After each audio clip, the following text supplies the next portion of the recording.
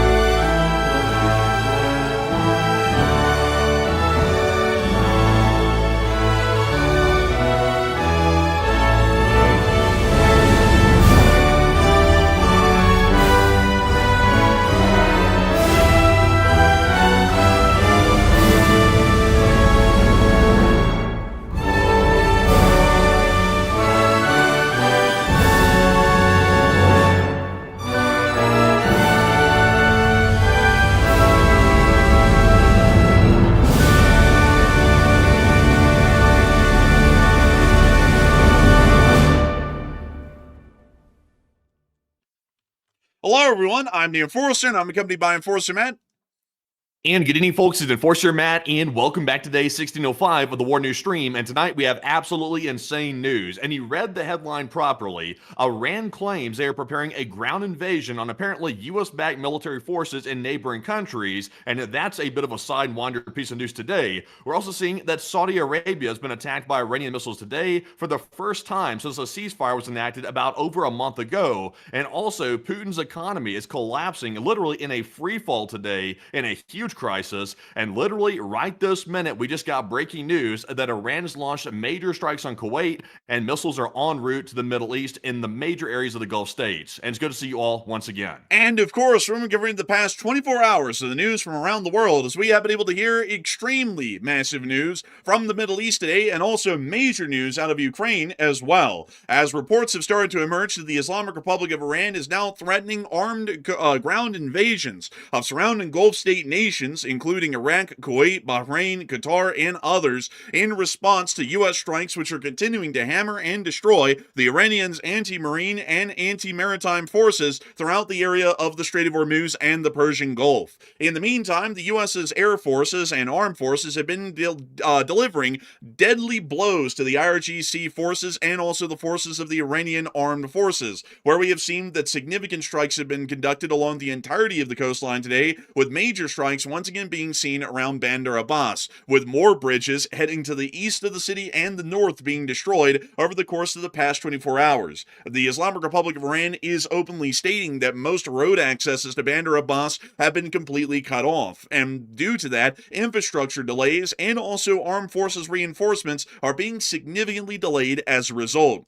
In the meantime, several vessels did attempt to pass through the minefield today within the central area of the Strait of Hormuz, and we were finally able to confirm that there are mines inside the Strait of Hormuz, because both of the ships ran aground on mines and were blown up for the larger part by the mines that are within the strait, letting us know that clearly right now there is still a minefield down there that has to be dealt with. We also were able to get a UK MTO report earlier in the day of an Iranian attack directly against a ship, with the anti-ship forces on shore apparently conducting that attack, which is also giving us a clear indicator that most, if not all, ships are not able to make it through the Strait of Hormuz due to the blockade still being in place. In the meantime, the United States of America is looking at expanding its campaign and conducting a far more aggressive round of strikes against the Islamic Republic of Iran further inside of the country, and possibly moving away from the anti-coastal campaigns that are currently being conducted by military officials over the past week. Additionally, the Islamic Republic of Iran has been landing major strikes against U.S. forces and U.S.-backed forces throughout the entirety of the region, with the most heavily hit forces today being the Kurds within northern Iraq and the Jordanian armed forces within the Kingdom of Jordan, as major drone and missile strikes have started to land around Kurdish military facilities.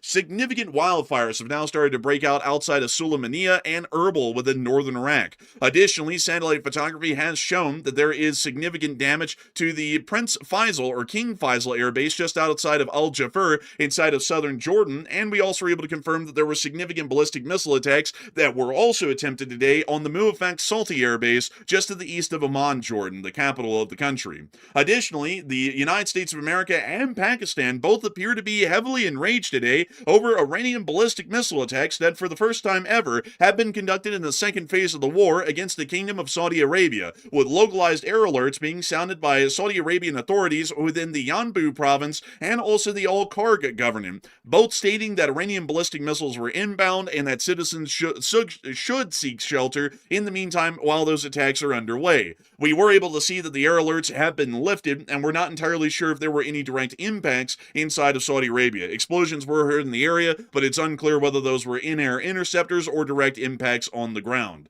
We have also been able to see that Pakistan has threatened, as a result of these attacks, that if the Islamic Republic of Iran conducts any further attacks against the Kingdom of Saudi Arabia, Pakistan will jump forward as a part of their Saudi Arabian Defense Pact to start war with the Islamic Republic of Iran on the behalf of Saudi Arabia to see that they are able to defend their common partner in that defensive pact.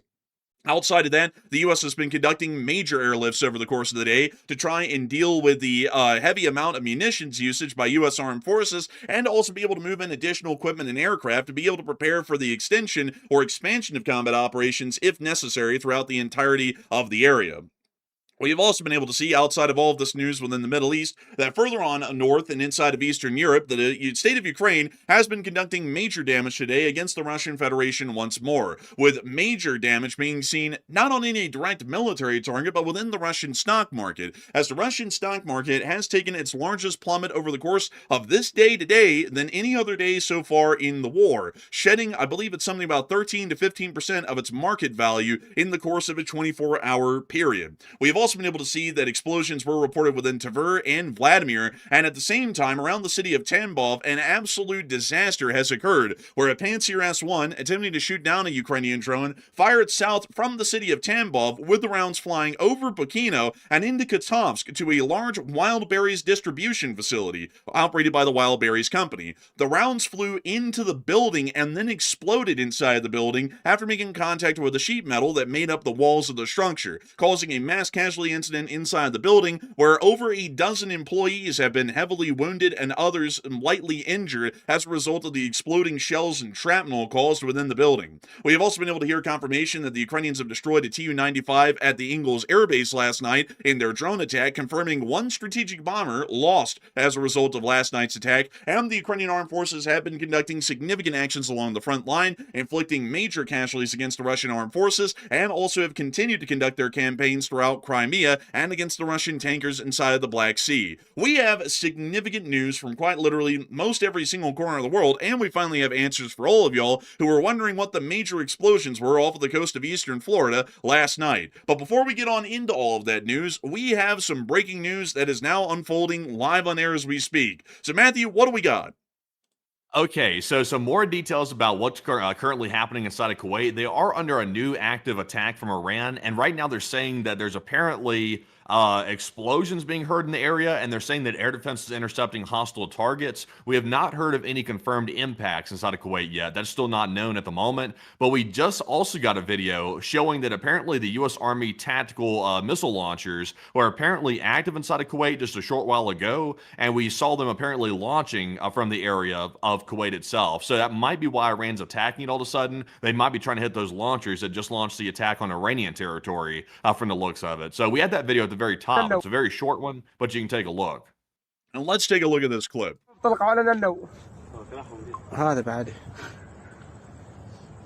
Very, very little to see. It's pitch black out right now in Kuwait, at least when the video was filmed, and we could see there for a brief moment what appears to be some flashes in the sky, possibly from an ATACMS motor having a couple of flash-offs after most of the motor propellant has been burnt, as ATACMS do run off of solid rocket propellant. Sometimes there's little flash-offs that can happen after the motor has generally expended itself, but we could see a couple of those in air right there, and also what appears to be the flashing light of a radio antenna down there closer to the ground, but showing us some of the ATACMS that are still being fired by U.S. Armed Forces as of just a couple of minutes ago.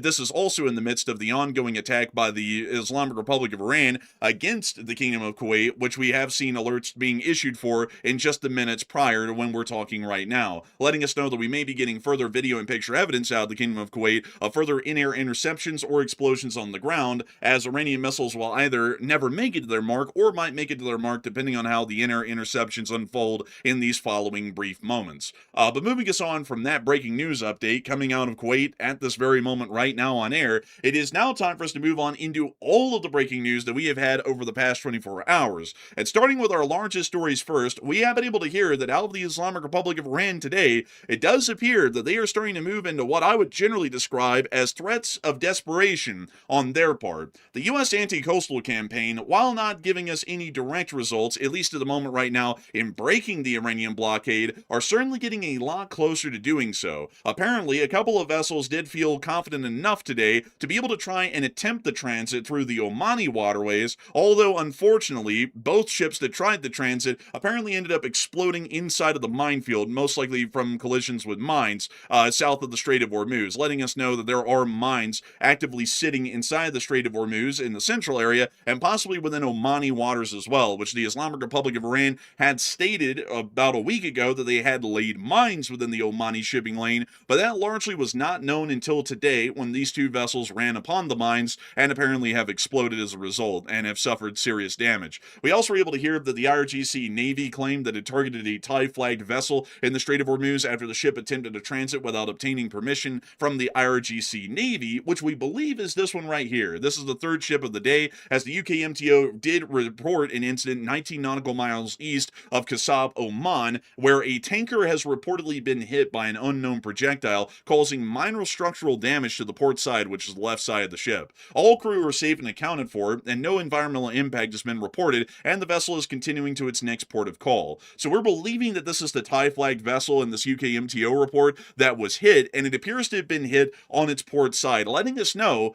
that this ship, interestingly enough, apparently made it through. We're assuming that, at least at the moment, because the ship was hit on its left side, and for the Iranians to be able to hit the ship from the left side, considering that the Iranians fire the most direct route, meaning they hit the side of the ship that's presenting itself towards Iran, this means that the ship was actually sailing out of the Strait of Hormuz and south when it took the hit from the Islamic Republic of Iran's forces. This would give us an understanding that this might have been a vessel that was lucky enough to not run into a mine in the Omani waterway and actually made it through, which I believe will be our first recorded transit over the past 7 days of any vessel of any type going through the Omani passageway, avoiding all of the mines, getting hit by the Iranians, surviving the hit, and then just pressing on to its next port of call, meaning that this one did survive, luckily. Moving us on from all of that news, though, in the Strait, it does appear that because this ship was the first one that made it through the Omani shipping lane today, and also the fact that 2 other vessels appear to believe that it was safe enough to even attempt a passage, we're starting to get an idea that Iranian anti-maritime capabilities are beginning to be degraded, and this is starting to lead Tehran to be incredibly concerned. But before we get to what the Iranians have done in response to their concerns right now in the Strait of Hormuz, it appears that a lot of people are seeing that we have breaking news to report right now. So Matthew, what do we got? Okay, so not a whole bunch on this, but the attacks that Iran's conducting has moved on from just being isolated to Kuwait. It's moved on to Bahrain as well. So both Bahrain and Kuwait are under some pretty large attacks from the looks of it, but it seems to be limited to the Gulf states. We're not seeing any renewed attacks on Saudi Arabia. That appears to be absent right now at the moment, and it appears to be the usual targets, the usual suspects, most likely the Fifth Fleet headquarters inside of Bahrain. So we are expecting to get footage out of that very quickly, and we'll be looking for that. But in the meantime, though, that's our breaking news. An active Iranian attack going down right now. So far, no indications, by the way, that the U.S. has launched a counterattack.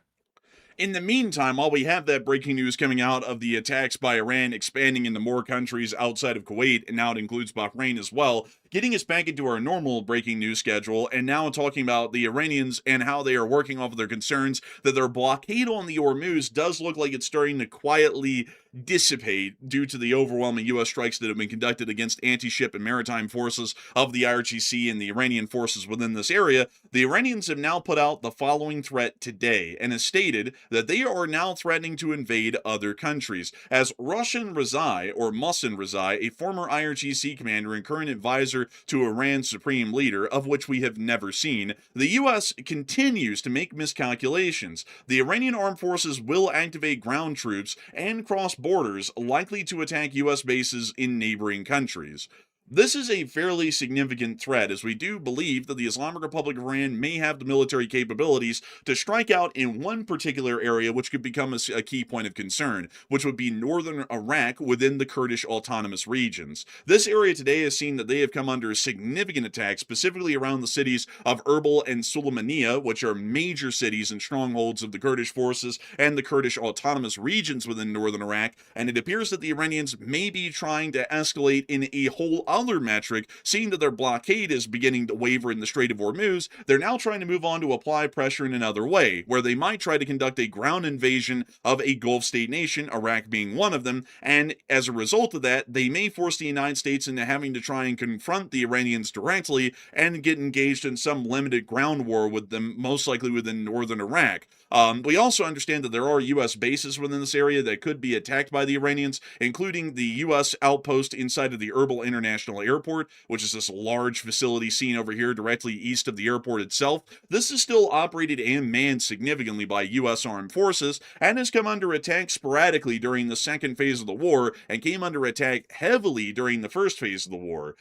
This is giving us an idea that Iran may be preparing to try and pull off some sort of a ground invasion of a neighboring state, but I would have to make it incredibly clear, folks, that this threat really only has any bluster to it when we're talking about northern Iraq. Any sort of an amphibious landing inside of Kuwait, Bahrain, Qatar, Saudi Arabia, or the United Arab Emirates may as well be a pipe dream. The Islamic Republic of Iran has absolutely no amphibious capabilities to speak of, or any way to be able to defend against U.S. strikes or air campaigns that would be targeting and destroying Iranian vessels that would be attempting to transit an amphibious force on shore into any one of those countries, or might be attempting to supply and sustain those forces once they made landfall. So really the only point of concern that we can speak of to where this would be possible would be within northern Iraq or generally along the Iraqi border. And of course it would mostly be northern Iraq because the Republic of Iraq itself doesn't really have a large amount of U.S. forces within it. It's the Kurds that support and host U.S. forces out of the Erbil Air Base and other facilities near to Sulaymaniyah, which are smaller and more outpost-sized in scale.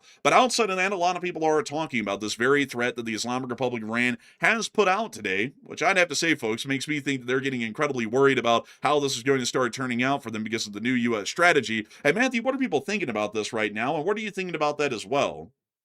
Okay, so a completely left field threat that we've heard today. Honestly, this one caught me off guard too. I was not expecting Iran to even threaten something like this, but they're saying they're going to try to activate ground troops and invade nearby countries over the U.S. attacks on the Iranian territory. So what are your thoughts about that crazy claim? 53% said Iran won't invade anybody. It's bogus. While 33% said Iran might invade the Iraqi Kurds up there near their border, and 8% said it could be something larger than that. And I'll be honest, I think this indicates to me that Iran is getting very, very worried that the U.S. might be planning imminent ground operations inside of Iranian territory, and Iran is trying to scare the U.S. off by making it sound like they're going to open up a brand new ground front up near the top part of Iraq. I think that's their strategy here, and that indicates, like we've been seeing over the last couple of days, it looks like U.S. forces are trying to cut off Bandar Abbas for any type of support vehicles or logistics trucks to get down there to Bandar. They're trying to cut it off, and it could be that the U.S. is about to launch a limited ground incursion into Bandar Abbas and take that area on the Iranian coast. So Iran believes that by creating a diversion up near the Iraqi area, where the Kurds are at, that maybe the U.S. might rethink their plans possibly, because this reeks of like a left field desperation. This does not sound very well put together, and it's a very left field threat that I'm not sure if anybody was expecting. So it seems to be out of the blue. I would say I'm with the 53%. I think Iran's bluffing, and I would say it's bogus, but maybe the Kurds ought to attack first if this is the case. Maybe the Kurds ought to be spurred to action based off this threat and go ahead and get busy. But Enforcer, what say you? I would have to say that I would be with the 34%. The Iranians might actually invade the Iraqi Kurds, and I know that everybody always likes to take the option that our enemies are completely weak, incompetent, impotent, and senile and stupid. But the thing is, folks, is that the Islamic Republic of Iran certainly does have the capability of conducting a cross-border invasion into Iraq. It's not like that's some sort of a massive logistical undertaking. They literally just drive right across the border, and they just drive semi-trucks behind their armed forces to resupply them. That's a fairly easy sort of an option. And on top of that, the Kurds do not have any large formed fighting brigades of any conventional manner that would be able to put up conventional resistance. If anything, the Kurdish forces in northern Iraq are mostly an asymmetrical force, meaning that they'll be able to fight guerrilla insurgencies and pop-up attacks against the IRGC and the Iranian forces, but generally the Iranians could make some ground invading northern Iraq if they started it off with the element of surprise. Right now, we're not hearing of any troop mobilizations within this area or force buildups along the Iraqi border in the northern part of their country, but that could start to happen at some point here in the future, because they are beginning to get fairly concerned, I would say, over the fact that the Hormuz looks to be waning and their ability to be able to control it. The fact that a Thai vessel did make it through today, from what we can tell, took minor damage, and it was such minor damage that they announced they were just going to keep pressing on to their port of call, and it was an oil tanker, which is the main ship that Iran is trying to stop from passing through.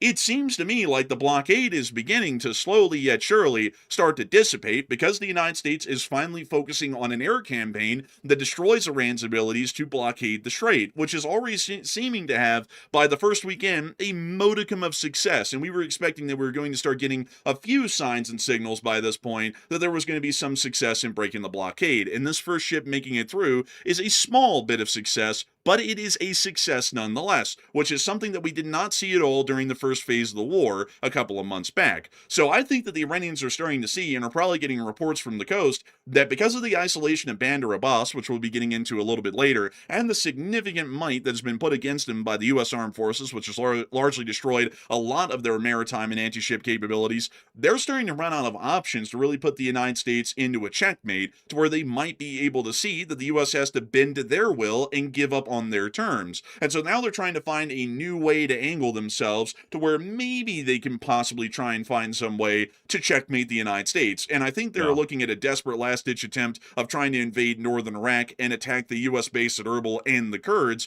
to be able to try and see if that could force a checkmate in some other way, although it certainly wouldn't.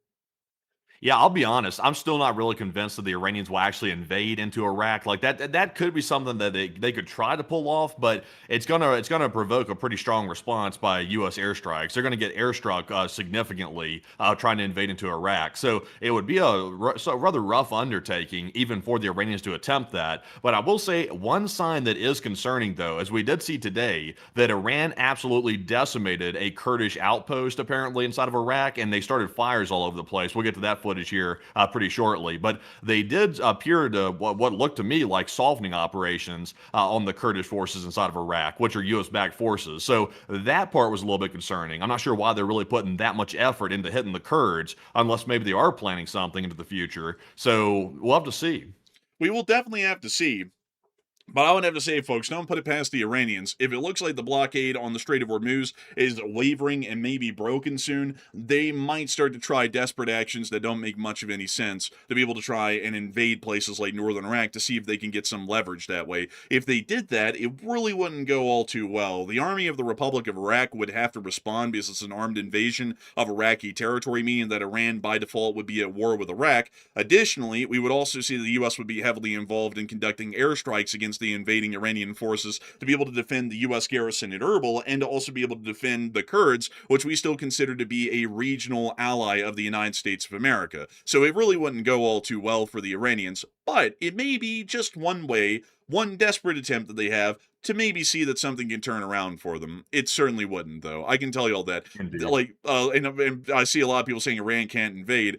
They can, and I think a lot of people are always a little bit confused about whether a country would do well in a war versus whether they can start one. Every country on the planet can start a war. North Korea can invade South Korea right now. That might happen in an hour. It never does, though. But if they did, they'd probably end up losing that war and they'd end up nuking South Korea and everyone else that they could try and get their hands on with a nuclear weapon. Because while they can start a war, that doesn't mean that they're going to win the war. Iran can definitely start an invasion of northern Iraq. The real question is whether they'd win it or not. And the answer is absolutely not. They have absolutely no way in hell of winning a ground invasion in any country anywhere. But they could definitely try and make an attempt at it. But moving us on out.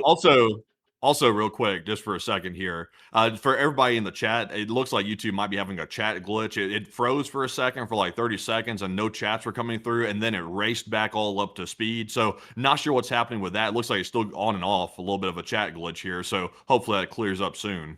Hopefully so. And moving us on out of that poll, and speaking of the actions that we've seen that started to give us a little bit of credence that they may be considering a possible invasion in northern Iraq, we were able to see that around the town of Sulaymaniyah today, a major Kurdish city within northern Iraq, there were heavy strikes reported and seen on film that were conducted by Iranian ballistic missiles and drones. I also want to point out to everybody that this is one of the first times in the second phase of the war that ballistic missiles have been used against the Kurds. Up until this point today, it was nothing but drones. And this is starting to show us that the Iranians are increasing the amount of ordnance that they're flinging at the Kurds, and they're trying to inflict even more significant damage against them.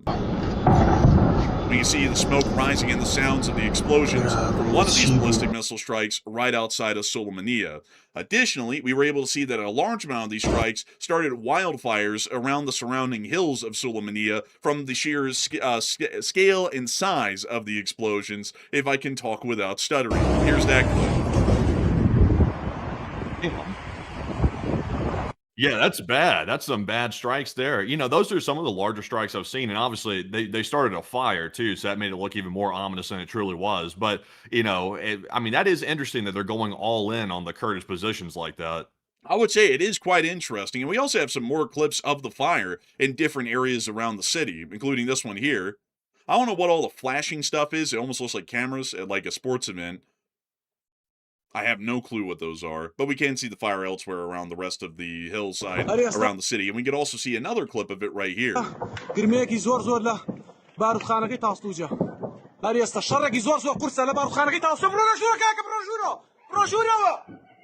damn. I think this guy wants prosciutto. Yeah, but maybe so. The dude's freaking out. Man, he said, oh my God, prosciutto! Man, like, it's like, okay, we'll get the sausage, calm down, man. But anyways, moving us on from that, quite significant strikes around Sulaymaniyah. We also were able to additionally hear that there were apparently some explosions that were reported out of Erbil, and we got this 1 10-second clip here from Erbil City, giving us some indication that Iranian attacks were also being conducted here as well.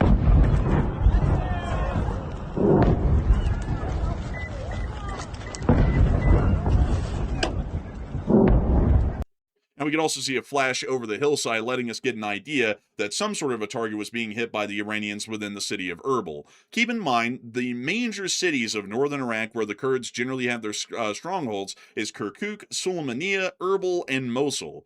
Out of the strikes today, Erbil and Suleimania were confirmed to have been hit by Iranian attacks. And I think that it's incredibly important for us to remember that these attacks are the first ones that have been using ballistic missiles against Kurdish forces. And it happens at the exact same time as the Iranians are putting out a threat that they could possibly start some sort of a ground invasion inside of northern Iraq or other Gulf states. But before we move on out of that news and into the rest of the major news that we also got out of the U.S. strikes along the coastline today, it appears that we have two breaking news stories that have just come out, one after the other. So, Matthew, what do we got?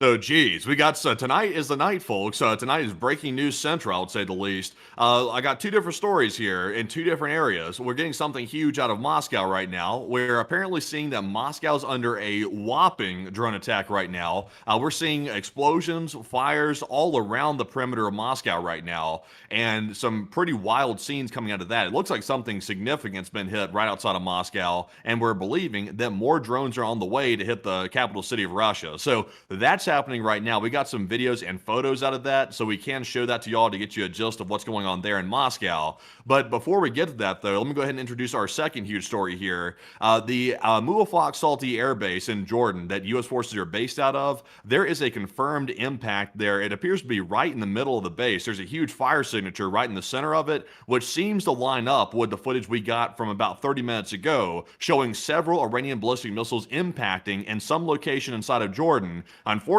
it looks like it hit. That wouldn't be the barracks, would it? This is actually the barracks and housing Oh, facilities. damn.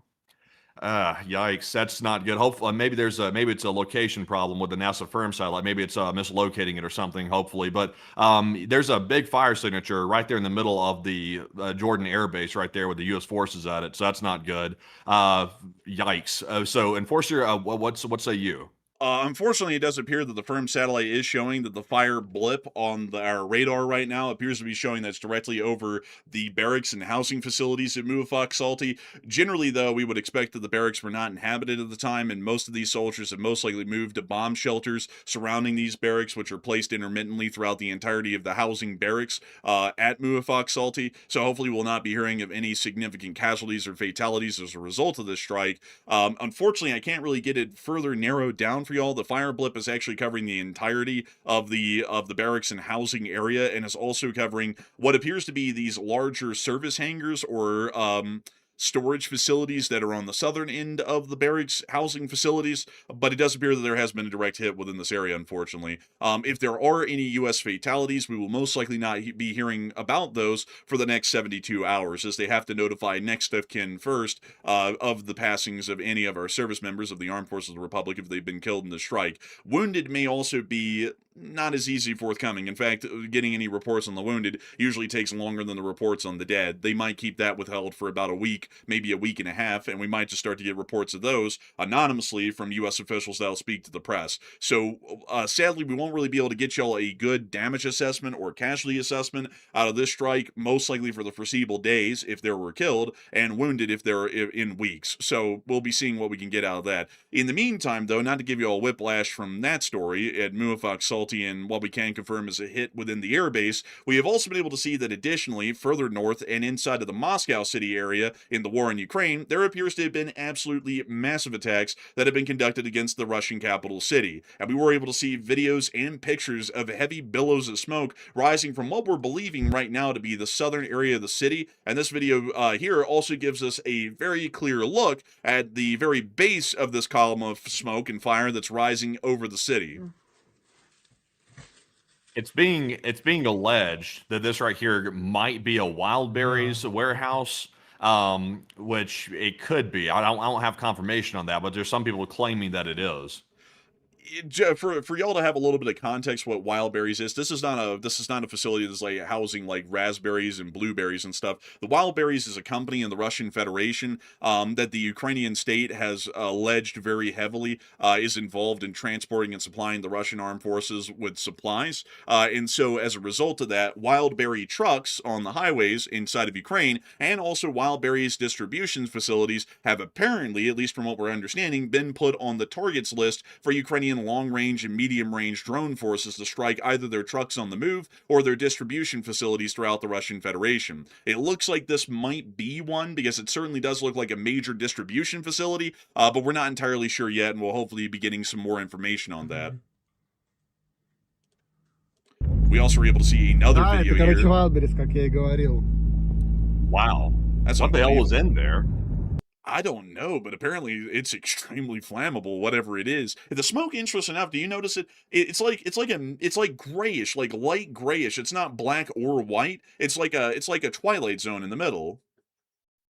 Yeah, I mean, it's a lot of smoke coming from a warehouse. Like, it seems like the building materials wouldn't create all that smoke, so I'm not sure what's burning with that.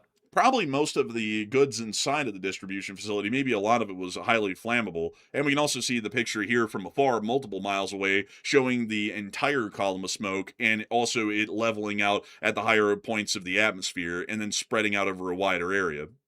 So that is currently the strike that we were able to just get information of right now in the Moscow City area, which looks to have hit some sort of a distribution facility, possibly run and operated by the Wildberries company, but we're not entirely sure. We have more news on the Wildberries company today coming from Tambov, but that's for a little bit later on in the stream. I don't want to skip ahead yet because we still have humongous amounts of news coming out of the Middle East, and I want to make sure that we stay on the Middle East for now, knock out the entirety of our Middle East news, and then we'll be getting into great detail on what's been going on in the war in Ukraine over the day. But moving us on back into the Middle East, not to give you a whiplash, but we're moving on out of the Moscow area and the Moscow attacks, and we're now moving out of the war in Ukraine and back down to the U.S.-Iran war within the Middle East. As we have been able to see, moving us on out of that news of those major strikes within northern Iraq, that at the same time, down inside the Strait of Hormuz and the coastal areas that Iran controls, we were able to hear that CENTCOM did make an announcement earlier this day that CENTCOM had launched a round of strikes against Iran at 3 p.m. Eastern Time for the 7th consecutive night, meaning that today is the end of week 1 of the second phase of the Iran war. The strikes are designed to continue degrading Iranian military capabilities at the commander-in-chief's direction.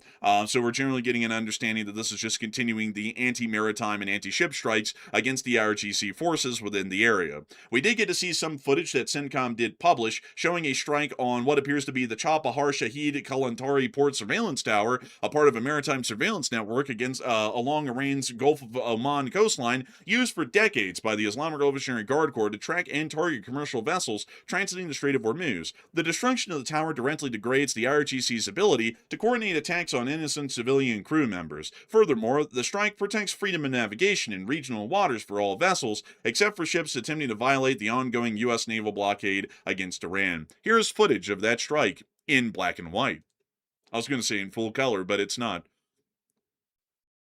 And there's the direct hit. Actually, interesting enough, folks, if y'all didn't notice there, it looks like 3 different ordnances actually hit at the base of this tower at the same time. Yeah, that's pretty impressive. 3 all at the same time, literally like each corner of it. It's pretty impressive, honestly. That's only about, what is that, like $6 or $7 million to take out the tower? Oh yeah, it's nothing really. Well, you know, that's like a Happy Meal for most Americans. Yeah, it probably costs that much to build the thing. Honestly, man, like, I didn't think about that until now. And we can also see the collapsed tower right there. By the way, folks, this is the one in Chabahar. Just to make that clear, I lumped it in with everything else in the Strait of Hormuz for today, though, for brevity's sake. But that was the footage that CENTCOM had of the strike on the tower at Chabahar. Moving us on from that bit of news, we have also been able to see that the isolation campaigns against Bandar Abbas have continued today by U.S. armed forces. Most of the bridges now heading east have also been destroyed. This bridge was apparently heading to Rudan, which is east of the city of Bandar Abbas, and heads towards this, well, the highway there, heads towards the cities of Iran-Shahar and also Kanarak and Chabahar, meaning that Bandar Abbas is now cut off from the west and also from the highways to the east as well. This is starting to heavily isolate Bandar Abbas, and this leaves only one operational highway from what we know. Highway 71 leading north and towards the city of Sirjan in the direct center of the Islamic Republic of Iran. We believe that bridge infrastructure on that highway may be targeted and destroyed within the next several days, maybe even within the next several hours from the point that we're talking right now. We have also been able to see picture evidence to finally confirm exactly what was destroyed on the Iranian state railways, and shoo! That is not going to be easy maintenance away work right there. I can tell you that, folks. Someone out there in the Iranian State Railways is having a seizure at the moment, looking at how bad this damage actually is. It appears that they hit some sort of a small bridge or a trestle that crossed in this area, and crazily enough, it actually encompassed about 4 rail tracks in this one picture. This actually gives us a lot to work off of here to try and figure out exactly where this was in Bandar Abbas. And I didn't do the geolocation ahead of time on air, but we're going to quickly look down this area and see if we can find any little bridge structure where there are several tracks crossing over it, because that will give us there's a bridge right there, but that's only a one-track bridge, folks. But we need to find a multi-track bridge within the area, because that's going to give us our clear knowledge of exactly what was hit. There has to be about 3 tracks or more crossing the bridge for us to confirm that that was the one. And so it looks like we have one-track infrastructure through this area, and we have the rail yard right here. Maybe it was leading into the rail yard. I have a feeling that it probably was. Let's make sure, though. We still have a couple of tracks down there, if I'm not mistaken. Here, I think this is it, folks. This looks to be it right here. Let's take a look. Yep, that's it. So to show y'all why this is it, if we look further on in the background, you can actually see these cliffs and promontories in the background, which you can see right there in the picture, right back there. There also appears to be a high voltage line nearby, which unfortunately I cannot find on satellite easily. Maybe it's in the area or it's not here. But we can also see the little concrete structures that are, I guess you could say, the retaining walls right here around this roadway. And if we look at this picture, you can see one of them right back there in the background. There's also about 4 railway tracks, or 3 or so, somewhere in this area. So this appears to be very close to the location that was directly hit. This appears to be a part of the tracks leading into the marshalling yard within this area, and also appears to be a part of the arrival and departure tracks, meaning this rail yard at Bandar Abbas, which also serves Rajai Port and the Bandar Abbas Oil Refining Company, may have been knocked out of operation for the foreseeable future, meaning that most operations will most likely cease at both the port and also the oil refinery simultaneously, because there's really no way, rather than by truck, which also the road access has been destroyed of,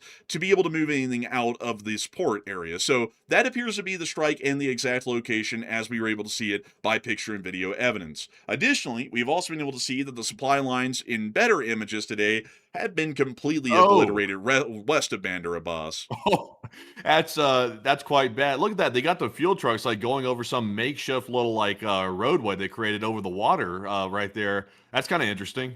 Yeah, it is interesting. I don't think that's going to last that much longer, though, because with that kind of weight coming down on that area, it's going to start saturating the ground there, and it's going to turn into a muddy mess. And I think that's not going to last that much longer. I think this might be a temporary thing they're doing for a few days. And even then, crossings are going to be very slow and very low in number compared to the bridge crossings. Oh yeah, once the U.S. military does a little weather alteration, they can get that water flowing a little bit stronger, and that little temporary little crossing right there won't be there much longer. Also, by the way, I'm joking about the thing. By the way, I'm feeding into bullcrap conspiracy theories. By the way, but if there was like coincidentally some rain that happened to come through, that would pretty much end that crossing permanently.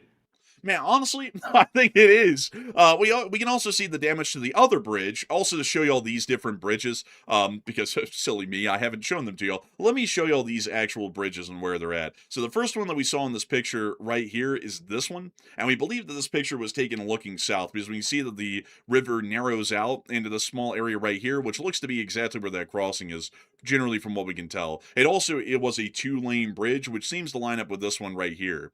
Then the one further north, which is the one that we're about to show y'all in the next picture, is the double 4-lane bridge right here over this area. And we can actually see the destruction right here from this angle, also showing us that that bridge, or that 4-lane 2-bridge system, had also been knocked out as well. So those are generally the pictures of the bridges west, and very clear ones to show their destruction today, which does confirm that most of the accesses and corridors west have been completely knocked out. We also were able to confirm by Iranian news outlets, specifically I believe Matter News, that these crossings have been largely destroyed. Due to enemy attacks on some road infrastructure in the Hormuzgan province, traffic on several transportation routes has been restricted and in some cases completely blocked. Citizens are advised to avoid unnecessary travel. According to official sources, the Shaheen Marazi tunnel on the Bandar Abbas Hashibad route is closed in both directions due to enemy attacks until further notice. This also confirms apparently a tunnel strike, which we had never heard about until now, and the US never mentioned that either. But apparently the Iranians are claiming that some sort of a road tunnel has also been knocked out somewhere within the area of Bandar Abbas on the Hajjabad route. The shore bridge was also targeted. I don't know what the hell that is. I guess like the locals would know what the shore bridge is, but I have no clue, sadly. Apparently in Iran, folks, they work off of ye old navigational systems from like the 1800s. They're like, go down to the Babylon Brook and then take a left to ye old oak. It's like, I don't know what the hell any of that means, but they apparently targeted some bridge near the shore, I'm guessing. But according to this report, the outbound bridge on the Manab three-way intersections towards Radan after the Sarsha junction have also been attacked. Citizens and drivers are requested to avoid unnecessary travel on these routes until further notice, and to follow official announcements from relevant authorities for the latest road conditions, which generally we assume that the road conditions will be degrading due to artificial influence, which is U.S. bombings. We've also been able to see that apparently convoys waiting for bridge crossings, just to give you all an idea of how slow the passage is over the roads that they built on the riverbed, are incredibly slow. Here's the current queues waiting to cross the shitty little, like, crossing that they made on the river itself. Quite the line. Oh, wow. Look at all those fuel trucks. Whoa, look at that boiler. I mean, like, That's I'm a not hell of a gonna lot. I mean, look at those targets there. I mean, that's literally an entire that's going for as far as the eye can see. There's fuel trucks lined up. Man, if it was Zelensky and the Ukrainians on the M14 highway, this would literally be like the lottery or something right here to Oh, see this. just imagine if the U.S. had that capability, like the exact same capability that Ukraine has with their large drone swarms. I mean, the Iranians wouldn't stand a chance. Like all these vehicles here, all these fuel trucks going to supply that area around the coast, they would all be gone. Honestly, it would be nice if we did have those abilities. Maybe we ought to look into getting those abilities because it certainly would be beneficial, for strategic reasons.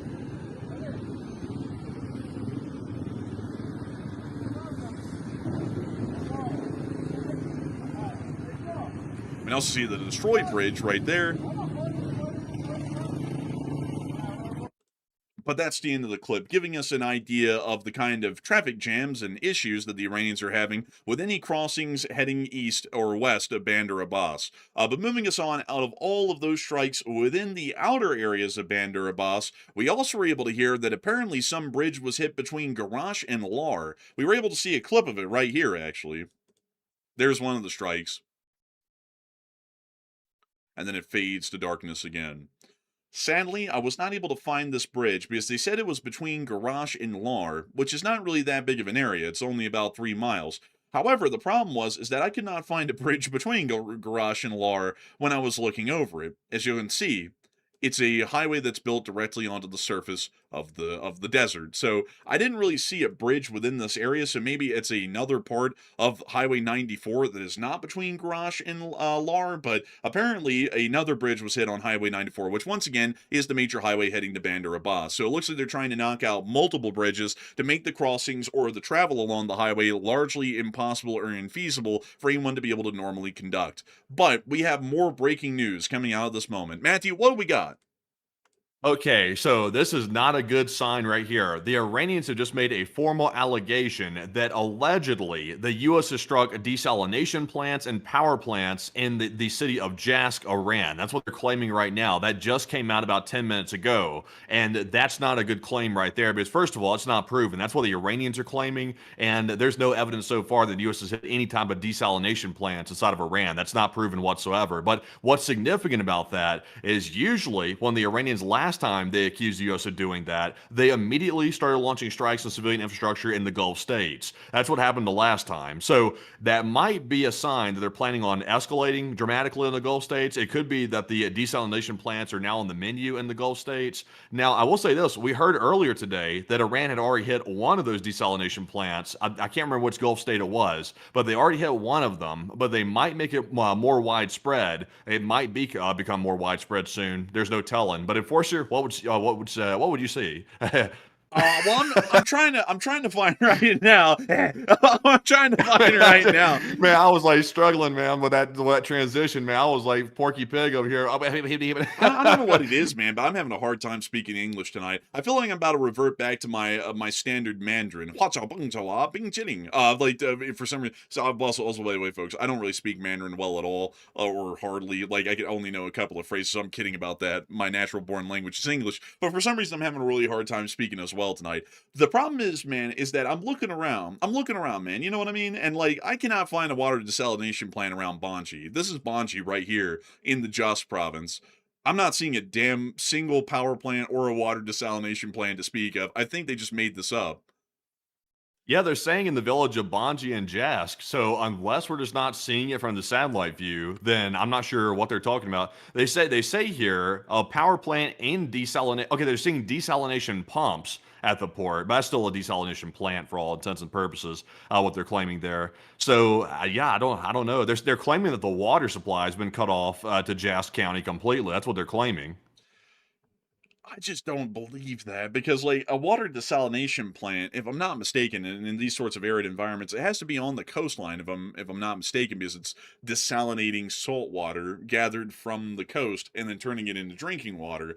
And yet, when I look around these towns of Bonji, and there's several of them here, this is a tiny ass village. Like I don't know where they're getting the workforce to desalinate the water from with villages like these around. Here's a small coastal town, a fishing harbor of some sort that they built. And then we move down. Here's the state police station on the coast. That's not a water desalination plant. Here's another small town of Banji, another Banji.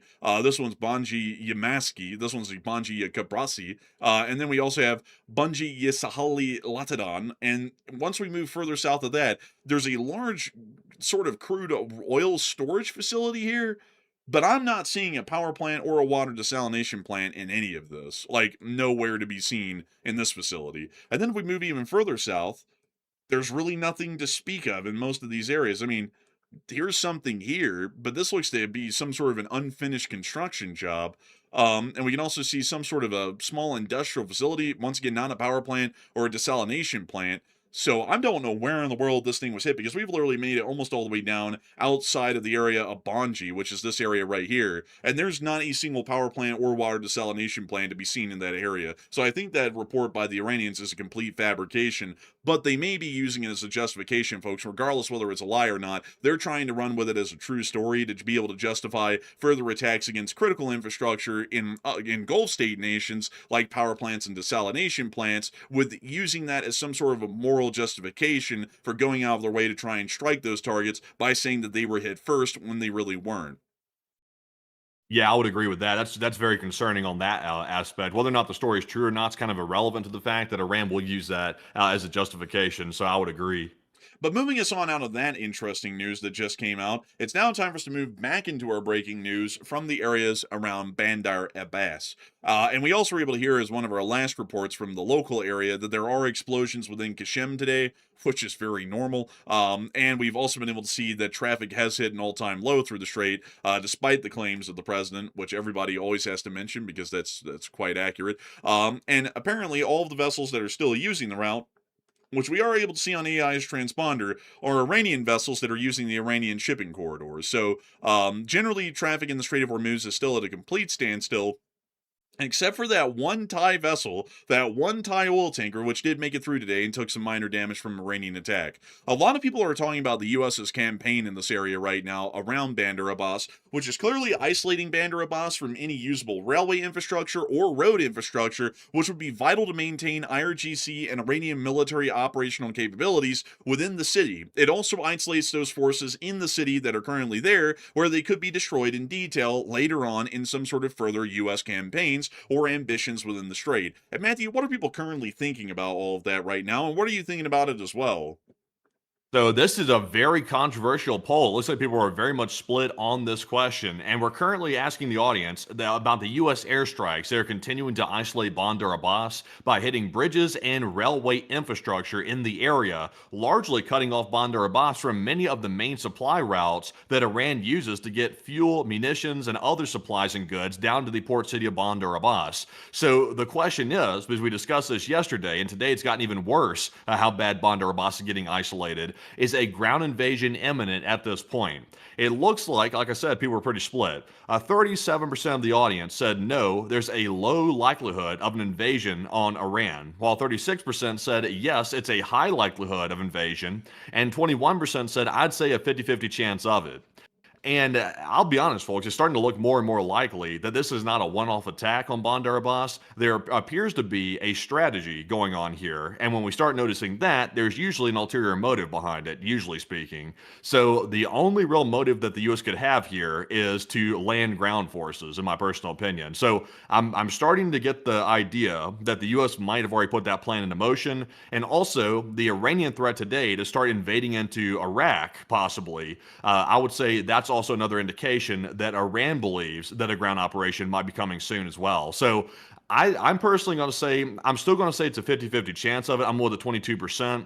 I'm not really confident saying it's high likelihood. I would say that's jumping the gun a little bit, but I would say a 50-50 chance at the minimum. But Enforcer, what say you?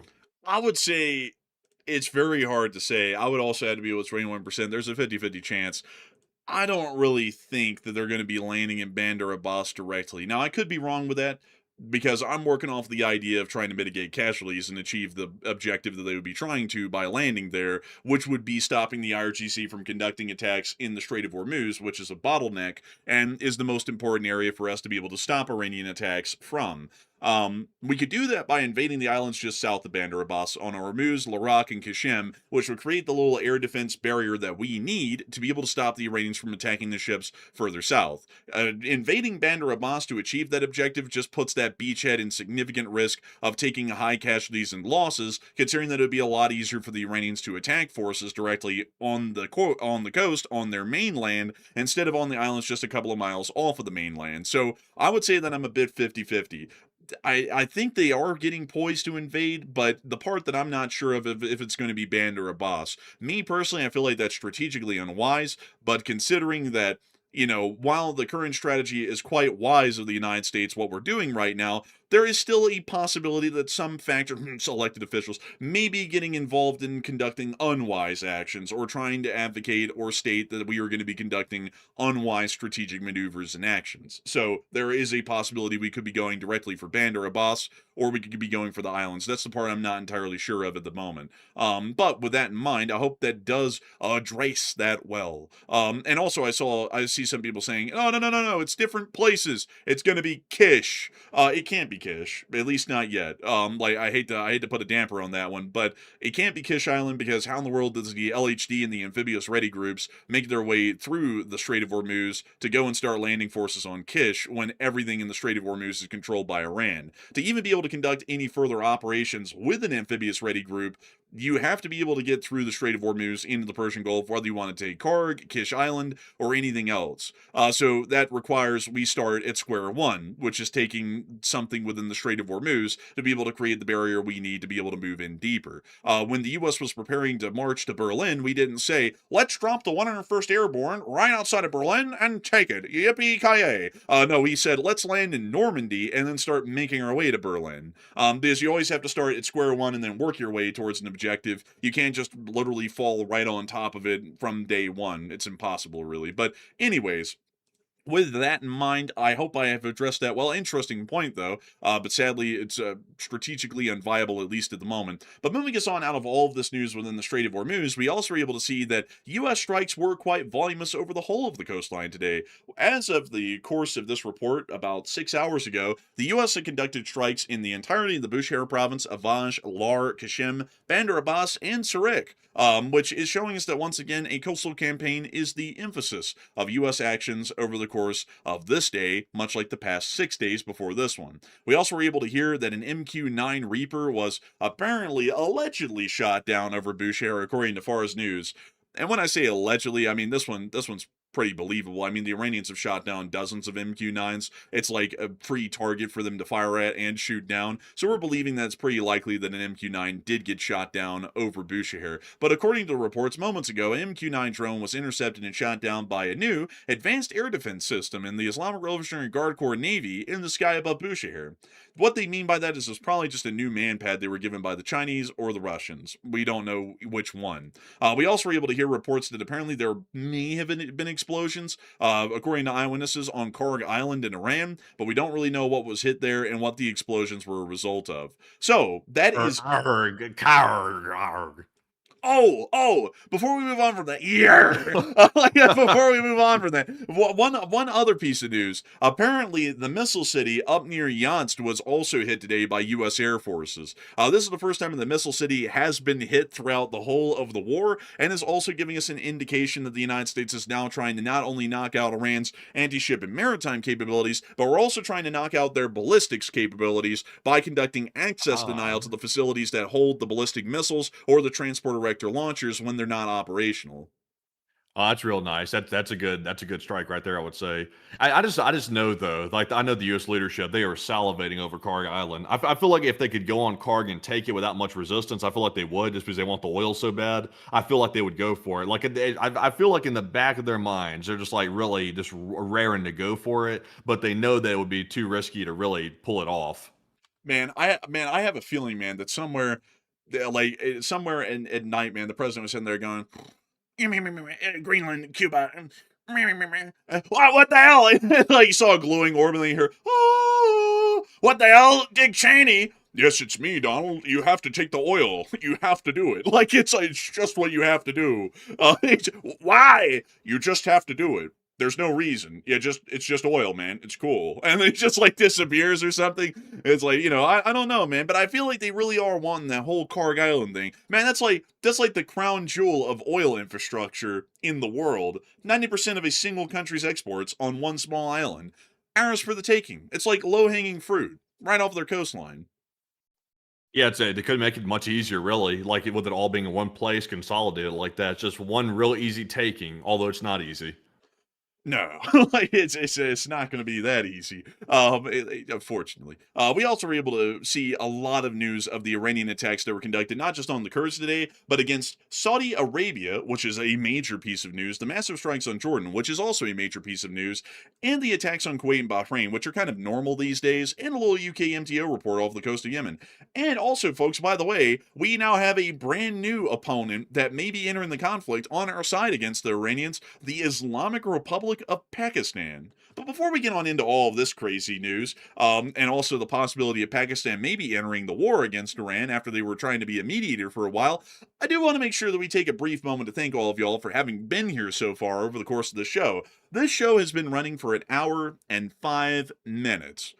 That's all, an hour and 5 minutes, and we've already covered quite a great deal of humongous news from the Middle East, and we still have loads to go. Quite a lot, I would have to say. Not only out of the Middle East, but also out of Ukraine as well, and we've got major news coming out of Ukraine. But before we move on into all of that news, I do have to just thank all of y'all for watching, once again, and being here so far, because 100,000 people have watched the stream up until this point, and 24,000 people were alive here at the peak, and we're still at about 22,500 people here right now. So before we move on into the rest of all this major news that we have for the night, I do want to make sure that we take 3 questions from the chat to get to talk to a few of y'all before we start getting into all of the other major news. So Matthew, what do we got?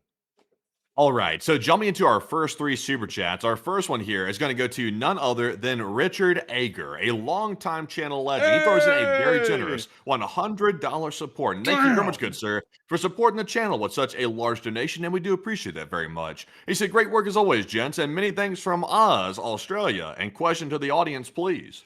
Hey, and I gotta thank you so much for the unbelievably massive support, Richard. And being from the land down under, amazing place filled with interesting creatures and wonderful biodiversity, the likes of which you can't really find in other places of the world. And not only that, y'all are known for your incredible accents and Crocodile Dundee here in the United States of America. We love the Australians. They're very cool. And also, I gotta say, a big thanks to you for being one of the really cool Australians that watches this show and supports it so that way we can keep this thing running. And I have a community of international viewers from quite literally every corner of the world that are able to get on here every single day and hear the news of what's going on around the world and hopefully hear what we should be doing in support of American and Western interests, including y'all's down there in the land down under. And before we move on from your question, we are going to make sure to get a live chat in your honor. So Matthew, what do we got?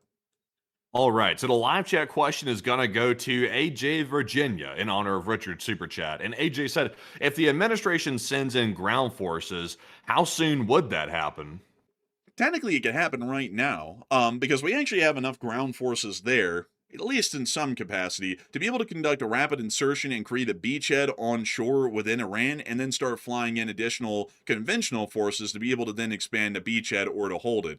Right now, we understand that there are some elements or brigades of the 82nd Airborne Division, which are currently present within Saudi Arabia or some other Gulf state country, and we also understand that the 31st Marine Expeditionary Unit and the 11th Marine Expeditionary Unit on the USS Iwo Jima and Boxer amphibious ready groups are also available on standby right now on their LHDs and other amphibious support vessels within the Arabian Sea. Those two forces combined, the 82nd the 82nd Airborne, not amphibious, and the 31st and the 11th MEUs, actually make something of a spearhead of an amphibious landing force. Using the 82nd, we could conduct an air insertion onto airfields like the Bandar Abbas International Airport, or take insertions of or landings and holdings of key areas around the city, and then the 11th and 31st MEU could be landed on shore nearby on a beachhead to then roll into the city and take it. Once they take it and we secure some sort of port infrastructure, we then either start bringing in ships or aircraft to drop off additional forces and equipment once we've created that beachhead and we're able to expand it beyond the very perimeter of the city.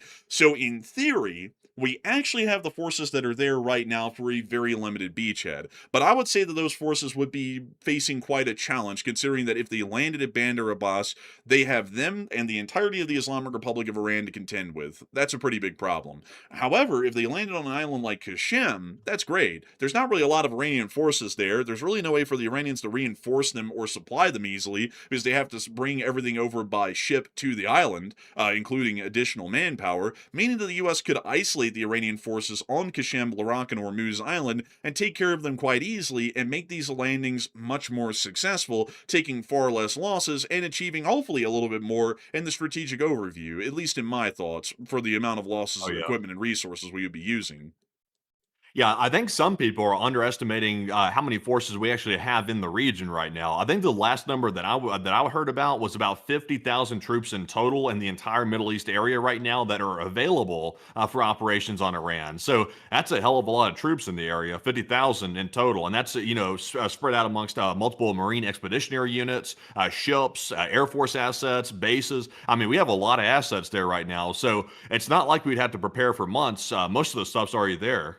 Yeah, really, it's just more about the war planning side of things. And considering that these forces have been there for a while, probably in their free time, we would assume that a lot of the brigade commanders and the MEU commanders, or the MEU commanders, as it's called in the Marines, are most likely, from what we know, already rehearsing or drilling these sorts of war plans if they have the chance, or trying their best to do so, given the limited amount of resources that we know of publicly that they've been given to be able to try and work on that. So, I'll be entirely honest with you, we could conduct a ground invasion somewhere in Iran, really, probably within the next couple of days up to the next few weeks. But we might be ready to go at this moment right now, and it could only be a matter of time for the conditions to become ripe, where we are saying it's clear enough and safe enough for them to do it, and then we send them in immediately once we get the green light. Because D-Day was prepared for about a month and a half to 2 months in advance, and we were largely just waiting for the perfect window of time to where we knew the Germans were going to be on their lowest guard, and also the weather was going to be right and our forces were going to be ready and enough of them were drilled and prepared and in the right locations.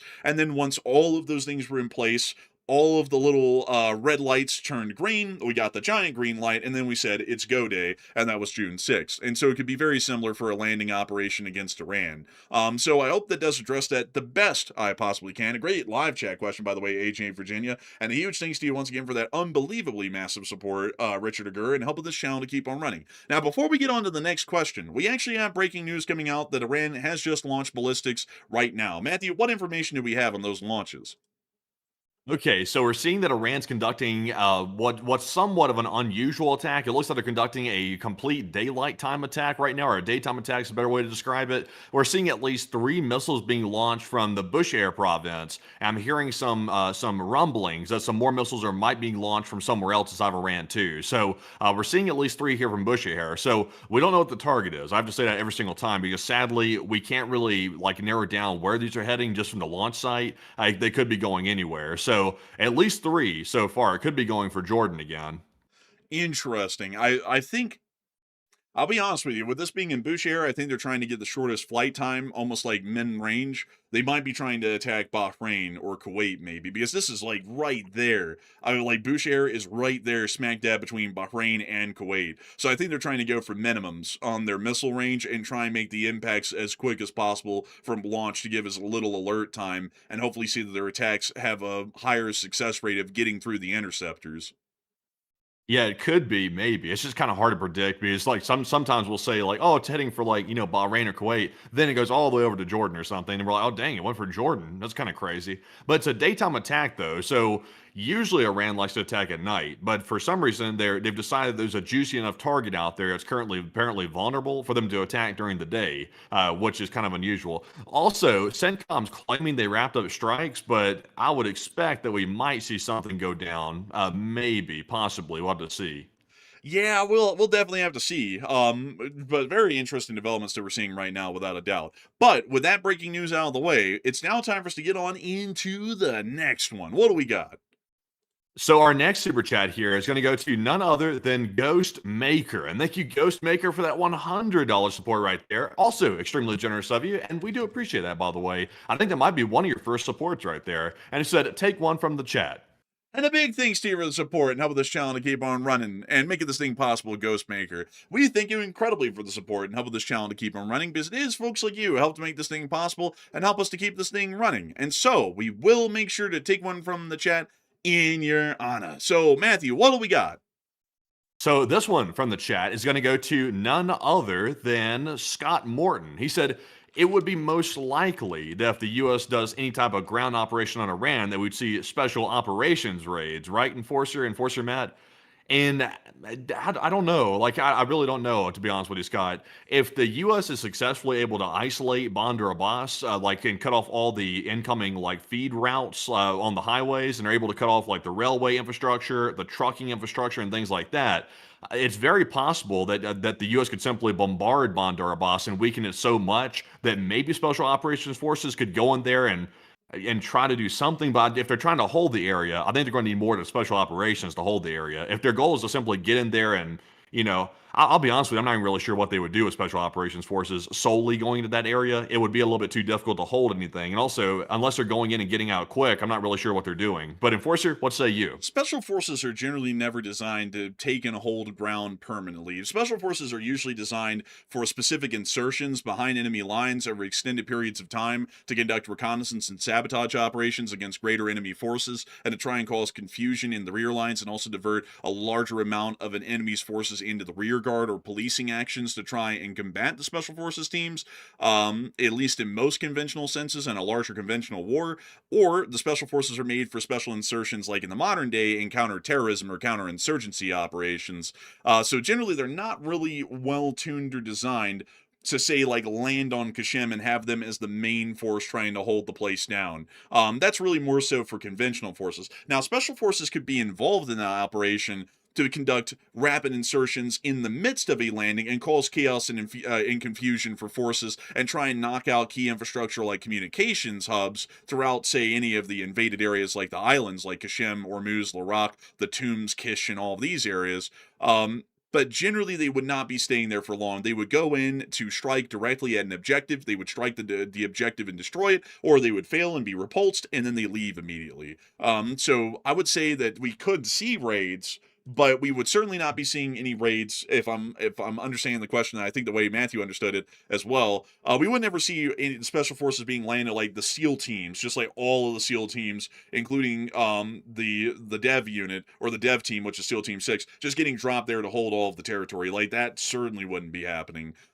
So I hope that does address that the best I can. And a great question there, Scott Morton. And a big thanks to you once again, Ghostmaker, for the support and helping this channel to keep running and sponsoring a pretty interesting and neat live chat right there. And so with that, we are on to the last question of the segment, and then we're going to be getting on into the rest of the news for the night. So what do we got?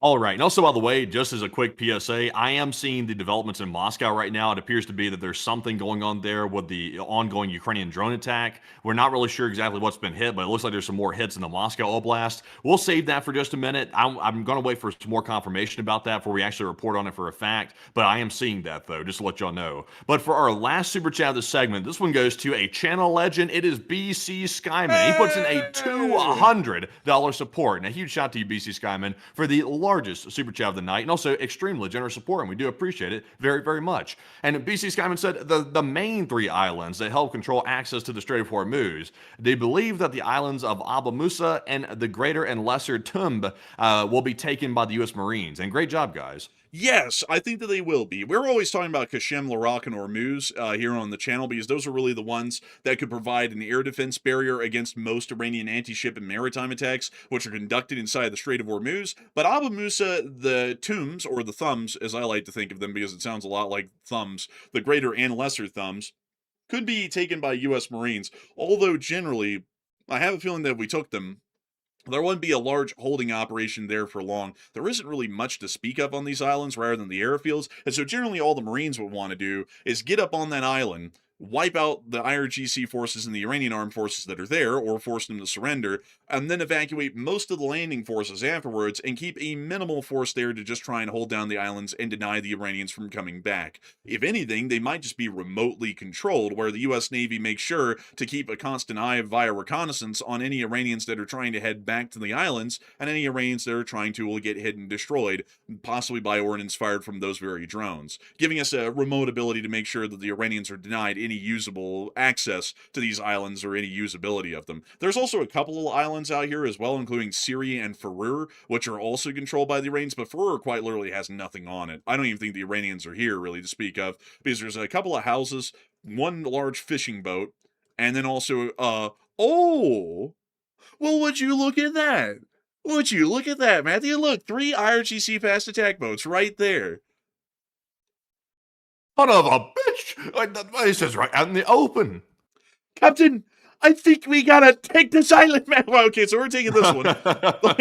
Like, we're gonna be taking that one for sure. I mean, there's literally nobody there but the IRGC. And also Siri Island, which we don't talk about a lot, because it activates everybody's little automated assistants. But Siri Island will also be taken as well, because it is also critically important. I think generally our campaign, though, will be to take all of the smaller islands that the Iranians use to try and control the Strait of Hormuz, including the larger ones like Qasem, Larak, and Hormuz, to try and deny the Iranians absolutely any capability of trying to interdict or stop any shipping through the Strait of Hormuz, and make it far difficult for them to try and do that in the future. So I would say yes, I think they definitely are going to be doing that, BC Skyman. And I also got to say a humongous thanks to you for that unbelievably massive support. I hope that you're doing well, BC Skyman. It's great to hear from you again, and I hope that things are doing well on your end. I'm sure it's exorbitantly hot out there in the summertime having to work on the HVACs, and I hope that everything is also well with your family and the extended family as well, considering what was going on from when we last heard of you, of the unfortunate deaths that we're seeing up in Vishny in Ukraine. But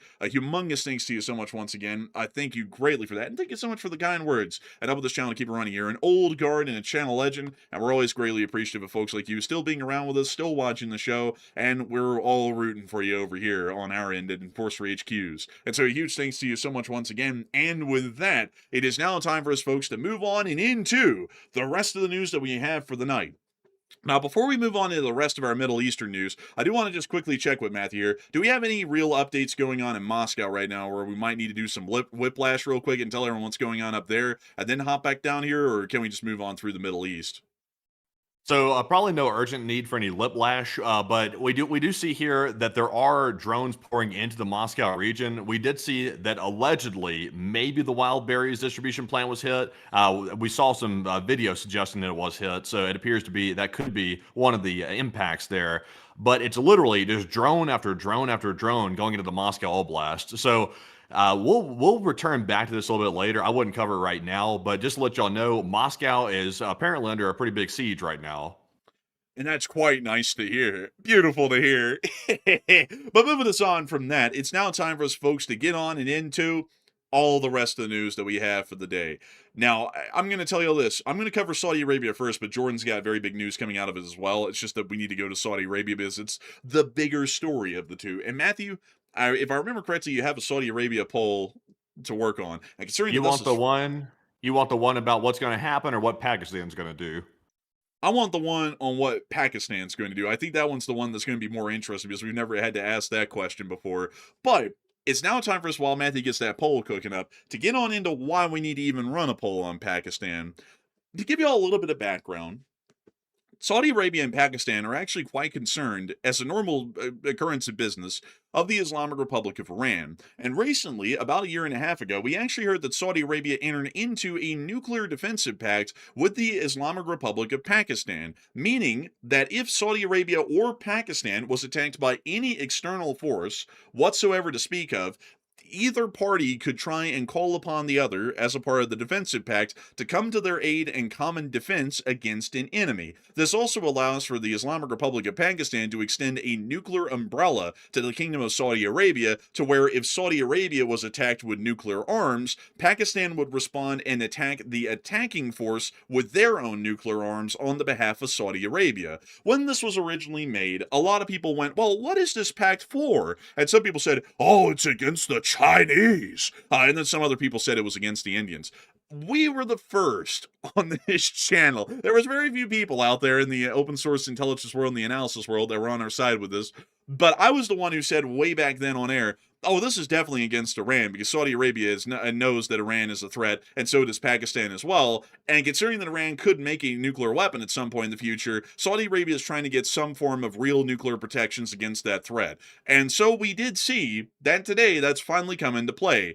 The Islamic Republic of Iran, for the first time in the second phase of the war, has attacked the Kingdom of Saudi Arabia. And air defense alerts went out in the Yanbu province and also in the Al-Kharg government of the Kingdom of Saudi Arabia today. We don't know what the hell they were trying to hit in Yanbu. There's really no military targets there. We think that they were trying to go for the major oil infrastructure that exists south of the city right here. You can see a lot of it throughout this entire area, and also the oil loading port that exists here at Yanbu as well. It's a very major one and an important one for the Saudi Arabians in the Red Sea. And we also were able to see as well, outside of Yanbu, that the Al-Kharg government came under attack. Now, the Al-Kharg government is the more important one because it actually has the Prince Sultan Airbase in it, and this is a place where a significant amount of U.S. Air Force equipment and personnel are housed and operated out of in the current conflict. We understand that a missile alert was issued, and the Saudi Arabians also put out that the alert had ended about several hours before the show, letting us know that the Islamic Republic of Iran had directly attacked the Prince Sultan Airbase, or at least had attempted to, over the course of this day. This has started to lead the Pakistanis to threaten Iran directly, and the Pakistanis have now stated that they have moved away from being the mediator to the war bringer. Pakistani officials have said that they have warned Iran that attacks on Saudi Arabia are a red line for Pakistan, and Pakistan fears Houthi escalation rather than direct Iranian action could draw Pakistani forces into the conflict. By the way, just to add this in, the Pakistanis are saying that if the Houthis conduct an attack on Saudi Arabia, they're also viewing that as an attack by Iran. So if the Houthis attack Saudi Arabia, or if the Iranians attack Saudi Arabia again, Pakistan is saying they might actually join in the war and start putting a little bit of whip ass on the Iranians themselves, just to add into the mix. Or at a minimum, we're expecting they might support U.S. military operations against the Islamic Republic of Iran from Pakistani soil, which might also be another option that they could try and take. But at the moment right now, a lot of people are wondering, man, are the Pakistanis about to haul off on that ass? And Matthew, what are people thinking about that right now? And what are you thinking about that as well? Okay, so Pakistan has entered the arena. Pakistan saying that the Iranian attacks in Saudi Arabia are a red line for them. That's too much, and they're threatening military action. So, what are your thoughts? 45% said Pakistan will launch a strike on Iran, while 42% said Pakistan is merely bluffing and it's bogus, and 4% said Pakistan is threatening nukes.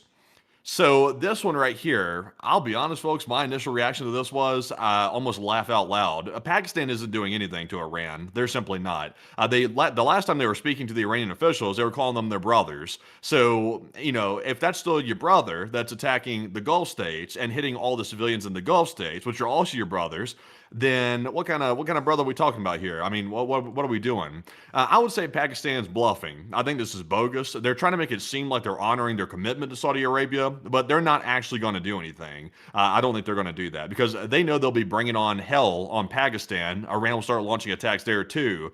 And Pakistan's more friendly with Iran than we really want to admit, truthfully speaking. I think Pakistan was running some interference for the Iranian officials when the U.S. was leaning on Pakistan to be the mediator. I don't trust Pakistan one iota when it comes to stuff like that. So, Enforcer, what say you? I would have to say, I don't know, man. I mean, the Pakistanis kind of been hauling off on that ass all over the place. I mean, they hauled off on the Taliban, they hauled off on India. I mean, they've been hauling off a lot lately. I mean, like, the Afghans are Islamic peoples, and yet they beat their ass pretty heavily, like a couple of months back.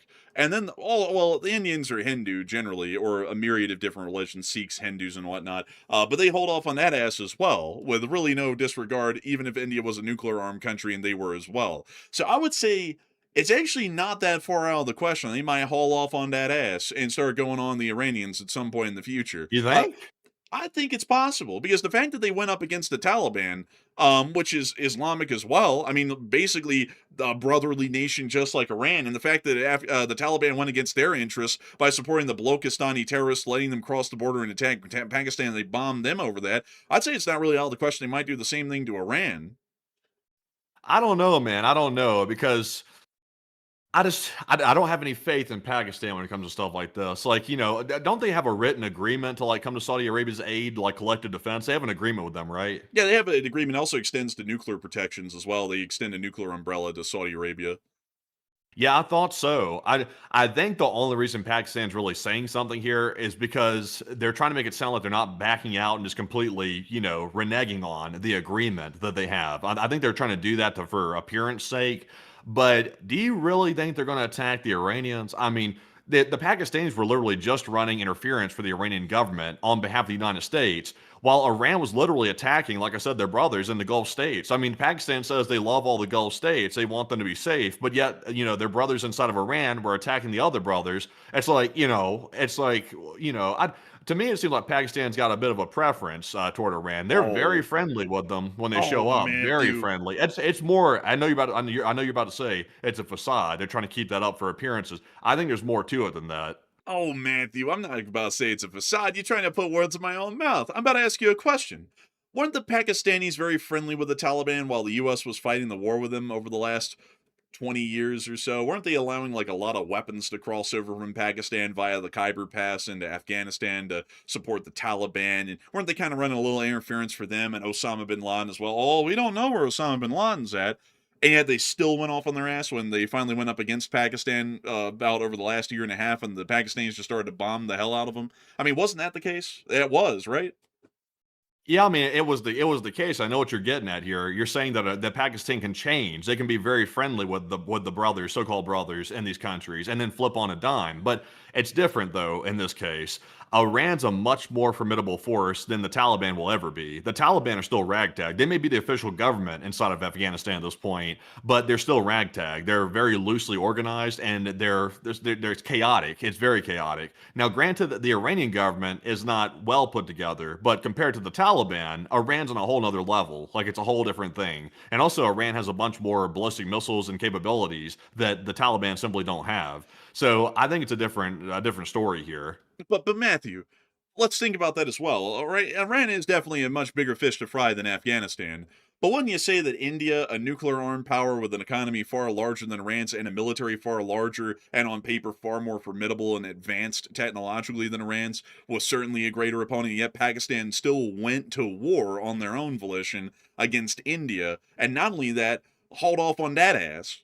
Yeah, but there's still another caveat there though. They hate India to the bottom of their heart. Like there's so much hatred there. Pakistan will literally throw caution and logic to the wind when it comes to India. They shut down logic completely and they just go full on emotion, just and berserk like when it comes to India because there's so much hatred between those two countries. With Iran, there's a brotherly tie there. So there's a bit of a higher restraint level when it comes to dealing with Iran, a much higher restraint level, I would say. So I don't think those are comparable. But Matthew, I think you're forgetting something as well. Else as well, I think you're forgetting something. They've been having border clashes for the past 10 years, and we actually covered quite a lot of these on air about in 2024, I believe, like the latter part of the year. And well, what about it? Well, they were shooting at each other across the border. But what's your point? Well, my point is that if we're saying that they're kind of friendly to them, they really wouldn't do anything to them. Why in the world would they be willing to shoot at and kill their border guards across the border intermittently over the course of 10 years from 2004 to 2014 to 2024? If they were generally friendly, like you're saying, they wouldn't have done that. They would have had amicable relations with them on the only border they share with Iran. Yet they was down there also hauling off on their ass on them border guards. I mean, I'll be honest with you, man. But Pakistan likes to say they're friendly to everybody but India, but they'll haul off on anyone's ass out of the blue if they get angry enough. But aren't these like separatists though down here though? I mean, these aren't No, these no, aren't no. like true like This core level IRGC type people. No, that was the IRGC versus the Pakistani army on the border. I mean, we covered it. We covered that in a good bit of detail, like as much as we had, and we had videos of it as well, of the Pakistani army literally taking RPGs and firing them into IRGC border checkpoints right across the border for a couple of weeks. Like it was a deal back then, and the Pakistani government was saying the IRGC has to stop their crap. We're getting tired of them, and there was a whole bunch of other stuff going on as well down there along the border of little tensions that were starting to boil over, and then it finally Ah. came to a resolution. But it's not it's separatist though. As I just pulled it up, it said they were targeting alleged separatist hideouts in each other's territory. So they weren't picking a fight with the Iranian and Pakistani governments. They were taking out what they called separatist hideouts. I thought that's what it was about, and that's what it is right here when I looked it up. They got into a spat, and the governments had to like sort it out. But they were going after separatists though. They weren't going after like each other directly. But at the same time, though, that what you're saying is that this is different from the Afghan thing, which the Afghan thing was over the same reasons. And if the Taliban ever got in their way, they would bomb and kill the Taliban to go after the Balochistan independence people. That's that's literally the exact same thing that they were doing with Iran, which makes it clear. Like if you go up against Pakistan's interests, they will go off on you, and if you stand in their way, they'll get you too. And I think that was what Pakistan's working with right now is that Pakistan is Iran's attacking Saudi Arabia, which is a Pakistani ally, and they also have a defensive pact as well. And so I think the Pakistanis are making it clear that they're going to start viewing this like a situation with the Taliban. If you start going against their interests, the whole brotherly love thing goes right out the window. They're going to start going off. Well, zooming back out here for a second off the Pakistan and the Balochistan situation, I think that's separatist personally. I'm going to have to stand on that hill, and I'm not going to die on the hill, but I'll stand on it though. I don't die on hills; I'll stand on them. That's what we do here, of course. But I would say this: zooming back out here for a second, I still do not believe that Pakistan is going to take a enemy position, like a direct enemy position, with the Iranian government by attacking them on behalf of Saudi Arabia. I simply don't think that's the case. We'll find out who's right because your position is you think that they will. I think they will. I think there's definitely a possibility of it if Iran keeps testing them, and this might be testing them legitimately. I just don't think so. I'm calling it this way. Pakistan's not going to mess with Iran for the exact same reason the Gulf states aren't going to mess with them. That's the brotherly situation. And they'll get kicked in the head 10, 15, 20, 30 million times over, and they still won't do nothing to Iran. We'll have to see. We will have to see. But moving us on from the whole Pakistan discussion, because I will have to tell y'all that there's a lot going on with this thing right here. I mean, there's a lot going on with it. It could go somewhere, it could go nowhere. But moving us on out of that, it's definitely going to be interesting to see what unfolds with that situation. But moving us on from that, it is time for us to get on and into the Well, you know what? I'm going to cover the news in Yemen really quickly to jump on up to Jordan. We were able to hear that according to the UKMTO report today, there was an incident 65 nautical miles south of Al-Makala, Yemen. Military authorities have reported that the vessel was boarded by unauthorized personnel while transiting east in the Gulf of Aden. Authorities are investigating. Vessels are advised to transit with caution and report any suspicious activity to the UKMTO. So it does appear that there was a little piracy incident down there possibly, or a Houthi incident. We're not entirely sure. Meanwhile, further on up in Jordan, we were able to confirm that the King Faisal bin Abdul Aziz Airbase Limited, as we can see right there, that's the name of it, Limited, was taking some damage from Iranian attacks over the past few days. And the satellite photography here shows a direct ballistics impact on the facility with an Iranian ballistic missile. Moving us on from that bit of news, we also were able to see that further on up and at Muwafaq Salti, there were also attacks ongoing within this area, where we were able to see video and picture evidence in these multiple clips. Oh. We see the Patriot interceptors trying to stop them, but it looks like some of the missiles are actually making it through.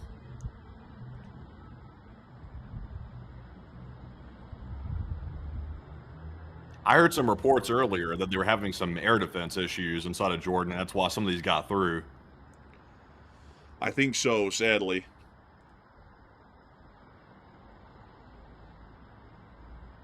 Moving aside from that, we also were able to see this clip as well. Oh! Oh. Little boom of an interceptor going supersonic right there. Let's take a look at this clip. I wonder what else is here. I heard folks are gonna, since this is a brotherly attack, I heard they're gonna come out with a movie called Brother Missile. You know, like Brother Bear, they used to have that. They're gonna have Brother Missile. Man, well, these brother missiles are making it right through that brother air defense. That's not good. Oh, there was an impact right there. We generally can confirm that the impacts were successful because there's a fire right now on the barracks at the airbase, the Muwafaq Salti airbase. Definitely not good. It's also concerning because, you know, Jordan is so close to Israel. It's like, you know, if Iran decides to go a little bit further, they're going to hit right into Israel, which I think that's an imminent thing at this point. I'm not sure what's going to actually provoke that situation to break out between Iran and Israel once again, but it seems like it's coming around. Man, I gotta say, man, that'd be scary, man, if that brother bomb hits that brother nation. That's gonna be scary right there. That's why, folks, we need to integrate our military with Israel's as quickly as possible to where it's just one big blob. Like, nobody really runs it here in America anymore. It's just the military of some country somewhere. But anyways, moving on from that.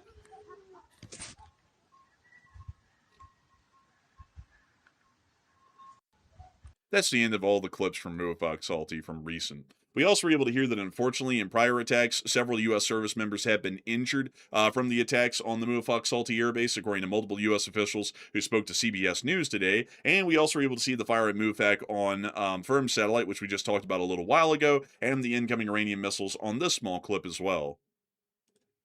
This does confirm that there have been several impacts on the Muwafaq Salti airbase, and we are hoping that we will not be hearing of any large number of wounded and killed in terms of U.S. forces at the facility from these recent attacks. Moving us on from that, we also were able to hear that apparently a large number of U.S. aircraft, dozens of tankers as a matter of fact, are continuing to fly on into Tel Aviv and also the rest of Israel to be able to prepare to escalate the conflict and also support more combat operations simultaneously. We can actually see that all of these aircraft right here are from New Hampshire. That's up there in like that New England area, up in like Vermont and whatnot. So, you know, very neat to see. They up there near that New Hampshire, which is in Vermont, as we all know. But beyond that, though, all jokes aside, it does appear that we are moving in more tankers. Man, I'll tell you, man, military police, if they saw this person taking this picture, is going to have a freaking seizure because they got the tail numbers on the vertical stabilizer. Oh, God! I mean, I remember a relative took a picture on a base and took a picture of the tail numbers, and the MPs came out, oh, what are you doing? It's like, oh my God. It's like, this is literally ADSB shows the thing flying around like it's public information.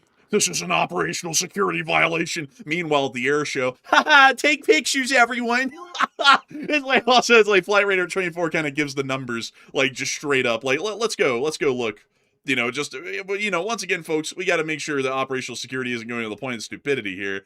Let's see here. This is registration number 610308. Just took off from the Prince Sultan Airbase and is currently conducting laps right now just northwest of Al-Jubail. How's that for operational security? But man, you know, that Air Force woman's about to come out, that Air Force woman colonel. All these damn normies on the internet. Like, man, they're all violating OPSEC, just looking at publicly available data. Yeah, it's wild. I've seen some people, you know, those those auditor people, like First Amendment auditors, like they go around with the camera. Like I don't know if they're trying to provoke stuff with the police or what they're up to, but they go around like trying to film in places like post offices and like near military bases and stuff just to test the response of it. The MPs would go literally off the base to go get the people with their telescoping lens off the base on public like property and tell them that they can't film. It's like I'm like, it's amazing. Like, I don't support like provoking stuff like that. Like, I think those people are looking for a fight half the time. But at the same time, nobody really fully understands the law either, and people just trample all over their rights all the time. Yeah, it's crazy stuff, really. But moving us on from that and on out of that bit of news that we got in Israel, we also were able to see some of the massive airlifts that were ongoing over the course of the past 24 hours. Once again, by the way, folks, you know, don't take pictures of the tail numbers or anything, but here's all the tail numbers and aircraft flying in out of the Middle East today. Damn normies. Look at that. Those Twitter randos. Man, quite a lot of them, That too. is a lot. Yeah, that is a lot, especially since they said they're going to ramp up the deployments at the Israeli bases. It's like, that, I'd say it's a pretty clear indication that they're ramping something up. You know what? A lot of these are actually tankers. Let's count the number of how many tankers went into the Middle East today.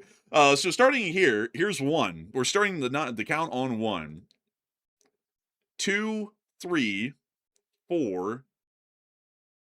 Let's see. Those are government transport. 5, 6, 7, 8, 9, 10, 11. 12 and 13 up there. They're just taking off. Then we see a million of them leaving for some reason. And now for some reason it's zoomed in. I don't know why. I didn't do that, folks. This is the replay, but that was the number of flights going in. It looked like generally about 12 or 13 new tankers went in and about 5 left. The Middle East in general. So it looks to me like we're certainly moving in a decent amount of tankers, a larger number of them for sure. Now, outside of all of this, folks, we have a little bit more news, just a tiny bit more from the Middle East before we move on up into Ukraine from Kuwait. We were able to hear today that Kuwait came under another round of attacks. Holy moly, would you look at that, another round of attacks.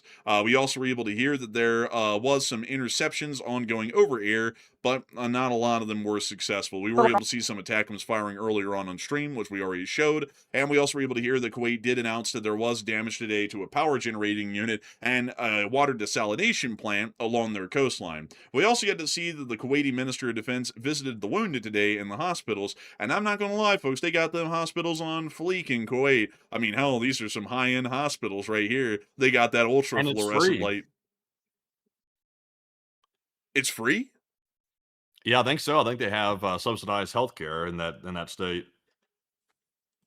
Does Kuwait have free healthcare? Oh, what do you know? They do. Wow, that's crazy. Man, I was always told the horrors of socialist medicine. You would be like in like a hovel in Cuba or something. This doesn't really look like a hovel in Cuba though. This guy also looks quite well fed to be in the military. Man, I tell you, Hegseth is spinning in his office right now. Like, you know, he's gonna give him a testosterone test here in like about an hour or so. And also, man, I don't know why, but in this first picture, this guy looks like he's seen death. Like looking in the Ministry of Defense, he's like, please don't demote me. Like, he's like scared. Like, you know we're going to have to bill you for this stay. He's like, no, please, it's free. It's free. Man, the Ministry of Defense said, you know, getting wounded in the line of service is destruction of government property. No, please, I'll do anything. Like, please, no. You're being sent to Al Jahra. No, like he gets sent to the oil fields or something. We also get to see this guy was quite elated. That's how I look in the real hospital here in America. But I'm not looking at the people because I'm worried about what they're going to do. I'm worried about the bill that's coming afterward. I'm horrified. I'm like, do you all have Klarna? Do you have financing? Man, honestly, straight up. We can also see that this guy here is now having a good time. He's having a laugh. This guy's having a laugh. The Minister of Defense is shaking his hand, having a laugh. Everybody's having a good laugh. A good time indeed. And then in our last picture here, we're able to see this guy. And also, I gotta say, I love that this guy is also just jamming out on the AirPods in the middle of this whole thing. Like, this guy's like, I serve the Kingdom of Kuwait. Meanwhile, this guy inside of his AirPods is hearing, like, you're just somebody that I used to know. No, You you got it all didn't. wrong, man. He's listening to the audiobook, How to Fight War for Dummies or something like that. He's trying to get the tutorial while he's sitting here checking in on the dude properly. I'm joking, by the way. You know, Kuwait knows what they're doing. Man, right now, man, he's got his AirPod in. He's listening to the replay of their one F-18 shooting down 3 F-15Es in 1 hour. Like, oh my god! Like, you can just imagine that pilot. There's 3 Iranian aircraft in the air. I'm firing everything. Oh man, but I gotta say though, big shout out to Kuwait. The Kuwaitis are cool people, neat country, really good military, and a great ally of the United States. Or just kidding around just to take the piss out of the whole situation. But good to see that the Ministry of Defense is checking in on their wounded service members. And also, I do have to say that their hospitals are quite nice inside of Kuwait. I will have to say, big kudos to him for that. But moving us on out of Kuwait, we also were able to hear that Bahrain did come under several attacks today. Those reports did come out from the Bahraini Ministry of the Interior multiple times throughout the day, showing that multiple waves of attacks have been conducted. Now that we've gotten through everything in the middle of the East, it's now time for us to move on into the middle of Eastern Europe. But before we get to that, we do have an update on those large explosions that happened along the Florida coast. According to the U.S. Geological Survey, the experimental explosion yesterday off the coast of Ponce Inlet, Florida, measured at a magnitude of 3.9, with a spokesman for the U.S. Navy reporting that the explosion was the first of 2 scheduled test events for full ship shock trials as part of the certification progress for the future USS Ted Stevens under the DDG-51 Flight 3 program. So that was the reason for the giant explosions off the coast of Florida yesterday. It was shock tests and shock trials on the new vessels that we're trying to commission. A beautiful ship, isn't it? That's beautiful right there. So what, they blew it up? Yeah, they blow it up to see if it can survive getting blown up, and we're expecting that it survive getting blown up, I think. Interesting. Yeah, kind of neat. Anyways, moving us on out of that whole update, someone said, "Who is Ted Stevens?" You don't know who Ted Stevens is? Oh my goodness. Let me Google him to find out who he even is. So, he was an American politician and lawyer who served as a U.S. Senator from Alaska to 1968 to 2009. A member of the Republican Party, he was a long-serving Republican senator at the time he left office. That's all they say as a summary on Google about who he is. So that was Ted Stevens. I'm guessing he had some sort of a role in the Navy, and it also appears that he has passed away as of 2010. So he was aged 86 when he passed away. And let me see here really quickly. So he served in the United States Army during World War II, and he fought at the Battle of the Hump, which was in the Himalayas. In case you're all wondering, that's not Battle of the Bulge. And I don't really know why in the world he has a ship named after him, because I don't know if he had any heavy involvement in the Navy. Usually people sometimes have ships named after him, even when they were never in the Navy, just because they were involved in the Navy and politics heavily. Yeah, that's interesting. Yeah, very interesting. Very, very fascinating indeed. Now, with that, it's time for us to move on and into the Ukraine war itself, folks. And with that, it's time to get to Moscow. Moscow has come under a heavy attack in the current Ukrainian drone attacks that are being conducted right now as Ukraine rips itself apart over the Fedorov situation. We were able to see smoke rising from southern Moscow, most likely from the Wildberries distribution facility in the southern part of the city, as a result of the drone attacks that were just conducted as of late. We also were able to hear that today the Russian stock market has decided to go into a quite literal free fall. The Russian stock market is now at 1,990 points. Man, I think this is as low as it was. Wasn't it like in the 2000s it was low like that? Can we check that real quick? Let me go check on the side screen. Keep this pulled up, by the way, so that way I can see the Russian. That's what I think it's MOX. Let's see here. I think it is. Let's see if it goes back that far on the chart. Let's see here. 10 years. Oh, dang, man. It hasn't been this low at least since like late 2017. It hasn't been this low. So, and also, if you go back farther than that, I mean, this is like the lowest it's been in ages. Actually, I mean, this is literally a free fall. They had a similar free fall like this when the war first got kicked off. Like they had a huge sell off. It went down to like rock bottom prices. They're having a pretty big sell off right now. That's horrendous. Man, I gotta say, man, it's something else. Like I haven't seen a crash like this since South Korea. Man, they crash like this every month. But man, they are free falling right now. It's not looking good in the economy of the Russian Federation. We've also been able to hear that apparently they're scraping the barrel for manpower, as the Russian army is now proposing to allow members of gangs and criminal organizations to sign military contracts. A corresponding bill has been submitted to the State Duma, the insider reports. So now you can actually get shot up by the Crips and Bloods on the battlefield in Ukraine, or whatever the hell the Russian equivalent is. I don't know what it is called, like the West Side St. Petersburg gang. I don't really know, but that's what they're working on right now, is They getting the have gangs and the mafia in. they have like car gangs. You know how like in America we have like cars and coffee and stuff like that, and there's like you meet up. It's like generally a thing where dudes can like make friends and stuff like that. The car meets and stuff. But over there in Russia, it's a little bit different. Their car meets involve some gang activity sometimes involved in it. Not all of them, by the way. I don't want to characterize all the Russian civilians as like gang members or something, but they have like the thugs come out when those like busted up Ladas that are like slammed to the floor. That's where the thugs show up at. That's usually the gang activity. I can only imagine the disciplinary perfection that they will have once they get all of these amazing, upstanding citizens into the Russian army. They're already having problems keeping the army held together right now. Imagine, man, you get a gopnik, a literal gopnik in a gang in the military. You get like thousands of them in there. What's that going to cause?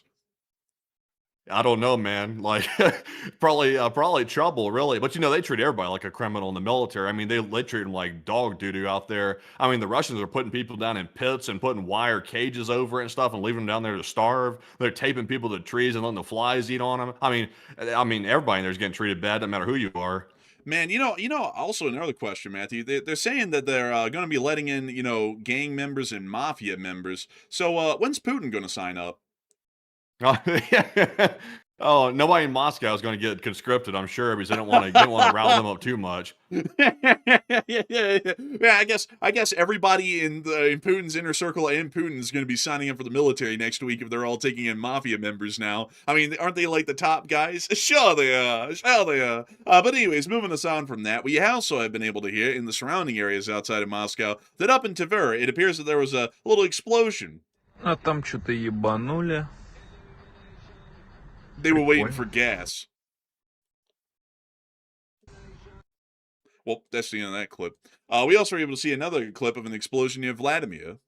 Looks like someone's apartment might have unfortunately got hit. It's very sad, sending flowers to the family and all that. But moving us on out of Vladimir and all that news around the surrounding areas of Moscow, we also had the report that the Ukrainians did take out a Tu-95 bomber last night. Now, I have not seen video and picture evidence of this yet, like on the ground, but the Ukrainians did report it, so I'll read y'all the report from the Ukrainians. Grateful to our soldiers for their accuracy. Once again, they were successful. Long-range sanctions against Russia for this war. In particular, the SBU destroyed a Tu-95 in Ingles, which was used for Russian missile strikes on our country. The distance from our state border is about 800 kilometers. We are justly and actively defending ourselves. There were also strikes by Ukraine's defense forces on objects in Russia's oil industry and on designated targets in the temporarily occupied territory of Ukraine. We are increasing the price for Russia for its aggression against our state and people, and we thank everyone who helps. So that's good news to hear. Well, hopefully we'll be getting some satellite pictures of the tarmac down there to be able to see the burned down, destroyed Tu-95 at some point here in the future. Now, it's time for us to get on into the interesting one that happened today, and I couldn't show you all the clips that Matthew reposted on Twitter of this one, because some of them got a little too spicy. There was a little bit of blood in some of them, so I couldn't show it. Oh, really? Yeah, they're like one of them. It was like the Oh. employees like hunkered down. There was like a pool of blood below them. I was like, oh, we can't show that one. Oh, I must be getting desensitized because I don't recall seeing that. Man, you looked at that and went, must be wildberry juice. Repost. Man, it's like, I don't know. But anyways, moving us on from that, we were able to see that in the Tambov area, drones from the Ukrainian armed forces were flying over Tambov, and apparently we're trying to hit targets in the city, or we're trying to fly over the city to go deeper into Russia to hit targets in their interior. Regardless, we were able to see that an anti-aircraft gun, a Pantsir S-1, began to fire at the drones, and this is what happened. Oh. You can see some of the rounds bounced off of the ground, and from what we know, all of those rounds just went flying into the Wildberries distribution facility in the city because they didn't proxy fuse or proxy burst at the right time. Some of them proxy fused way too late. So when they hit the wall of the building, it's basically like sheet metal. It's very thin, so the rounds punch through, and the rounds take that, the fuses do, as basically punching through the skin of an aircraft. So the timed fuse begins, and then they exploded inside of the Wildberries distribution facility as a result of that, right after entering the wall, and created significant amounts of casualties inside the building as a result. Yeah, also it helps not to aim at the civilians too, not just the fuses being wrong, but also, you know, not aiming at the people probably is a good start. Yeah, probably a good on the start. We also see what looks to be a Ukrainian drone explosion also on the Wildberries facility at the same time. We were then able to see this clip. Twitter's decided to, you know, absolutely spaz out. So there's the air defense fire. Here we go. We'll start this again. Well, there goes the air defense burst. Right over. Kind of slow moving. From this distance, they are. In real life, they're like Mach 1.4. Like, so they're just seeing it from a really far ways away. There goes another round of them right into the Wildberries distribution facility.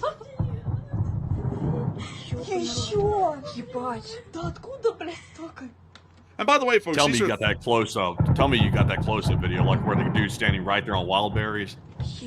I think I might, but if I don't, make sure to get that one in the likes tab, just in case if I didn't get it. Also checking to make sure there's like no blood or anything in it either, because there might be. But moving us on from that, we also were able to see, moving us down to the Wildberries facility, this clip as well, from near to the area. There goes the rounds.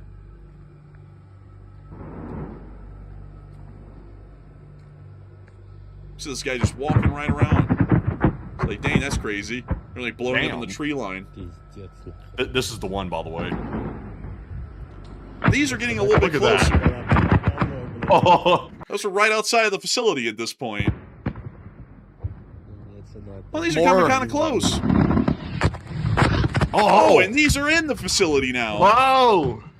Oh! Oh my god! Oh!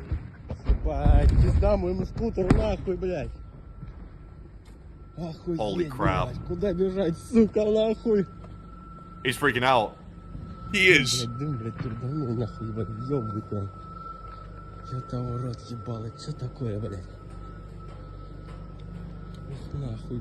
now he's like, damn, let me go back inside the building where they're getting shot at and see how everyone's doing in there while we're still under attack by our own air defense.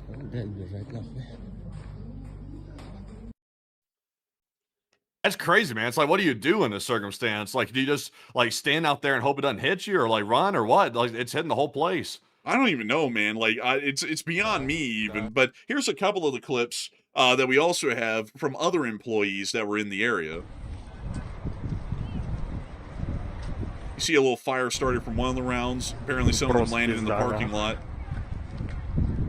Sayora! And we also got to see in this clip. Все, пизда. Everybody fleeing out of the factory after, well, the facility more so, after it got hit. We then also were able to get a couple of more clips. Of course, all of them sanitized. Like, we can't show the ones that show anything gruesome, but you see the fires that then started on the Wildberries distribution facility as a result of the strikes. We can see those fires there. And additionally, in this last clip here, we are also able to see a little bit of the inside of the warehouse after the strike.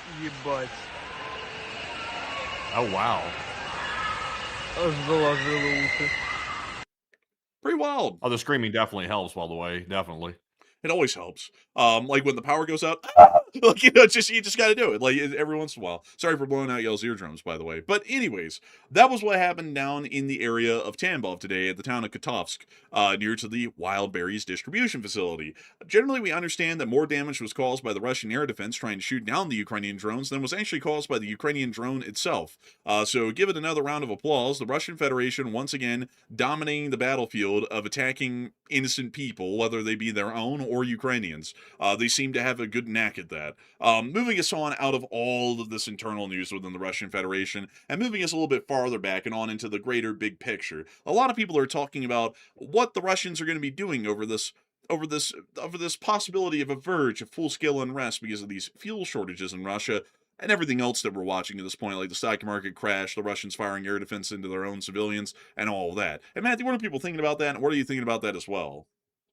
Okay, so right now, analysts inside of Russia are saying that Russian citizens are on the verge of full-scale civil unrest, like I'm talking about riots over the fuel shortages. So, what are your thoughts? 57% said yes, this will cause riots, while 32% said no, there's a little bit more required to get to that point, and 6% said it's actually as bad as it's going to get right now. And sadly, folks, we wish we could show you all the whole picture, but sadly, it violates YouTube's like rules and stuff like that to show the fight videos of what's happening at these gas stations in Russia. But I've seen nonstop fights, brawls, shootouts, near stabbings. I mean, there is literally violence galore at the gas station. A gas station in Russia is probably one of the most dangerous places you could be outside the war zone at this point. It's truly that dangerous. And I'm sure there's a lot of black market stuff going on, people trying to hoard the gas, also like huge queues that go for kilometers. I mean, it's a true disaster. The fuel shortages are really testing people's patience so badly that I think that riots are basically happening right now. The riots are localized to the gas stations. I think they'll stay there for now because, outside of that, I mean, once they get their gas, they're like temporarily satiated. But once they need some more gas, they go right back to brawling. But Enforcer, what say you? Man, they call it the Thunderdome at the gas station. I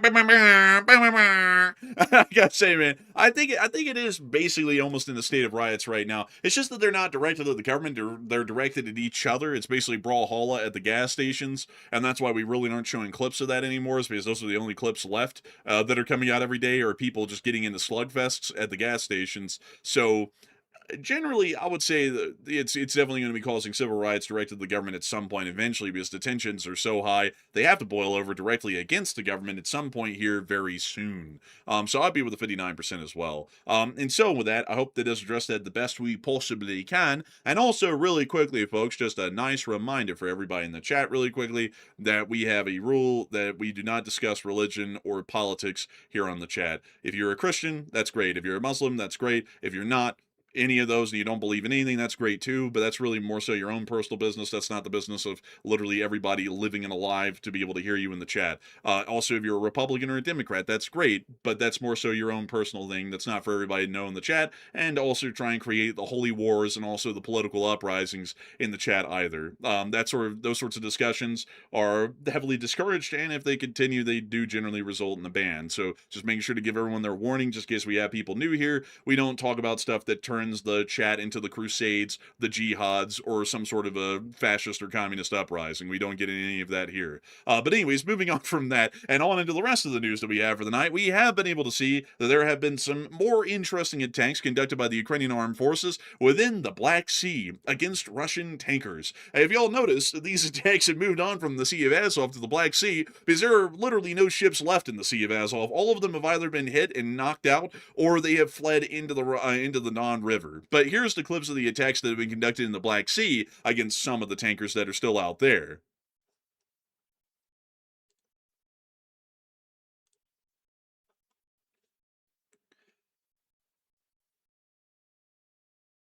We see them hitting them good, boy.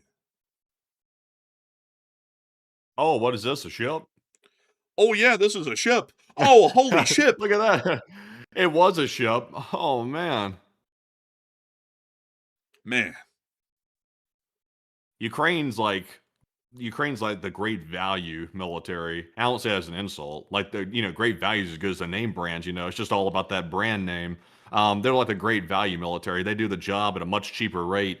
Instead of sending like a a multi-million-dollar Tomahawk into the engine room, they simply send a cheap little drone into it, and it does a pretty similar job. It's quite successful. It's quite successful indeed. Maybe more Also, successful. if you take great value as an insult, you could be a snob.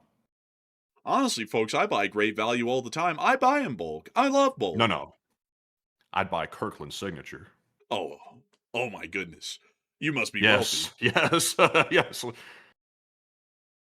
I buy Kirkland signature. Like it's like, oh, look at you, Mr. Goody Two Shoes, huh?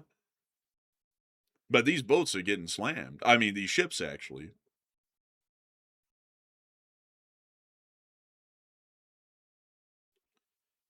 I It's remember beautiful. the first time I bought Kirkland's signature. I was trying to figure out who was Kirk.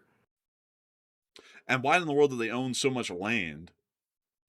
Yeah, I don't even know. It's like I was trying to figure out the whole time. I was like, who the hell's Kirkland? Like what is who's Kirkland? How does that have to do anything with Costco? It's like, who is this? It's like, and also by the way, it's like I understand Sam's Club. You know how they have like the members mark, like Sam's brand. Like Sam, that's Sam Walton. He's the guy who started the thing. But who the hell's Kirkland? You know, I really like great value though at Walmart. It's very direct and to the point. It's just great value. That's it. Nothing else there. Not members mark. Like not Kirkland signature. It's literally just great value. It's simple. It's easy. And we can just see them continuing to hit these simple and easy targets at sea right here. Holy moly, look at this. Oh, and they got a tug. They like to get one of these every single day to round out the whole thing, like icing on the cake. Was that intentional or unintentional to say that? What do you mean? Oh, let's leave it be. Just leave it be. All right, I don't even understand what you're getting at there. But moving us on from that and into Sevastopol, we also were able to hear that there was a lack of power. Mikhail Razhishvili stated that the situation with electricity in Sevastopol has deteriorated. It is reported that due to a lack of capacity, precise schedules for power outages currently do not exist. Electricity is primarily supplied to hospitals, pumping stations, and other vital facilities. The promise to return to the 2-6 schedule, 2 hours with electricity and 6 without, as soon as the situation allows. But until then, there will be no electricity at all. And moving us on. Oh, now I see. Oh, now I see. Oh, okay. Man, that was Everyone thinks awful, man. Yeah, let me rewind that here for a second. He said it's always good to finish off the day with a tug, and and then he said it's like icing on the cake for the day. It's like crazy, ayo, crazy. Bro, that's quote of the year right there. That's the quote of the year. Bro, I didn't even realize that. I didn't even realize that at all, man. Like, I legitimately moved on. You're like, oh my God, I can't believe you said that. I was like, dude, I don't even know what you're on about. I literally did not know what you were on about, man. I was like, you're just making stuff up. I was like, anyways, man. Well, I gotta say, folks, the Ukrainians do like to end the day with a nice tug, and it is like icing on the cake for them, at least. So kind of nice. It works. Like the saying, it was legitimate. They hit a tugboat. It worked. Well, moving this on from that, I didn't even realize that I had myself right there, and I didn't even realize that until now. Whoopsie daisy, eat the foot, salt and pepper on and everything. Let's not go Weinstein now. And it's time for us to move on into the area of Horvitske, where we were also able to see that the military airbase was targeted as well. We were able to see that in the night sky over the town of Horvitske. Notice the stars. It's beautiful out there. There's a complete blackout. We were also able to see the fire in this clip. Man, that's like one of those one of those sports commentators, man. Have you ever heard their like statements where they're like, "Oh my God, he got him in the back" or something like that? It's like, or something Man, like that. And they're like, "Ooh," it was like that. The way he ran on that field, he was overwhelmed by his girth and tonnage. Yeah, like that. And then everyone, Yeah. and then the guy was like, "Oh," like or something like, man, like he really blew that guy over there, or something like that. It's like, oh man, it was one of those. I gotta tell you, man, that's the first time I've ever done one like that on air. I never even realized it. Never even realized it until well afterwards when the chat was like, "Oh my goodness!" But anyways, moving us on up into the area of Dezhonkoy, we also were able to see the work of a Russian mobile air defense group. Oh wow, they got that. I don't know what kind of music that was, but they had it going. We see them firing. Man, look at that. It's and this is who's doing this? This is a Russian mobile fire group in Crimea. I thought it was. It looked See- kind of janky. See how they're missing the drone the whole time too? That's how you know they're Russian. Damn. I can't believe you said that unintentionally. Like, I was in disbelief. I could have sworn you said that intentionally. That's why I asked it. Man, no, I literally said that unintentionally, man. That's why I was like, what do you mean? You're like, man, I'm not even gonna say it. I was like, bro, I don't even know what the hell you're on about. Like, I was legitimately saying all that, man. I was like, I don't even know what you mean by any of that. And then the chat called me up to speed. I thank the chat for that. I thank the chat, because you're gonna leave me in the dark about what the hell I even said, and I didn't even realize, man. You're my brother. You betrayed me. But also, all Well, jokes aside. damn, I'm like Iran. I'm the brother. Man, bro, you're the brotherly nation, bro, the brotherly army and all that. But beyond that, though, we were able to see that the Russians have removed the road bridge that was destroyed by the Ukrainians completely off of the tracks. They've also rebuilt the tracks below, and have also built an earthen berm to cross this little canal in northern Crimea, meaning that the railway is once again operational, but to what degree, we really don't even know. So moving us on out of Crimea, it's now time for us to move on up into Ukraine. And before anybody asks, no, we are not going to be covering the whole Fedorov thing, like, at least in the news We have coverage. questions on it. We do have questions on it. We will be answering the questions, but we're not going to be covering the Fedorov thing as a part of the news coverage, though, because it's really more so up to conjecture and opinion on at this point. And to be entirely honest with y'all, it's not looking that good to me. To be entirely frank with y'all, it looks like teen drama and pot stirrers all over the place at this point, between Fedorov and Sersky and everybody else. So I'll tell y'all, to be completely frank, we're just not really covering it for that reason, because it's more about who in the world's throwing the worst mud at each other than it is what is actually the news behind that. But moving us on from that, we are moving on to our location unknowns, where we were able to see that a Ukrainian soldier today, he found the blade, and they put it on the internet. So we're gonna take a look at it. Look at that! It's a baby owl. Look at it. It looks freaked out. Like oh man, thing looks like it's seen war. It has. Oh, it was caught in the stuff. Man, this owl living in a war zone. It looks like it's seen war. It's like, man, I think it has seen some war. But it was caught in the net, and they freed it from the net. Or they might be cooking it. I'm not really sure which. Bro, that thing is locked in. Bro, like, that thing is locked in. I'm glad that they still have their humanity about them, not to, start torturing the animals like the Russians do. If the Russians run across stuff like this, they literally start messing with the animals and torturing them. Like, no, I'm not even making that up. Man, and then they gave it a drink of water, and then they bring it on back outside. They're going to let it free back into the wild. Oh, he almost tripped and fell with it, though. But that's the end of the clip, and very nice to see them handling the owls and boys with care. Moving us on from that, we also got to see the Russian casualty report over the past 24 hours, and holy moly, Opria! Whoa. They got 4 Bobcats. They got that Quadro special, that Tres, and that 4th. Eins, zwei, drei, vier. It's 4 in German. Yeah, that's right. Why in the world did I choose German? You decide. But anyways, according to Mystics, I gave her the records. A helicopter is a Russian Mi-28N that was shot down by a Shrike 10 FPV drone in the Belgorod region. 7 of the rest is tied as the 5th highest daily loss, 48 aircraft is tied for the 6th highest, 13 ground and robotic complexes tied as the 5th, and 489 vehicles and supply trucks is ranked as 8th. So, moving us on to the casualty report, we were able to see that 1,370 Russian soldiers were wounded and killed, along with 6 APCs, 489 supply trucks, 4 main battle tanks, 65 artillery pieces, 1,879 drones, 7 of them Rastas, 1 helicopter, 3 cruise missiles, 4 anti-aircraft warfare systems, and 4 Bobcat skid steers. All in all, a very nice day. And once again, heavy emphasis on the 4 Bobcat skid steers and the 489 supply trucks. Very good day in general. But moving us on out of all that news, it's now time for us to move on and into the front lines. But before we get to that, we got to show you all this sick vertical man-pad launch that a Ukrainian soldier conducted today. Oh, he's trying to take the ankles out. They call this move the ankle breaker. Oh, baller! Oh, How do you hit that music? Sound. That sound. Well, moving us on from that clip, it's now like, man, they really trying to get us these days, man. They putting that stuff right in the middle of the video. But moving us on from that and on into the Seversk area, we also were able to see Russian forces getting hit by the 81st Air Mobile Brigade near the town of Seversk. Here is a Russian mobile fire group truck that's supposed to be defending against incoming drones. Let's see how well it does against its first adversary, a Ukrainian FPV. It looks like most everybody's abandoning ship. I don't really think the whole mobile fire group thing is really panning out that well, but we'll see if it works in the long run. Now we can see them hitting a dirt bike. Hmm. And now we can see them hitting a lotta. Man, that's a whole lot of bullshit.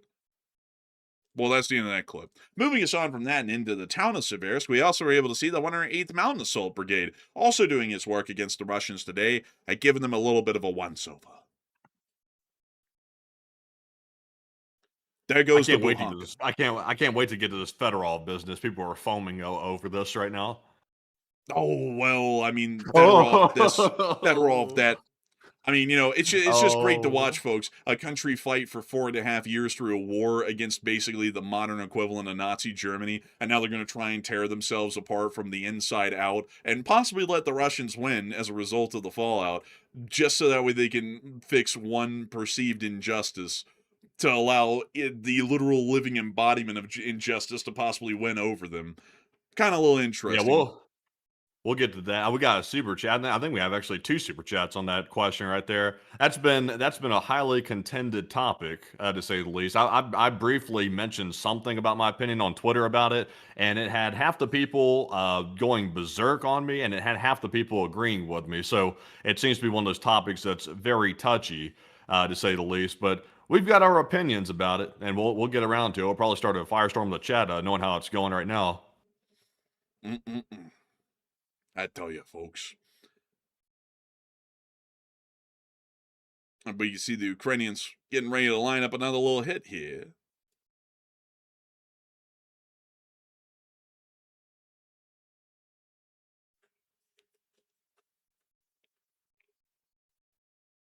Oh, and we can see another one lining up here for another fresh hit.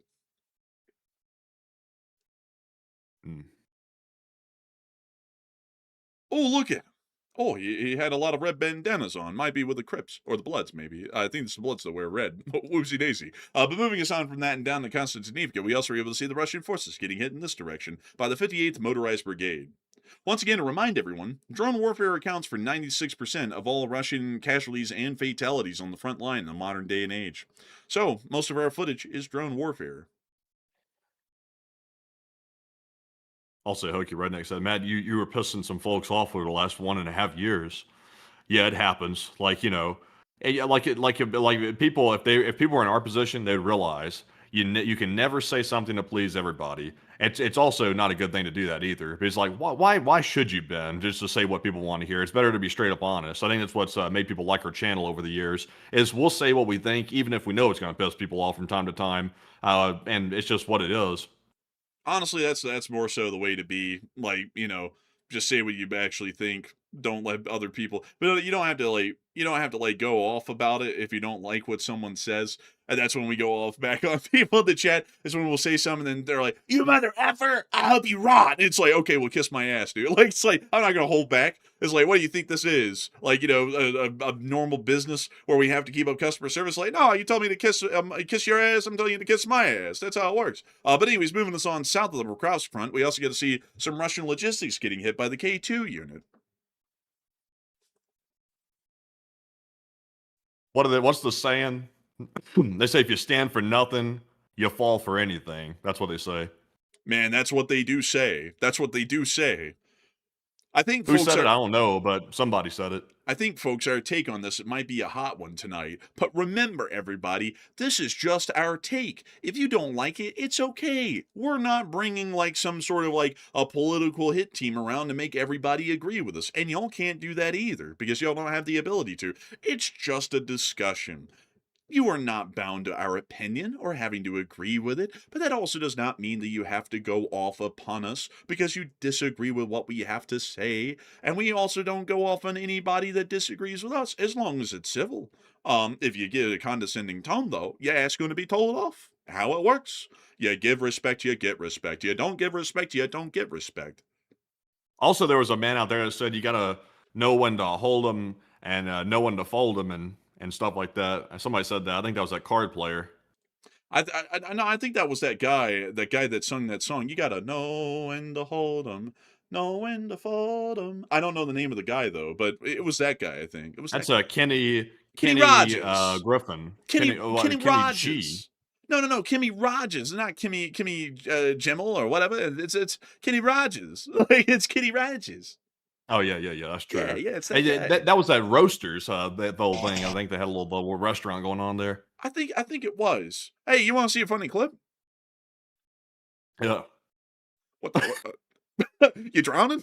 Man, I was taking a sip of water and you caught me off guard. I was trying to take in between the pauses and I went gulp. It almost went down the wrong side. Bro, I said, you want to see a funny clip? Bro, like, well, you drowning over there. Well, you wanna? Yeah, sure. Oh, okay, well, here we go. This is the Russians trying to shoot down a Ukrainian drone, by the way. Oh, it shot a missile at him. Oh my god. Oh, wow. Oh, it got him. I could feel that in my chest cavity. I think they could too as well. His ears are ringing. Head is vibrating. I've never seen an FP2 fire a missile at anybody. I mean, look at that. It fired a rocket. Look, it launched a rocket at him. It was strafing him.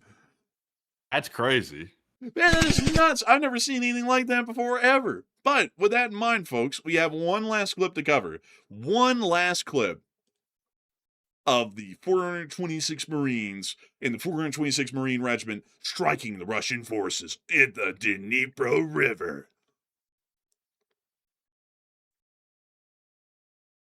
They look like that pit where they put the Russian soldiers when they're bad, where they have the cage over it and stuff like that. Kind of look like one of those punishment pits. You know, man, I think that's just wild that, like, it's just a fact of, like, oh, yeah, the Russian punishment pits. They just put you in a pit in the ground covered with a metal grate, and you just got to stay in there.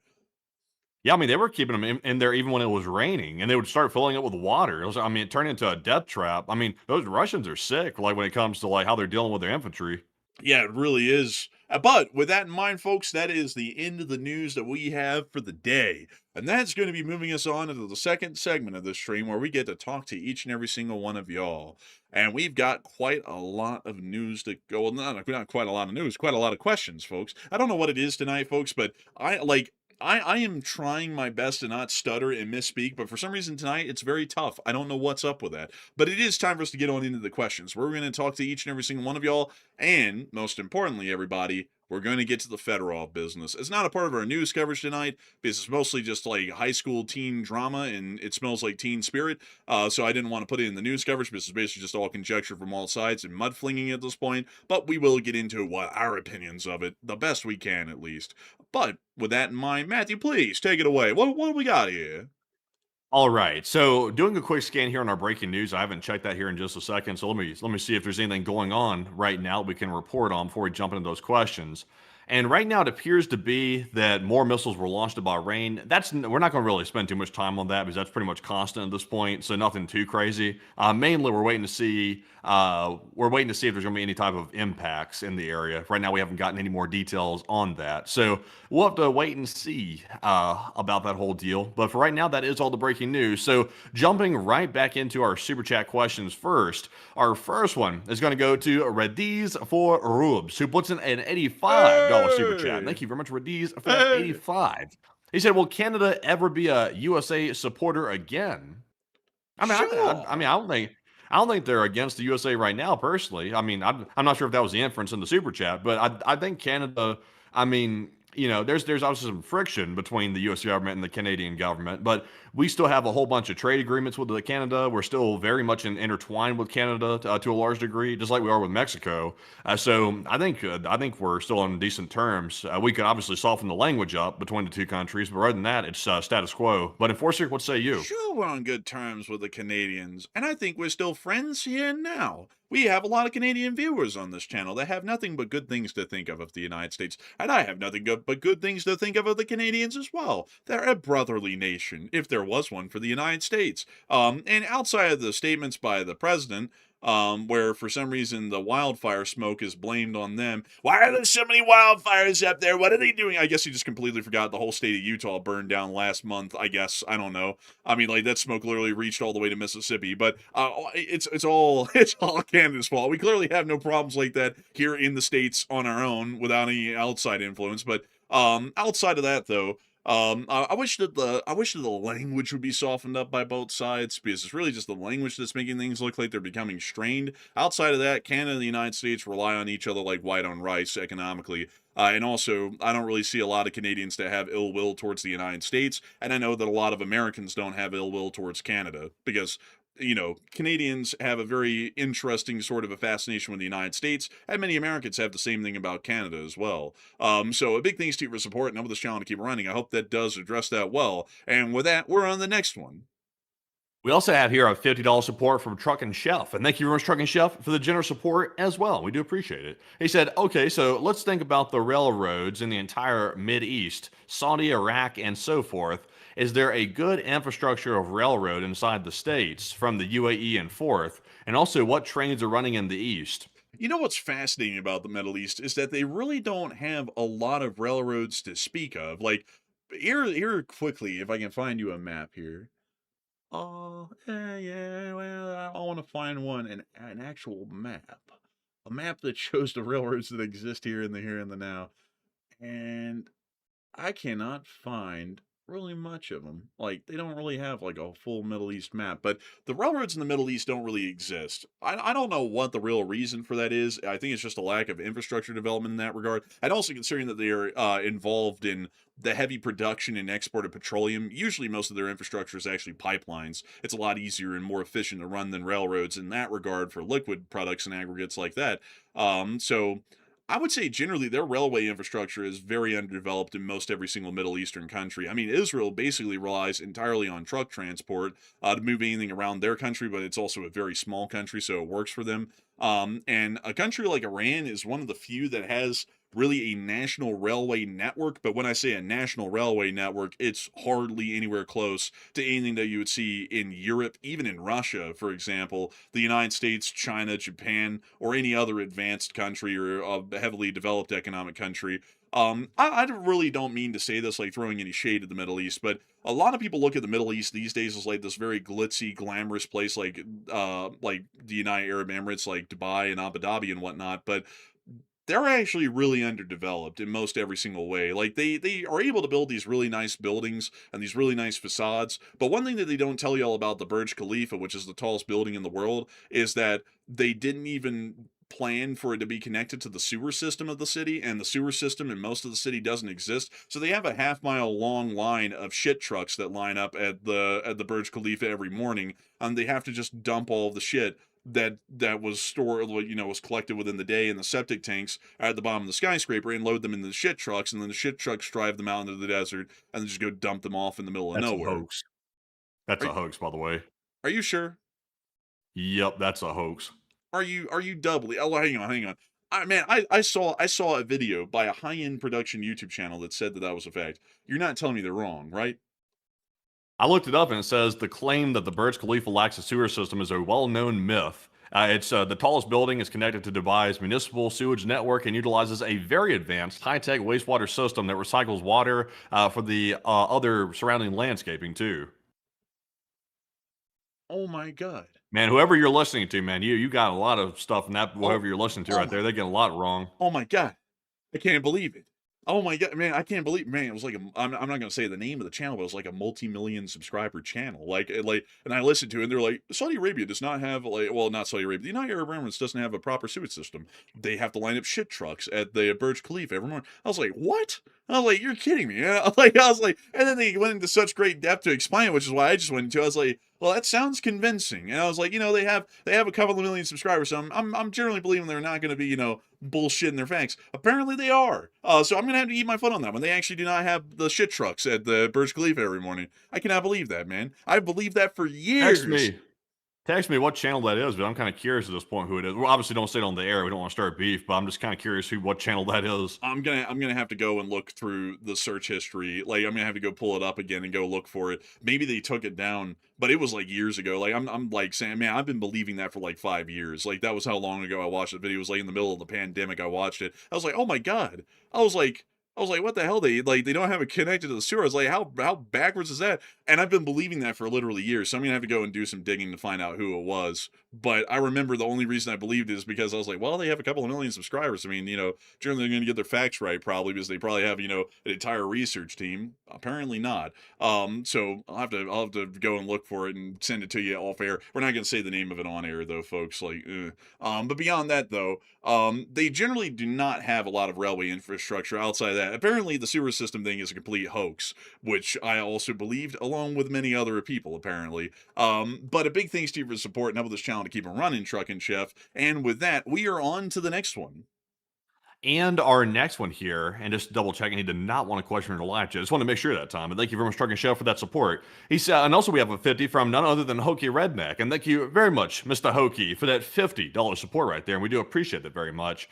And also, I wonder if you're getting that smoke. I have a feeling you might be getting that smoke up there in that area where the Canadian wildfires are pushing it into the U.S. He said, why can't Canada control their wildfires? Is it on purpose or just a lack of resources? Now, I don't know, like they're accusing Canada of not properly maintaining their forests, and that's why the forest fires gotten out of control. Now, there is some truth to like that whole claim because you have to do like what's known as controlled burns to keep the brush under control. And if you don't do that, then you can have disastrously bad wildfires if you don't do that. They used to have those even in the South in Alabama. They could do controlled burns all the time to make sure the brush was cleared out. So that way those fires really couldn't get a really good hold, because once the brush catches on fire, that's like kindling. Then it catches the trees on fire because it gets hot enough to ignite the trees and all the branches on them, and then it gets really bad. But I don't really know if there's any evidence that Canada has not done that. I mean, out here in the West, out here in the Western United States, there's wildfires everywhere. So it's like, I mean, wildfires are a natural disaster. It happens. It's something that happens naturally sometimes. So I don't know. But Enforcer, what say you? Yeah, I mean, like as far as the wildfires from Canada, it's certainly not like anything done on purpose or deliberately. Like wildfires have happened here in Utah and have burned out a large part of the state just this year. And the state, just to make it clear, is a Republican state. And so if the president's saying that whoever's in charge in Canada, like they're like harebrained leftist or something, so they don't know how to manage the forest. Well, the largest wildfires this year in the United States, I believe, have happened in Utah. And that's a Republican state. So I would say, like if the president's trying to make it a partisanship thing of like the forests don't burn down if the Reds are in charge, but if the Blues are in charge, it does. It doesn't really work because I mean, like Salt Lake City was covered for weeks this year, and we talked about it on air with smoke that was so thick you couldn't even see the sky most days, and the sun would just kind of like filter through a little bit as like this light orange glow of a circle in the middle of the giant smoke clouds that were covering the whole state and the whole city. And also not only that, covered the entirety of the western or the Midwest of the United States, all the way from here to Mississippi. So I would say really it's more so the fact, and people aren't really going to like to hear this, but this is kind of the truth of it, is that temperatures right now in North America are extremely hot mostly. And also on top of that, like abnormally hot outside of historical records, hot in most places. Like the East Coast went through a historic record-breaking heat wave just this summer. The West Coast has also gone through just a couple of weeks ago, and right now even a record-breaking heat wave as well. It's literally broken recorded records of heat temperatures in the United States. It's temperatures that have never been seen in recorded weather history. And Canada's also dealing with the same thing as well, which creates conditions that are very conducive to fires breaking out and then growing rapidly like they are. And that's happened all over the western part of the United States, from Utah throughout the rest of these states here in the West. And now it appears, unfortunately, it's happening to Canada. So I would say generally it's not really, and also on top of that, another thing is that once a wildfire reaches a certain size, there really is absolutely no way to contain it. Like, no matter the amount of resources, some of them just become so large and so voluminous, it's impossible, no matter how many resources are sent, to be able to really fight the blaze and put it out. That was the situation actually with the Cottonwood fire in southern Utah, which burned for weeks, and I think it consumed a total of like 80,000 to 70,000 acres. By the time it was done, it was a humongous swath down there that's been eaten up and just completely burned out. And once it passed, I believe, 10,000 acres, I think what they said is that it became completely unmanageable from that point. No matter how many people they brought in from across the whole United States, they might be able to try and slow it down a little bit, but the fire was just so large, it had to basically go out on its own. And I think that's what's happening in Canada at this point, and that's why everyone in the northeastern part of the United States is having to deal with the smoke. I'd have to say though, controlled burns do help to a degree, but also there's a lot that goes into forest management. I actually took a couple of classes on forest management in high school and college, and controlled burns are important, but it's also important to leave a lot of that, I guess you could say, refuse on the forest floor, because it actually does allow for nutrients to feed off of for the creatures and also the natural environment. And another thing that also leads to a significant outbreak of forest fires is clear cutting, which is cutting down all of the old growth trees to sell them for timber. When you cut that down, usually in clear cutting, what's left behind is the scrawl, or the little pieces of trees that are left behind, clippings, shavings from using chainsaws and whatnot, and small branches, limbs and whatnot. And once those start to dry, that actually creates basically a giant bed of kindling in clear-cut areas that actually leads to a forest fire to grow even stronger once it hits a clear-cut area. It's actually the old growth trees, like the trees that are in excess of 30 to 50 years old or older, that actually thrive off of fires. Like, a little control of burns here and there help them out, and it helps to strengthen them and also provide them with nutrients, but also some of that ground cover, like the leaves and whatnot, that are there in between controlled burns are also beneficial as well, to the animals and the biodiversity of those forests, which also help to keep the trees and the entire Yeah. ecosystem generally healthy as well. I mean, forestry management is actually a very complex science, and even with me explaining it, the intricacies of it, that's hardly even touching the surface, and I'm barely knowledgeable on it. But there are a lot of people in the forestry service that do this as a career. Well, why don't they just like seed the clouds? You know how they take up like silver iodide and they eject it from an aircraft and it seeds the clouds. It attracts like moisture and it creates rain. I mean, why don't they just do that when there's a wildfire? I mean, is there like a legit reason they don't do that, or what's up with that? I don't know. I actually don't know on that one, because I've never heard about anything concerning that before, like where anyone's ever tried that. Maybe they did try and it just didn't end up successful. Because I know out here in I Utah don't they didn't know. do that once for any of the fires. It seems like a natural, like logical, like conclusion to say, well, if we have the ability to seed the clouds, then you should be able to like start them. I guess if there's zero moisture in the air, like out here in Utah, where it's basically a desert, I guess you might not be able to seed the clouds because there's no moisture to begin with at all. So that could be maybe a scientific constraint to it. I'm not totally sure how the cloud seeding process works. I just generally know how it works mechanically. They send up an aircraft. They have like these like firework launchers on the back, or like pyrotechnics that launches out silver iodide, the chemical, into the atmosphere, and it attracts moisture, and it causes clouds and therefore rain. But yeah, I think LJ Jice is saying there has to be moisture first. That's probably a constraint. It probably is because Utah doesn't have any moisture in the atmosphere when it gets really hot in the summer in the desert. That could explain it right there. Where is this wildfire anyways in Ontario? I'm trying to see if I can find it here real quick. I'm not really sure where it's at, to be honest. Let's see. They have the same air quality that we had out here in Utah, a while back, like literally the same AQI and everything. So this is the current wildfire smoke spread.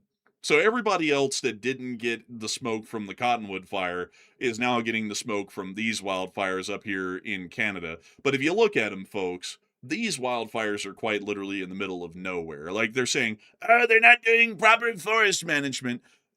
How in the world is anyone supposed to manage a forest that's literally nowhere close to any established settlement? Like, that's really my question. Like, they can't. Like, that's quite literally the wilderness, and you can't really go through and manage everything in the wilderness. I mean, I think there's only 30 million or 40 million people that live in Canada, and most of it's completely uninhabited outside of the area between Mississauga and Quebec. Most of the country of Canada is completely uninhabited. So having the whole nation basically dedicate itself to controlled burns and forest management is kind of really out of the question. It's logistically infeasible for a country of this size with that kind of a population to deal with their wilderness. It just is the Damn. wilderness.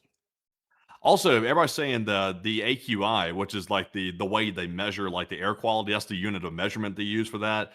There was 560 allegedly in Minneapolis. Apparently, that is insane. That's worse than New Delhi, and also India, by the way, is like notorious for having like the worst air quality. They have hardly any restrictions whatsoever, and it's like you're breathing in straight up smog pollution on a daily basis consistently. But yeah, 560. That's like I wouldn't step outside the door for a second in a No. 560 AQI. No, that's bad. I mean, that's incredibly bad. But I would say unfortunately it's just a natural disaster. Like that's the best way I can explain it. There really is no way for Canada at this point with a wildfire of this size. We'll look at the severe fire. Do they 448 square kilometers have been burned. I mean, that's beyond any sort of wildfire control. At this point, it just has to burn until it goes out. They can try and dig fire trenches and make fire breaks to where they just clear cut an area. But also on top of that, we have to think logistically, if they do that, how do they even get out there? I mean, that's where this fire is. To show you all this again right there. There's the fire. Here's all of the other fires further south. Most of them aren't even close to a highway. They're quite literally in the middle of nowhere. So how in the world do they get the fire crews out there? How in the world do they get their Forest Service men out there and also keep them safe to where the fire doesn't approach on them at 60 miles an hour and kill them all? To be able to see that they even set up fire breaks, firewalls, and anything else. Really, at this point, they kind of just have to wait for all of them to burn out, a lot like we had to do out here in Utah, where a lot of those fires got so big, they said they're completely out of control. We just have to hope and pray that the winds are not that strong and that it rains, and hopefully they'll start to put out the fire little by little. I would also have to say, just a bit of a side fact, unfortunately, it is because of extremely high temperatures and very low precipitation throughout most of the country this year that we have seen these sorts of extreme, really throughout the continent, extreme sorts of wildfire conditions. In Utah, we saw that the entire state was covered in the highest wildfire weather alert that could be seen for over a month because of the heat and also the lack of rain. And we've also seen that that's been the case in a larger part of the rest of the United States and the Americas as well.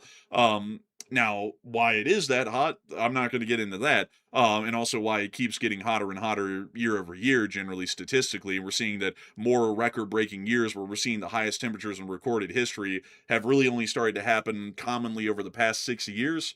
I won't get into that on air. We generally don't talk about Oh that. hell no. But it's something to keep a note that is leading to these sorts of wildfires across the Americas and elsewhere in the world is because temperatures like these have never been seen before like this for this long, leading to these kinds of conditions this badly. But I hope that does address that the best I can. And a big thanks to your support and help this channel to keep on running, Hokie Redneck, because if it wasn't for folks like you, we wouldn't be able to make this thing possible and we wouldn't be able to keep it running. And so with that, we are on to the next one. And our next one goes to none other than Fred Vreeman. And thank you very much, Fred, for that $30 support. And we do appreciate that very, very much. And Fred said, do we know exactly where the anti-ship missiles or drones are being launched from in the Strait? And is that information provided by the military? They generally don't get into that a whole lot, but we can, generally, it's basically like a firing range, really, is the way to look at the coastline. They can fire from anywhere because the anti-ship missiles and the anti-ship search radars are operated as mobile batteries, meaning that they're mounted onto trucks and they drive around until they get into a pre-designated firing position, which could really be anywhere that they deem along the coastline, and then they set up and then they fire off their missiles. So really the threats can come from the entirety of the coastline or wherever those mobile fire groups or mobile anti-ship batteries are present. So there isn't really a specific spot where they conduct the attacks from. It's mostly along the whole of the coastline, but there are places that they do base out of, like Bandar Abbas and also some of the missile cities nearby, which also house some of their anti-ship elements. So I hope that does address that the best I can, and a big thanks to you for support and helping the channel to keep it running. I hope that does address your question incredibly well, and with that, we're on the next one.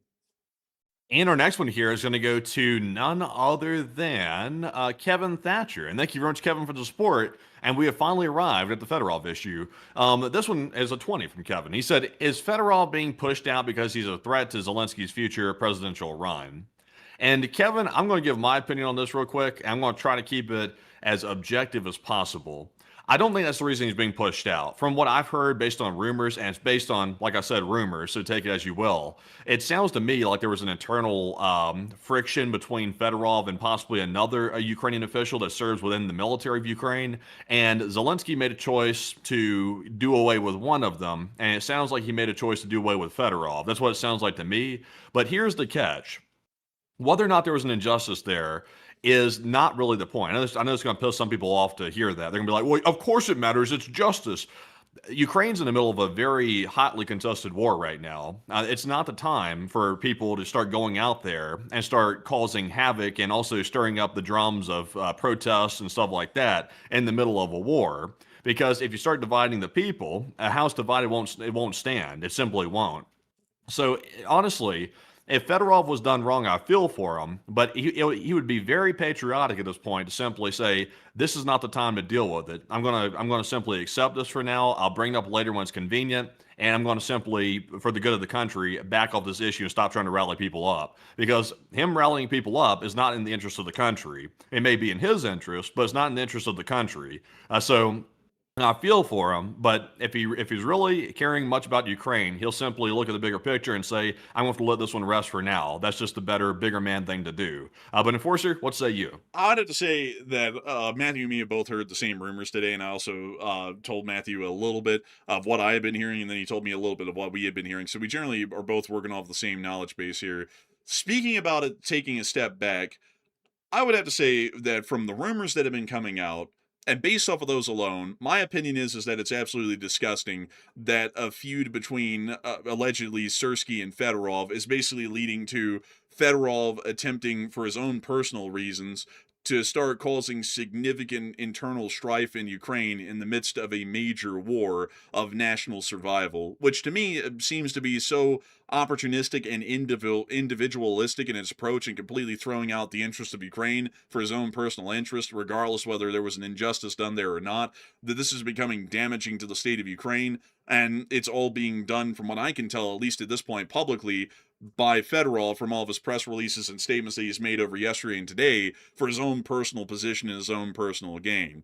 Now, for someone who says that they're really looking out for the state of Ukraine, you would think that they would kind of start to back off of this, injustice or not, once they start to realize that they're really starting to get people fired up and they're really starting to cause a lot of internal instability inside of Ukraine politically as a result of this in a time where that really can't be seen. To put this into perspective, folks, this sort of a thing doesn't really happen a lot in wars, especially even here in the United States of America. In wartime, it's generally understood that you don't really get involved in petty squabbles and spats that can start to split the country in two in the middle of war when unity is the thing that is needed the most. And so I would say, regardless of the original injustice that had started this whole situation, I would say that Fedorov's handling of the situation publicly has been, in my opinion, quite disgusting. I think it's really more so putting his own personal interest over the entirety of the state of Ukraine's future. And I would also say that from what I've heard of the situation with Sersky, petty squabbles generally don't exist within the Ukrainian higher command. We also already understand that Zelensky has stated that he'd like to have both of them dismissed, but sadly Sersky cannot be dismissed at the time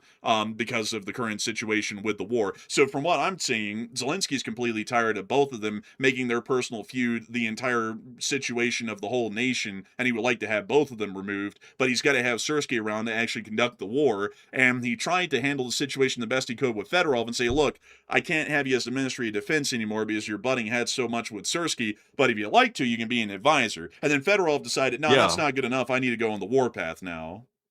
Well, that's the rumor I heard too, and I'm not sure if it's true, but let's just assume it is true. Let's say it's true that Zelensky offered him a new position to take outside of being the Minister of Defense. It's like, if it turns out to be true, I mean, that doesn't look good for Fedorov if that turns out to be true, because that means Zelensky was trying to not just simply boot him out. He was simply trying to move him to a position where he got out of the trouble, like with whoever it was he was having a problem with, and he was going to move him to a new spot where he'd be useful and also out of the trouble situation. But we don't know if that's true. That's the caveat. If we knew for a fact that was true, that Zelensky offered him a new spot, I would say Fedorov's in the wrong here. But we just don't know all the facts. And I don't think the public knows all the facts either. And people are jumping Zelensky's case like crazy, not even knowing all the facts. I'm like, Zelensky might be in the wrong on this. I'm not totally sure, but people sure are making some quick judgments on this, like very quick judgments, and they're bashing Zelensky like he hasn't been leading them through war for 4+ years very well. They're really turning on him quick. Also, I see some people saying Sersky is power hungry, not Fedorov. I've seen that a lot in the chat. It's all Sersky's fault, not Fedorov. Well, here's my thing, though.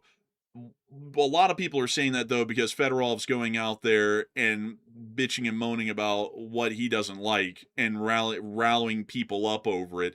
And it's really hard to say that Fedorov isn't power hungry himself when he said, I'm not willing to take an advisor position. It was all or nothing. And now that I'm getting nothing, I'm on the warpath now publicly against Zelensky, Sersky, and the whole government. I mean, that doesn't really make it out to be that Fedorov is also a selfless person who's looking out for the interest of Ukraine. I mean, at this point, knowing how he's been saying things in the public recently and keeping an eye on it, it looks to me like he's really doing all of this more for his own personal gain and is trying to play a game of government intrigue at this point, which is certainly not something that you do in the midst of an ongoing war, regardless of the situation. And I think that's also something that a lot of people don't really realize about the political game, at least in the here and now in a war.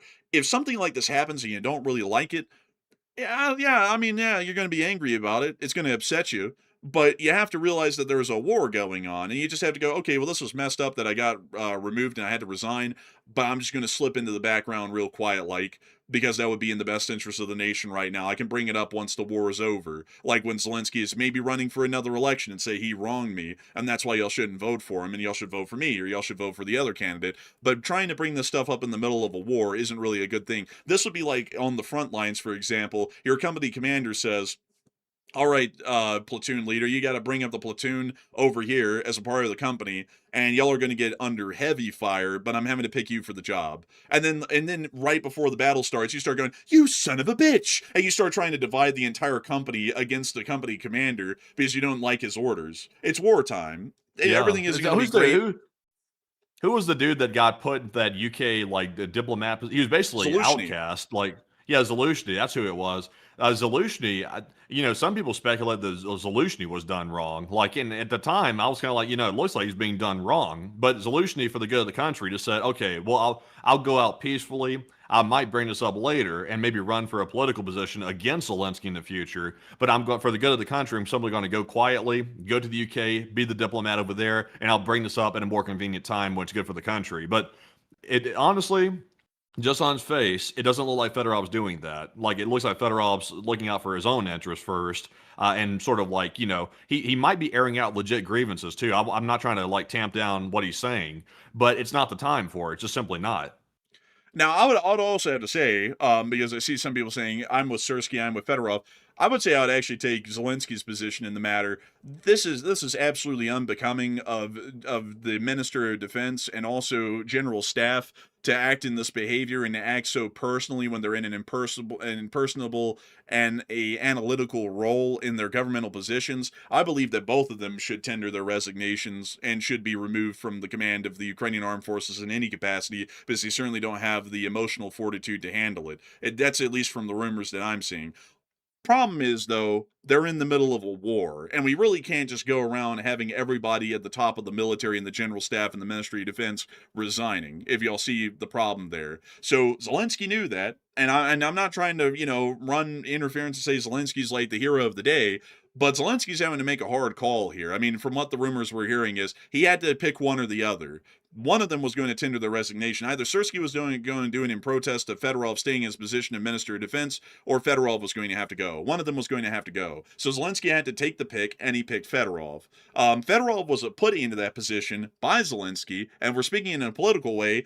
Fedorov owes his loyalty to Zelensky because he wouldn't even have been the Minister of Defense if it wasn't for Zelensky appointing him to the position, and then he was nominated by the Verkhovna Rada to be the Minister of Defense. So the fact that Fedorov even got to be the Minister of Defense, he should have said, okay, Zelensky, I understand you put me here. It was an honor to be put here, and I thank you for picking me for the position. You had to make a tough call. I understand. I'm going to just back off and be quiet. Instead, he's going to go on the warpath against Zelensky and Sersky, even the guy who put him there. That doesn't seem to me to be in the interest of the nation at all, to be entirely honest with y'all. That seems to be very personal in his own interest and gain, and it's prioritizing himself over the whole country. And I would have to say, Sersky is definitely not a good party in this from the rumors we're hearing either. I would say he's at the same level as Fedorov, and both of them should be removed, like Zelensky said. But the situation is what it is. Zelensky's having to play with the cards he's dealt with, and that's the way the cookie crumbled. Yeah. That's I just my don't think personal I don't two think there's cents. enough. I just don't think there's enough to know if either one of them should be removed. I'm personally not saying anything about removal, like for either one of them. I mean, that's totally Zelensky's call on that. We just don't know all the details. Like we can't emphasize that enough. We don't know if the rumors about Sersky is true. We don't know if the rumors about what Fedorov is doing is true. We simply don't know. All I know is it's not the right time to start bringing up grievances. It's just simply not. That puts aside everything that may or may not be true. It's just simply the timing's not right. Yeah, I would agree. But the thing is, though, is the reason why I'm saying Sersky should be removed is because from what we can tell from all the little rumors and pieces that we got, and then this one confirmed quote from Zelensky said, Fedorov's resigned, but honestly, Sersky should be removed as well, but I can't remove him because of the war. Apparently, Zelensky thinks that both of their actions are unbecoming of their positions, and they should be removed. And I would agree with that, because if the rumors are true of what we're hearing, this sort of behavior and this sort of butt-headedness from either of them is definitely not becoming of their government positions and also the roles that they hold. It shows that their personal ego and ambitions can get in the way of decision-making and also working with others to achieve the common goal of the interest of the state of Ukraine. And from a national interest level, that's not at all a positive sort of a thing. Like you can say one guy was in the right or the other guy was in the wrong, but the truth of the matter is, folks, is that when you're in the middle of the war and men are dying below your command on the front lines and you have to make decisions, you really ought to not be using that time to get into personal squabbles with other government officials and turning it into living Oh feuds yeah. that go on every day.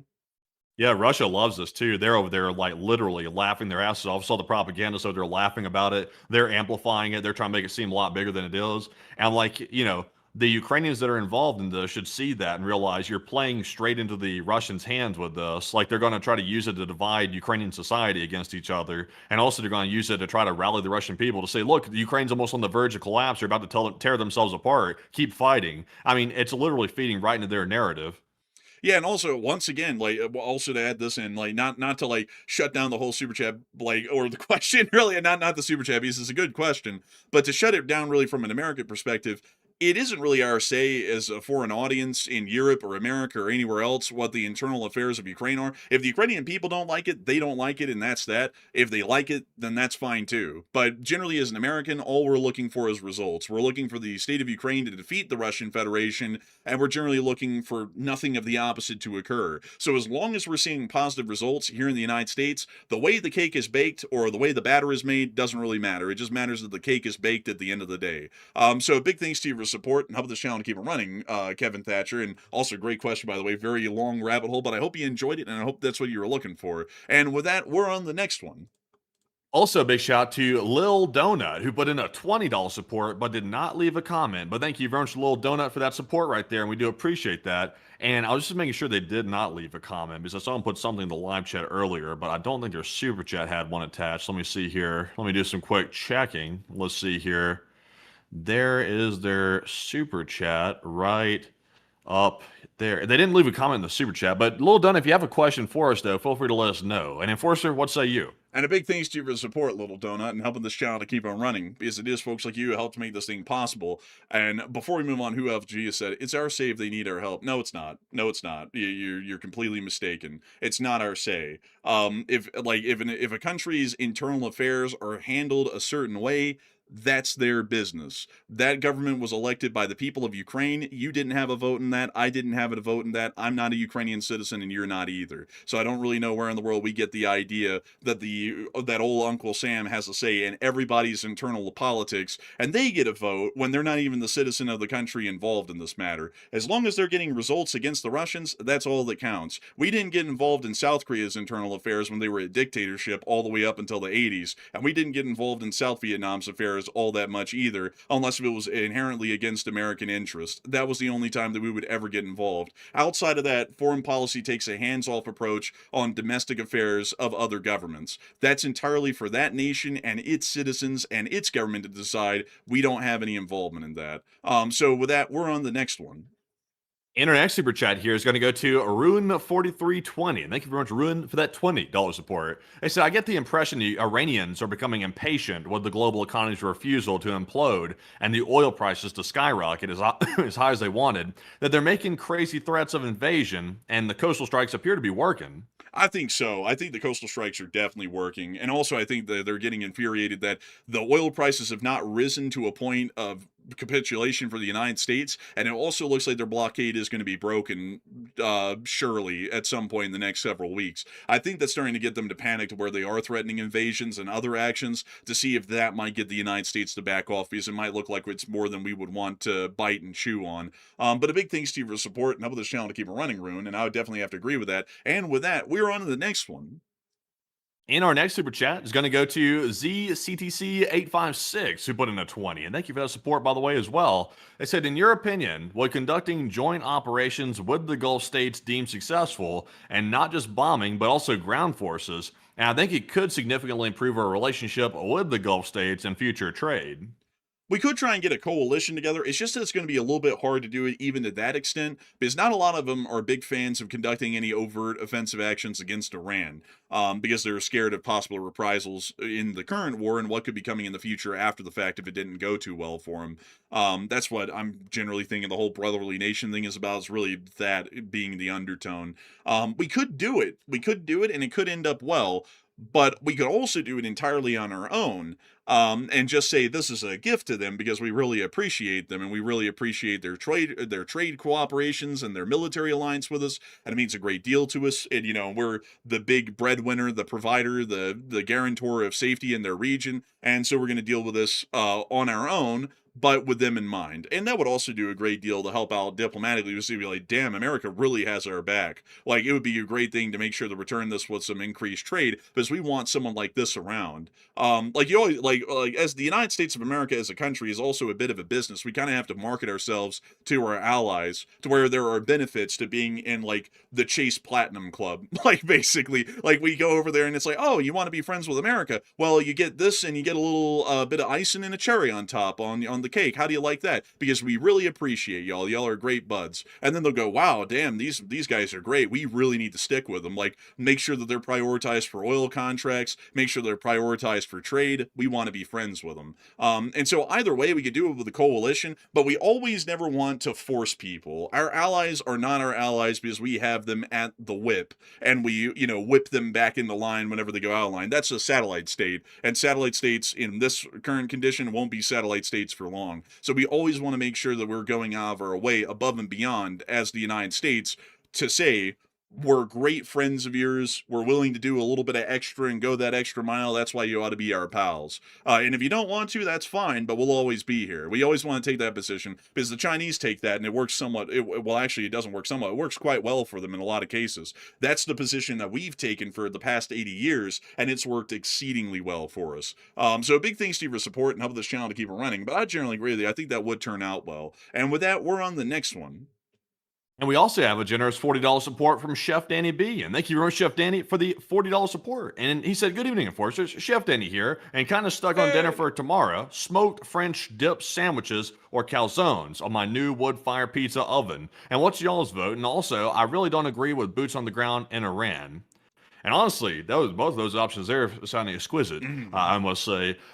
Personally, me, I would have to go for the French dip sandwiches with the little sauce on the side. I would have to go with that between the two right there. Also, it's pretty cool. You got an actual pizza oven. That's pretty neat. Yeah, but Enforcer, what say you? I'd have to go with the French dip sandwiches as well. Calzones are good, but there's something about the French dip sandwich and like the little sauce that comes on the side. It's just amazing. I love it so much. Whenever I have the chance of getting a French dip sandwich, I always get a French dip sandwich.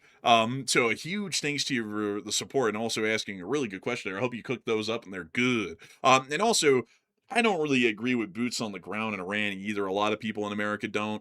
I only like as far as it goes to me, I say if it's absolutely necessary, then we'll have to do it, whether we like it or not, because we have to try and succeed and win the conflict. And if it takes that, then we might have to do that. But I'm not really a big fan of it either. That's why whenever I mention my strategy on air, I'm always like, we should just keep it to an airstrike campaign, see if that whittles them down enough.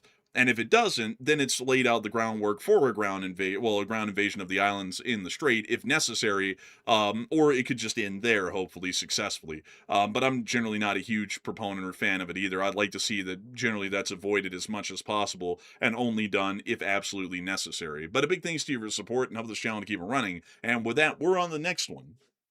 We also have a $20 support from Ken Shearback. And thank you, Ken, for the $20 support. He said, "You two are doing a great job." And thank you, by the way. He said, "Have a root beer float on me and long live the Leaf Spring Army," and take one from the chat. Hey, and we will have a root beer float on you. That is something that we can have. People always say have a beer, and we don't drink. Like, I can't drink because of my medicine. But beyond that, though, I gotta say, we will definitely have a root beer float. I love root beer floats. They're good. They're good. And I also gotta say a big thanks to you once again for being a part of the Leaf Spring Army. And long live the Leaf Spring Army. And Matthew, what do we got in the live chat? And the live chat question goes to Cerberus3, who said, "My question is, how do conventional military handle military assets that are by nuclear plants?" Generally, you don't try and hit them, because it could, end up causing damage to the reactor, and that could lead to a whole bunch of problems like a meltdown. So generally, they're kind of avoided, and that's brought up most of the time. In the very rare instances we've ever seen, it was really just a modern day over these past few years. Usually it's brought up at the UN that someone's violating the Geneva Convention by housing military equipment near to a nuclear plant or on a nuclear plant, and that's a violation of the Geneva Conventions and a whole bunch of other international laws. But I would generally say the last thing you want to do is try and bomb them out around a nuclear power plant, because that could end up going a whole bunch of ways, and none of them are good. But a big thanks to you for support and help this channel to keep on running and sponsoring a live chat there, Ken Sherbek. And with that, we're on the next one. We also have a $20 support from Star, and thank you, Star, for the 20. They said, "It's me once again, the big one. Today I'll be placing tariffs on Canada because they're filthy, polluting, unhealthy air, invading the beautiful country. It's a real thing, by the way. It's a real thing. And it's true. It's real." They said if they don't fix their problems in Canada, it's going to be real ugly. They're going to have to pay some money because we need some money. It's always about money at the end of the day. It's not, "Here, Canada, you're a good friend on the border. Please fix the problem." It's about money. It's always about money every time. But Enforcer, what say you, jerk? Wow, you don't even have half the brains you're born with. But that whole thing is ridiculous. It's like, well, why in the world weren't tariffs imposed on Utah for the wildfires that literally swept over the whole U.S.? The reason is why, folks, this one ever got any attention. The president completely ignored the Cottonwood fires and all the other ones. The reason why this one's getting attention is because it's sweeping right over Washington, D.C., so this is a personal annoyance to him, so now it's time for tariffs. But when the Cottonwood fire was going on, I don't even think there was a statement made by the president about, "Oh, there's a terrible wildfire in Utah. We need to help them." It was just the Utah's on their own to deal with it, and that was that. So I'm like, I don't mean to sound like, folks, I'm kind of just like aggravated with the president, but honestly, it's ridiculous stupidity, like that sort of stuff. It's like it's a wildfire in the middle of nowhere. It's like nobody probably even had a hand in starting it, and nobody can really stop it. So what the hell is Canada supposed to do? Nobody cares about a damn problem in this country unless it impacts them directly. It's like the politicians are supposed to be like, looking out for the people. And when there's a problem somewhere in the country, it doesn't matter if it personally affects the politician or not. They're supposed to be there to serve the people. But we have air quality problems because of AI data centers and stuff like that all over the country. And also noise pollution, light pollution. I mean, all kinds of stuff that's a public nuisance to people in their residential neighborhoods across the country. Nobody gives a damn about that. You don't hear hardly any politicians like doing an outcry about that. But the moment that some smoke descends on Washington, D.C., and the politicians can't go outside and have clean air, all of a sudden they want to do something about it. It's like they sure are quick to do stuff for themselves, like when it affects them, but they aren't very quick to help anybody else out.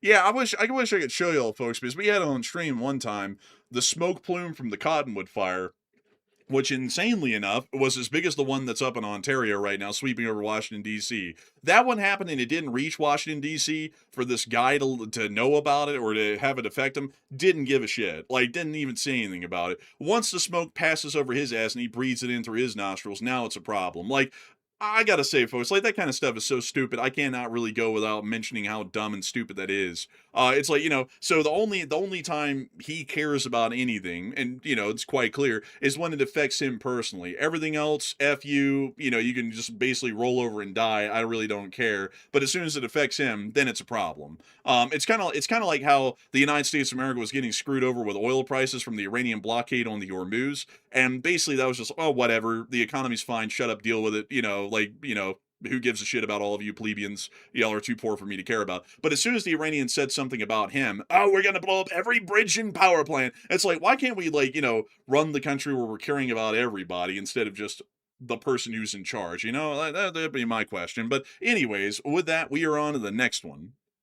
And our next one goes to Game Theory, who put in a 20. And thank you, Game Theory, for that support. He said, you two should hold a debate one night, and both your perspectives are interesting, and would love to hear how you two agree to and differ on the main issues of the world today. Now, that would be interesting. I will admit, I like to debate topics. I do like to do that. But unfortunately, the normal nightly show doesn't really support it very much because it would bog down our news segment a lot. Even if we did like a dedicated one, for the most part, it would be very limited to the point where it almost be boring because we can't really cover like the issues that you're specifically talking about. Like I know which ones you're talking about for the most part, and if we got into that, it would quickly get political because when you get to the root of a debate, it always gets political every single time because the decision makers are politicians, and to avoid that, you're pointlessly debating at that point if you avoid that topic. So I would like to, but sadly, for the sake of the channel, we just can't. But Enforcer, what say you? Sadly, we can't. And, while we always do have debates on air from time to time on foreign policies and what might be happening in the future, I think it's more important for us to realize how much Matthew and I agree on. And those are the sorts of statements that just go largely untalked about on air, which is most of them. Like, I'll just say something and generally we already agree on it, and then we just move on from it. So we actually agree on quite a lot. We're a very unified sort of a front here, and whenever we disagree, it's always civil. I'm giving the most politician answer I can, but I like debates. I find them interesting. I think it's neat to kind of put up ideas in front of all of y'all and also debate them in front of all of y'all as well, because I always think it's really interesting and it's really engaging for y'all because a lot of y'all get involved in mentioning your own points in the chat, either in support of me or Matthew's points, which I think is a pretty fun thing. But sadly, like Matthew's saying, a lot of them do boil down to kind of becoming political. And so unfortunately it's really hard to mention those on air because we have a no politics rule, and also we don't want to end up making it like where it's clearly partisan, where one person picks this and the other picks that, and we're Oh yeah. debating. That wouldn't be good. That would not be good.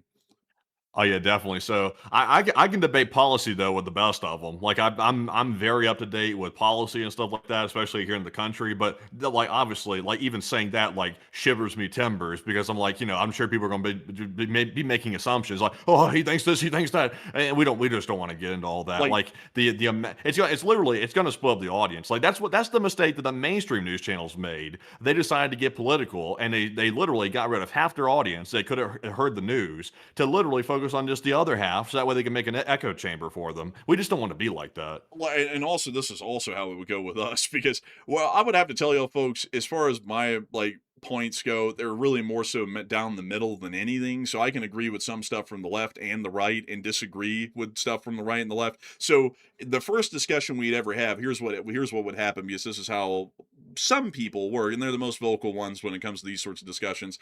The first debate ever had, my first talking point, well, I generally agree with this point from the left or the right. Oh, he's a liberal, or he's a MAGA, and then it goes from there. And so then the next debate, and this would work for either of us. The next debate, I actually end up agreeing with something from the left. Oh my God, betrayal! He's a liberal, and then they go off or something like that, and it just ends up dividing the audience. It becomes incredibly combative, and sadly, I hate to say it, a lot of people nowadays really don't have the ability to take debate like that and just debate it for the fun of it. They have to act like their entire life is in jeopardy, and if that speech continues that they disagree with, they're in peril, so they must threaten us with death or other sorts of ultimatums to try and make us stop, and it ends up becoming an absolute cesspit. It's horrific. I would love to do it though, but sadly the reality of it, we just never would or could. But a big thanks to you for the support and help with this channel to keep on running, and with that, we're on the next one. And our next one here goes to Blind Man, who puts in a 20. And thank you, Blind Man, as well. He said amendment bills that never made it past the U.S. Congress. 1876, abolishment of the U.S. Senate. 1878, Federal Council of Three replaces the president. In 1916, acts of war set to national vote. Required by law to enlist upon yes vote. That 1916 one there is actually kind of intriguing, actually. That's intriguing. I don't know if I'd support that or not, but it is intriguing. But Enforcer, what say you? There's been a lot of failed amendments. There's been so many failed amendments, it's unbelievable. There's like hundreds of them out there. And those are some of the more interesting ones. But I would say, honestly, I wish I could go down that rabbit hole. I'm starting to see that if we go down a rabbit hole for every super chat, we're going to start running out of time quick. But I would love to go down a rabbit hole on this one because there's a lot of other interesting amendments that never made it that far that people would propose and they get shot down almost instantly. That 1916 one is one of them because everyone was like, what do you mean? I have to enlist if I support the war? What is this stupidity? And then they shot it down. No, I'd rather make it a lottery to where anybody could be picked whether they wanted it or not. But still, a big thanks to your support and help this channel to keep running. And with that, we're on the next one. Did you know you have a better chance of winning the draft lottery than the actual lottery? Oh, by way higher odds. Oh, yeah. Yeah, because that lottery sucks, and the other one you want to win. So, of course, you'll win the one you don't want, and you'll lose the one that you want. Man, you know what's even better, man, is that they send you this cute little letter from the president where he says he needs you. It's like Call of Duty. It's like, I need you. They send you free Ramirez. plane tickets. They give you a free medical inspection. In this country, that's like free medical. But man, They give you a peanut butter shot in the ass. You know what's interesting to me? This just hit me when I mentioned that right now, Matthew. You know what's interesting to me is that a lot of people in this country, and I'm not making any political thing here. I'm just pointing out how kind of weird this is because it just hit me. A lot of people are very much against free healthcare in this country, but when it comes to the military, it's expected that they get the highest class of free medical care, and if they get anything less, then it's an outrage. Well, I just realized that, and I'm like, that's kind of a weird. Property. That's true, but it is a weird. It's like maintaining a vehicle. It's like maintaining a vehicle in the eyes of the military. Your human units must be maintained. So healthcare is the maintenance for the human. No, you mean biological units. Yeah, to make it as corporate sounding as possible. No, you must maintain the biological units. They are important assets of the Department of Defense. Article 215-19, maintain the biological units. Like or something like that. But anyways, with that, I just wanted to point that out, folks, by the way. Nothing behind that, nothing political there. I just realized that, though, and kind of just realized that. And also, I saw someone say, no shit, you're putting your life on the line. Well, yeah, but I mean, like, you don't really hear that for, like, coal miners or anything, who are putting their life on the line and possibly getting crushed to death under a giant cave in of coal every day. You don't hear of them getting free medical care. Like, I'm not trying to, like, say the military is a job like any other, but all of the other jobs with high mortality rates or high risks of death in this country, you really don't hear of anyone advocating to give them free health care. So I'm kind of just pointing out, that's kind of interesting how in every other situation in this country, no matter how dangerous the job is, it's screw you, get your own health care. But when it comes to the military, they get free health care. Like, I'm just pointing that one out, just to mention it. Don't be offended, folks. I'm just mentioning it. It's okay. Nothing's changing because of what I said. You're okay. You're covered like a good neighbor. Ambiguous insurance is there because we're copyright. I just can't wait until the military gets that high testosterone in their system. High testosterone, tough people. They're tough. It comes with a free tank top shirt and white. Man, I gotta say, I'm right reaching. Take a scoop of protein and put it in your coffee. Yeah, man. But with that, while I go open up my door because it's blazing hot in this thing, we are on to the next one. And our next one here is going to go to Game Theory, who put in a 20. And thank you very much, Game Theory, for the support once again, and we do appreciate that. And they said at this time, did you see the robots doing MMA in Shenzhen? And when the robots are coming to the army? I did see a couple of those. I've seen them dancing. I've seen them fighting a little bit. They seem to fall over a lot. Like I've seen them it seems like one wrong move, and once they fall, they start spazzing, like spazzing out. Like I saw people getting scared. Not in the Shenzhen one, but I saw another thing where they were doing something else somewhere else, and the thing was spazzing. But I don't know about those. Man, honestly, I don't know about those robots either. I've seen them a lot all over the place. I saw one wallop a kid with like a roundhouse kick one time when it was doing a dance. I don't know if you've seen that one before. There's another one that backhanded a kid. Like, there's a lot of kids just getting like beat up by these robots out there these days in China, but I don't know if they're ever going to be in the military. China likes to put the dogs, though, like the robot dogs in the PLA for propaganda kicks, but I've never seen them really try and use them, though. But a big thanks to your support and help this channel to keep it running. And with that, we're on the next one. Man, I'm going to be the first ever if I get drafted for World War III when it actually starts. I'm going to bring RAM cards with me. You know, like RAM memory cards. I'm going to bring those with me. You know how you lure dogs over with like a bone. You're like, here, Fido, come here. And you're like with the bone. I'm going to hold out those RAM cards and be like, here, Spot, come here. Feed it some RAM cards or something, and I've got that sucker. It's mine now. Bruh, man, would you like a treat? Would you like a little SIM card? like, okay, come here. Honestly. Oh, man. But with that, we're on the next one. And our next one here goes to none other than, guess who? It's going to be none other than Cerberus3 once again, who put in a 20. And thank you very much, Cerberus, for that support. They said, busy and missed the news, but I hope everyone's doing well and staying safe. And when is Andrew's Only Trains account going up? And thanks for the dedication, and one from the chat, please. Oh, it's coming around. I'll tell you, it's coming around. You know what? Since you brought up trains, I'm gonna show y'all something. I've been holding back on this for days. I showed Matthew this, but I've been trying, folks, to work on railway graffiti, and I'm very much in the beginning phases of doing this. So don't judge me, folks. I've never done this before, and also my hands shake like hell, so it's very tough to do. It takes forever.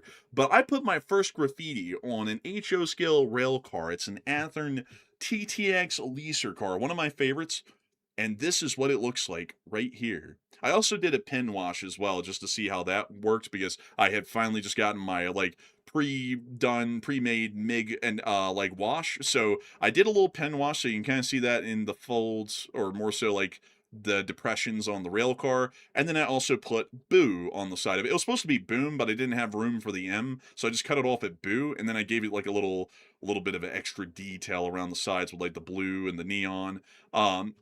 It's kind of neat looking. Like, I'll say, though, that I got the portions wrong on, like, the little hole in the O's. Like, one's way bigger than the other. But that is my first attempt at graffiti on a rail car. Now, the next thing I'm going to do when the next Monday comes around and I get the free time late at night to do this, I'm actually going to take this rail car or another one like it, do a whole bunch of graffiti on the side of it, multiple different types if I can, and also try and do some tags. And then I'm going to get out the airbrush for the first time, and I'm going to spray a little bit of grime and dirt along the bottom of the rail car and the rail axles as well. So that's generally what I'm aiming for on these, and I'm hoping that they turn out well. Look at Matthew, a hater. He said boo. Man, like, bro, I'm trying my best here. Man, like, but he said, what kind of graffiti you want to say? Trey said, boo. Oh, boo. Aw, boo. Oh, man. Y'all should have seen the other ones on the other side. They're terrible. Like, one of them said Trex with an X, and then one of them said Rich. Because I was thinking, like, what in the world would a graffiti artist, like, spray paint on the side of one of these things? I don't know, Rich? Like, I was like, I'll try that. They look awful, though. I'm not showing y'all those. Those are terrible. That was my first ever attempt. This was my first real attempt at one, and it does look okay. I would give this a 6 out of 10. Yeah, I think there's a lot of room for improvement, though. And also, thank you, everyone, for the kind words and the compliments on this. I actually thought this thing was kind of mediocre. I was like, it's okay. But a lot of y'all are saying that's actually pretty damn good, so thank y'all for that. That's very kind of y'all. But anyways, a big thanks to you for Put it on eBay. You know, man, honestly, man, that'd kind of be like a neat side hustle, man. Be like, I do graffiti on your rail car. Send them to me via the mail and pay me like this much amount, and I'll graffiti your rail car. I don't have the time for that, though, sadly. I would never be able to actually do that. It's like a side hustle, but that would be kind of neat, though. But anyways, with that, I hope that does address that well. And a big thanks to you for support, Cerberus, and helping this channel to keep it running. And thank you so much for the kind words and enjoying our dedication to this show. And we will make sure to take one from the chat in your honor. So what do we got? And the one from the chat's going to go to Hope Restored, who said, would an Iranian invasion of Kurdish Iraq elicit a response from the main Iraqi government, or would they ignore it? It most likely would get a response from the main Iraqi government, because while the Kurdish regions are semi-autonomous, they're still a part of the Republic of Iraq, so I have a feeling that they probably would get a full-blown response, like the Iraqis would be defending their very own territory full-on. So I hope that does address it the best I can, and a big thanks to you for the support and helping this channel to keep it running. And with that, we're on to the next one. We also have another 20 from Cerberus 3, and thank you, Cerberus, once again. They said the USA really should not be commenting on wildfires. I live in the Northwest the last 5 years, have rapidly changed in summertime temp on top of defunding Forestry Service for cuts on preemptive maintenance. Pretty annoyed at the handling. Yeah, I And got I'm pretty annoyed at it too. I'm annoyed that they're cutting funding to all these different federal agencies that do actual real work, and they'll claim that they're useless, and they're instantly proven wrong when the screwworm takes off and all these other different things that these agencies were like designed to monitor. That's why ignorant people shouldn't be making decisions that are, supposed to be made by people that are actually professionals in the field. So that's what happens. The people end up suffering from their incompetence. I would have to agree, and I also have to say, folks, I've kept very quiet on this on air, but I have been absolutely livid, like just absolutely enraged that the Forestry Service has had every single one of its regional offices cut, and also that it's had all of its funding cut as well. And they've also just absolutely sacked every single long-term forestry research project. They've completely neutered the National Forest Service. The National Forest Service has existed in the way that it has since it was founded in the 1910s for 114 years. And then just out of the blue, this guy decides, I'm just going to axe the whole program, fire all of these experienced people with decades of forestry experience and research behind them and research under their belts for absolutely no reason. Like they maintain the Forestry Service maintains the amount of forest equivalent to the entire state of Texas in size at $2.5 billion a year of federal funding, which is absolutely nothing when you think about having to maintain a forest the size of the state of Texas spread out in little pieces across the whole of the United States. And on top of that, all of the research that they did for forestry was incredibly important for the logging industry on sustainable practices, so that way we don't end up seeing that we start destroying our natural resources. I mean, it's absolutely ridiculous and infuriating to watch that kind of stuff. And I would definitely have to agree with you, Cerberus. That kind of stuff is absolutely outrageous. And not only that, these are legacy departments that were made around the time of Teddy Roosevelt, or had the fingerprints of Teddy Roosevelt heavily involved in it, which I would say set really the precedent of how this country has been run since him, and these days just gets wiped out without second thought. It's ridiculous. But a big thanks to you for support and help this channel to keep it running. And with that, we're on the next one. And also, those Escalante lands down there in southern Utah have shrunk down to nothing. They've Yeah. like done away with it or something like that. I don't know what the deal is, but they've shrunk the national monument down to basically nothing, which is like why? It's like I'm sure there's who knows what the hell that's about. But these days you never can tell. It's probably But something else. well, to beat the argument here, because someone's about to say it's to help out the people there. Let me ask you, the people who are about to ask that a question: do you run a lead mine, a uranium mine, a gold mine, or any other sort of resource extraction businesses or industries? And the answer is no. So, what kind of people is that really helping out? Destroying public lands like that and signing them off to be massively shrunk.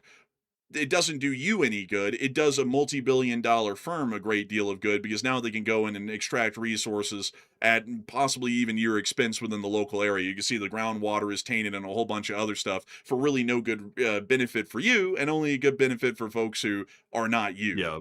So But we don't know why. We don't know why they shrunk it down. Like, we don't know if they're giving it to a private company or not, or letting them do something. I don't know why. I would suspect there's probably something to it, but it's kind of hard to tell. Well, I mean, the actual explanation was that they're shrinking down the land. Like, this was exactly from when they did it. Like, this is what they said. They're shrinking it down so that way they can allow the people to use the land, to extract the resources underneath and to make money and to make jobs and whatnot.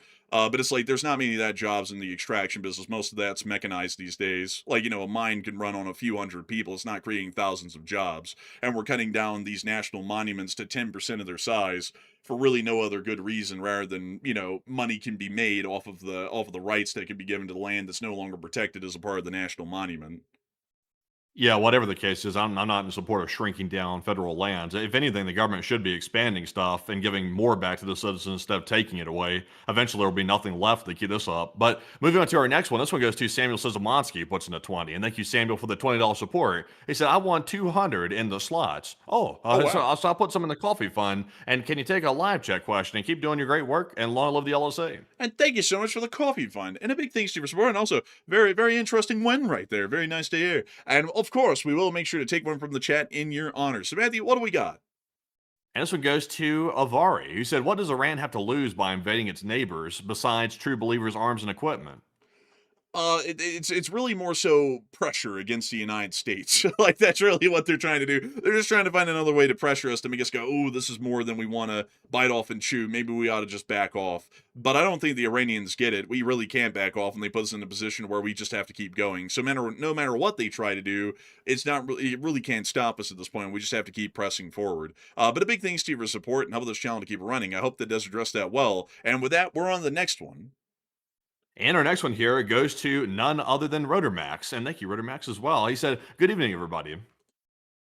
And a big good evening to you. A big good evening to you. I hope you're doing well tonight, Rotamax. And I have to say that we're doing quite well as well, and I hope that everyone else in the Elite Spring Army is doing quite well tonight, indeed. And so humongous thanks to you so much for the support. I hope that does address that well. And with that, we're on the next one.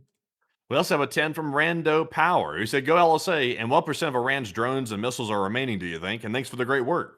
I would say that a decent amount of them are remaining. From what we can tell, it looks like that most of their missile and drone capabilities are largely still operational. And the best thing that we can do in the here and now to try and cut that down is to conduct access denial, which isn't really destroying them. It's just making sure they can't be accessed and used.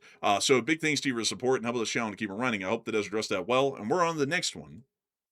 We also have here at 10 from Punisher of the North, and thank you as well, good sir. He said, "Good evening, Enforcers. My 5-year-old son watches with me and absolutely likes you guys. And that's pretty cool, by the way." He said, "Will you please give him a shout out? He calls himself Enforcer Daniel." And also a shout out to Enforcer cool. Daniel, by the way. It's pretty cool right there. He's watching some very very advanced adult stuff right here at a very young age. I wasn't even able to comprehend not even an inkling of this when I was 5 years old right here. So I wonder if he's following along. And he said LT, LSA. Man, don't diss on enforcement. He's gonna be a prodigy one day, man. Like he's gonna be in like high school. He's gonna write an entire dissertation on the Middle East and the U.S.'s foreign policy strategy that needs to be implemented. And starting him off at a young age like this, I think that's actually a great thing, really, because eventually, like a lot of people always like baby talk kids and also dumb things down for kids, like very young kids. But it's actually very important, folks. They found out through medical studies to talk to your children, no matter the age, in an adult way, because it helps them to be able to understand more complex topics and grasp more complex sorts of ideas at a much younger age, and it helps them to mentally mature more so properly, and also to Oh, have yeah. a much more varied sort of thought. Yeah, you're basically setting the foundation for how the child is going to process information in the future. They're basically building their operating system at an age like that. So if you constantly, and this isn't like criticizing people's parent style, like if you're a parent, you can do whatever you want. Obviously, that's what makes kids unique. But if I was a parent, I'll be making sure that there was a decent mix of like fun, kind of like we do here on the channel. Actually, like we're kind of serious half the time, then we also like have a bit of a humorous side to us to a certain degree to give balance. Not always goofy, but not always too serious either. Like to build the operating system from a good foundation.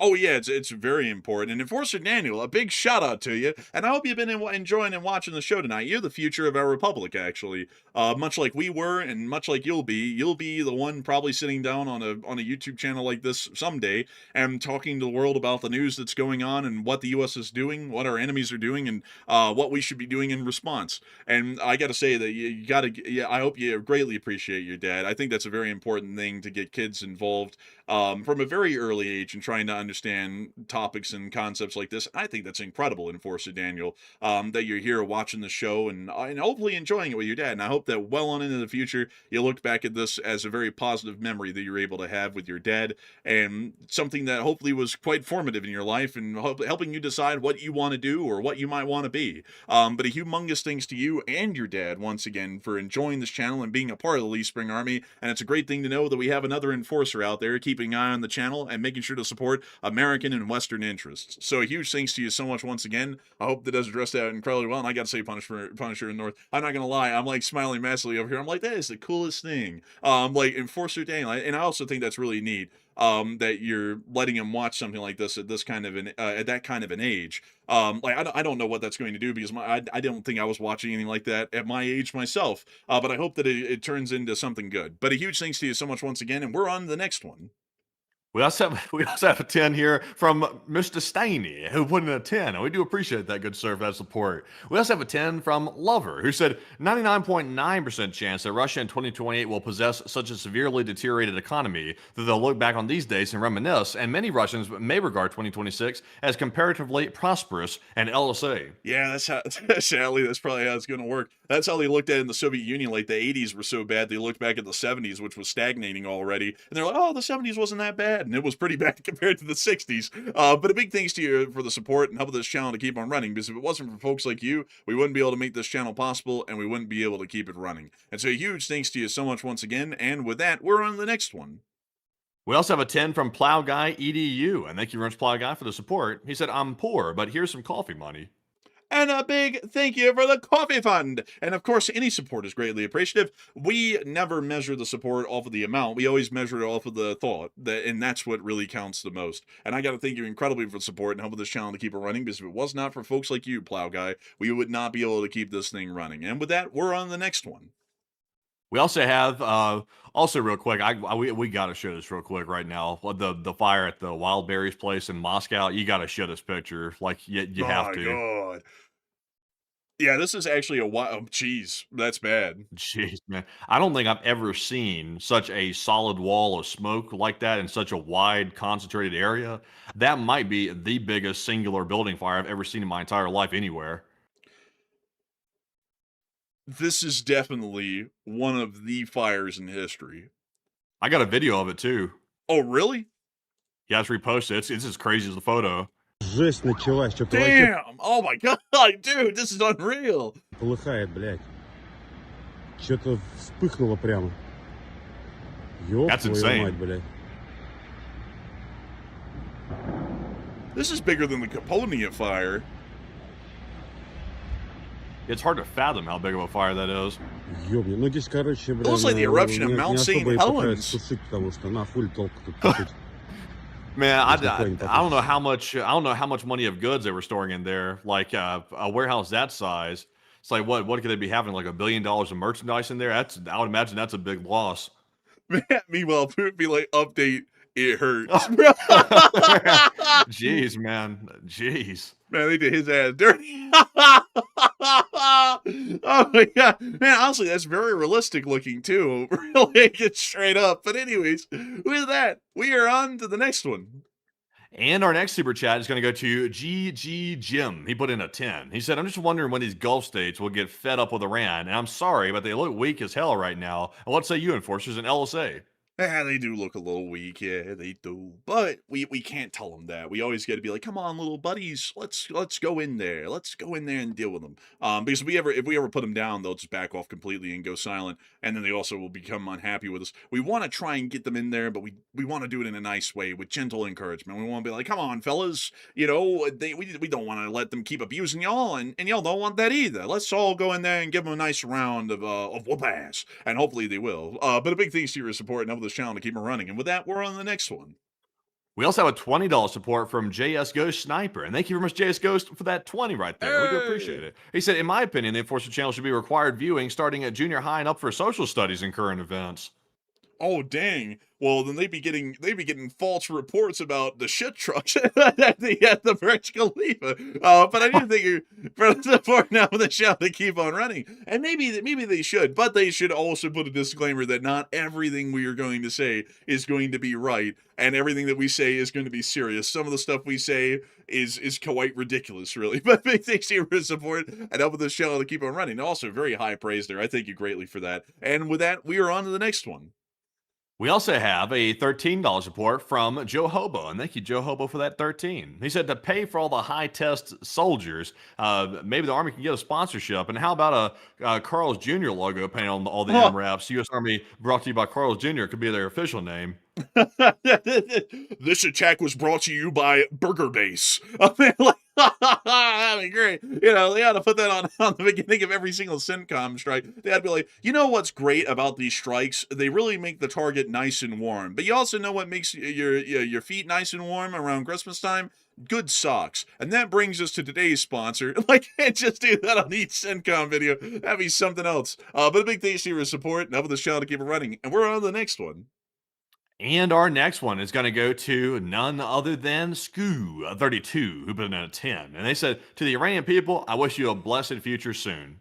I hope so. I really do hope. I wish the Iranian people the best. They've been through a lot, from the Iranian government's brutal oppression of them to the U.S. kind of just basically like leaving them high and dry in January. They've gone through a great deal. I hope that eventually things turn around for them and improve for the better. But a big thanks to you once again. And with that, we're on to the next one. Also, by the way, in the nearby city right now where that factory is burning, it's literally a wall of cloud. Like it looks like that nuclear winter that they describe right now. It looks fake, but it's actually real. Do you want to show the people this? Yeah. Well, this is going to be the last one we're going to show because we got to start hammering through these. But Ну да, жесткий такой апокалипсис, блин. Солнце там пытается my вылезти. God, that's what it looks like out here during the wildfire. That's what the sun looked like. No joke, for like a straight week and a half. It's like a nuclear winter.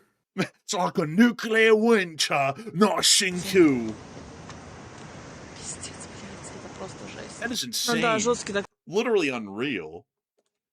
And I don't know what's in that smoke right there. That is some very thick smoke. It's almost like cotton candy like smoke, like the thickness of it. It's like, what was in there? It's like, what is that? Polymers, plastics? Like, what is in that smoke to make it heavy like that? Man, you almost did lions, tigers, bears, oh my. You said, what is this? Polymers, plastics, and something else? Oh my. I mean, but it has to be. I mean, that stuff looks extremely toxic. Like one breathful of that, I think you're going to get like lymphoma and cancers of all types. It looks bad. Like if you saw, Non-squamous small cell. if you or a loved one has worked in the shipyards, you may be entitled to financial compensation. But anyway, so that we're on to the next one. We also have a 10 from Ethan Mann, who said, can you zoom in on wherever you said the USA might land and explain how that would look? Because I'm picturing a modern-day D-Day, but also have prudence.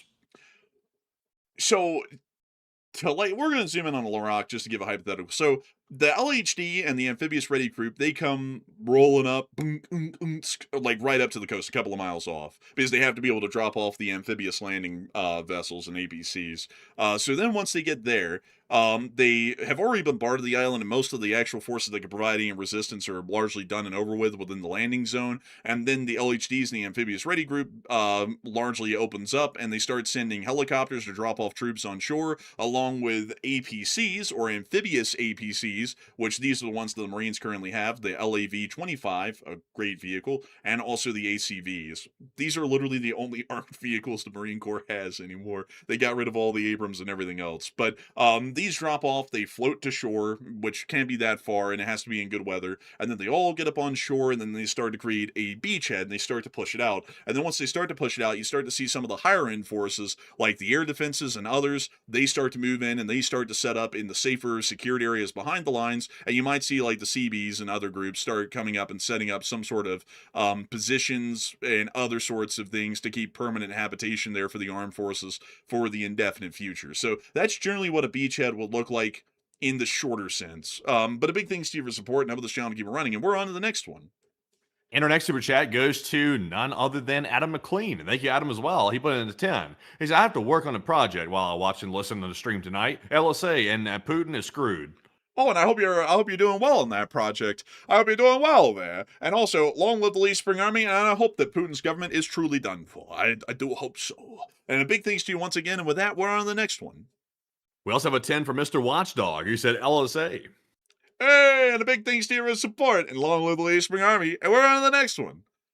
And a big shout out to Opie from Florida, who put in a 10 and said, hey guys, and the other night I wanted to clarify, you can have half a copy of the MC1R gene and not have red hair. Sometimes it might be blonde even. Really common in English heritage. Mine's Irish.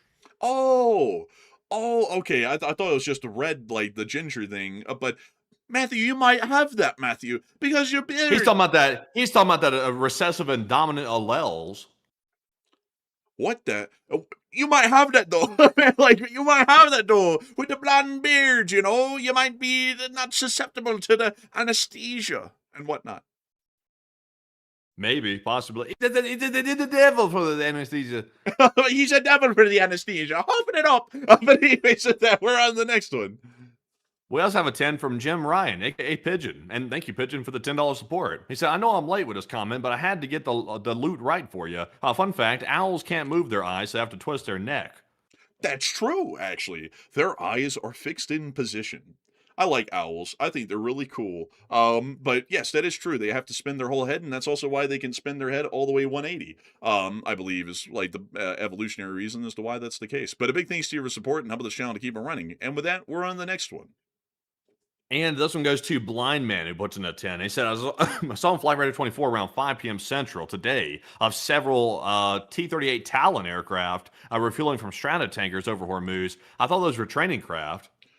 Those generally are. I don't know of any of those that are outside of like aggressor squadrons or NASA or anything like that. So that's really interesting if you saw that. I wouldn't know how to explain that one because I don't know of any of them that are used in any sort of a combatant role. The T in their designation actually stands for trainer craft. So a big thanks to you for support and help this channel to keep it running. And with that, we're on the next one. We also have a 10 from Game Theory. He said, with the war starting up in Iran again, do we know when the SPR will run out and any updated timeline? Um, for some reason, my brain is not working on that abbreviation, SPR. SPR.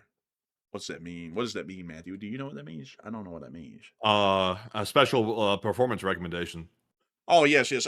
Sadly, you're going to have to report to HR about that, by the way. but beyond that, all jokes aside, all corny jokes aside, I would have to say, unfortunately, I don't think we have any updated timeline on that because I'm not understanding the abbreviation at the moment, sadly. But a big thanks to you once again for support, and we're on the next one.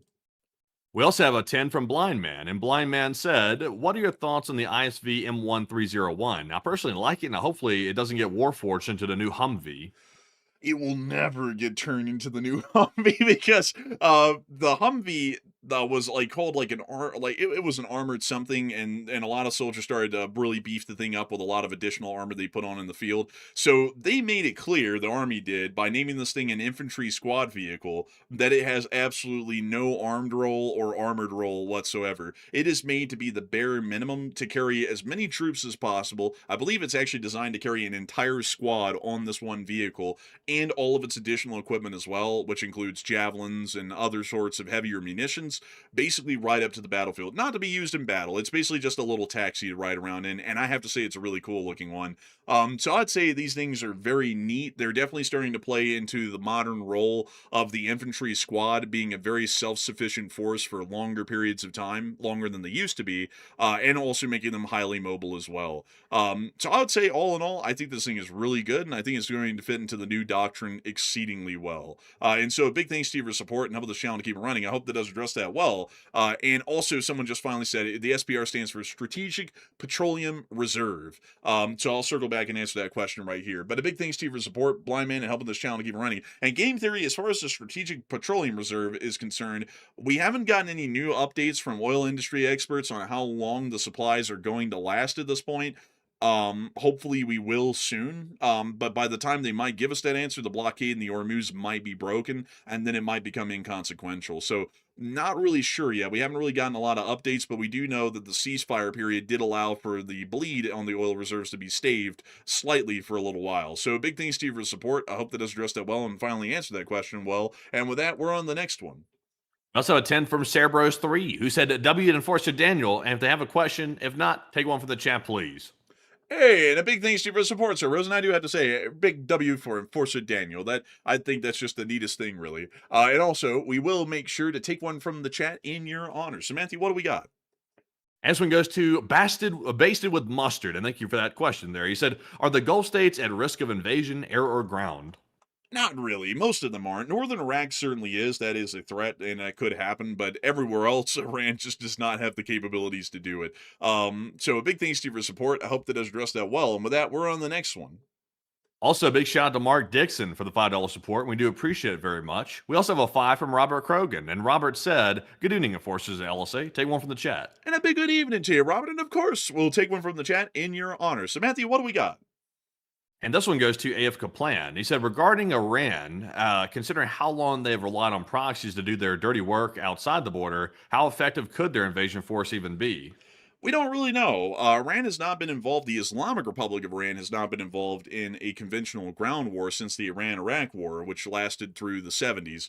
Well, actually not the 70s. It lasted through the 80s. Correction, sorry, wrong decade. But they have not been involved in a conventional war since then, so we really do not know how well they perform. But the thing is that it's not really about how well they perform in the long run. It's about what they would do in the opening part of a battle. And in that sort of a case, with no forces meeting them directly on the Iraqi border, they could make some ground. So big thanks to you for support and help this channel to keep it running. I hope that does address that well. And with that, we're on the next one. We also have a 10 from the Socadelic, and thank you for the support, the 10. They said, the preeminent documentarians of our times, we're lucky to have you, and thank you, by the way. They said, has the thought ever crossed y'all's minds that your analysis will be paramount for understanding these times? And LOT, LSA, and Slav Ukraine.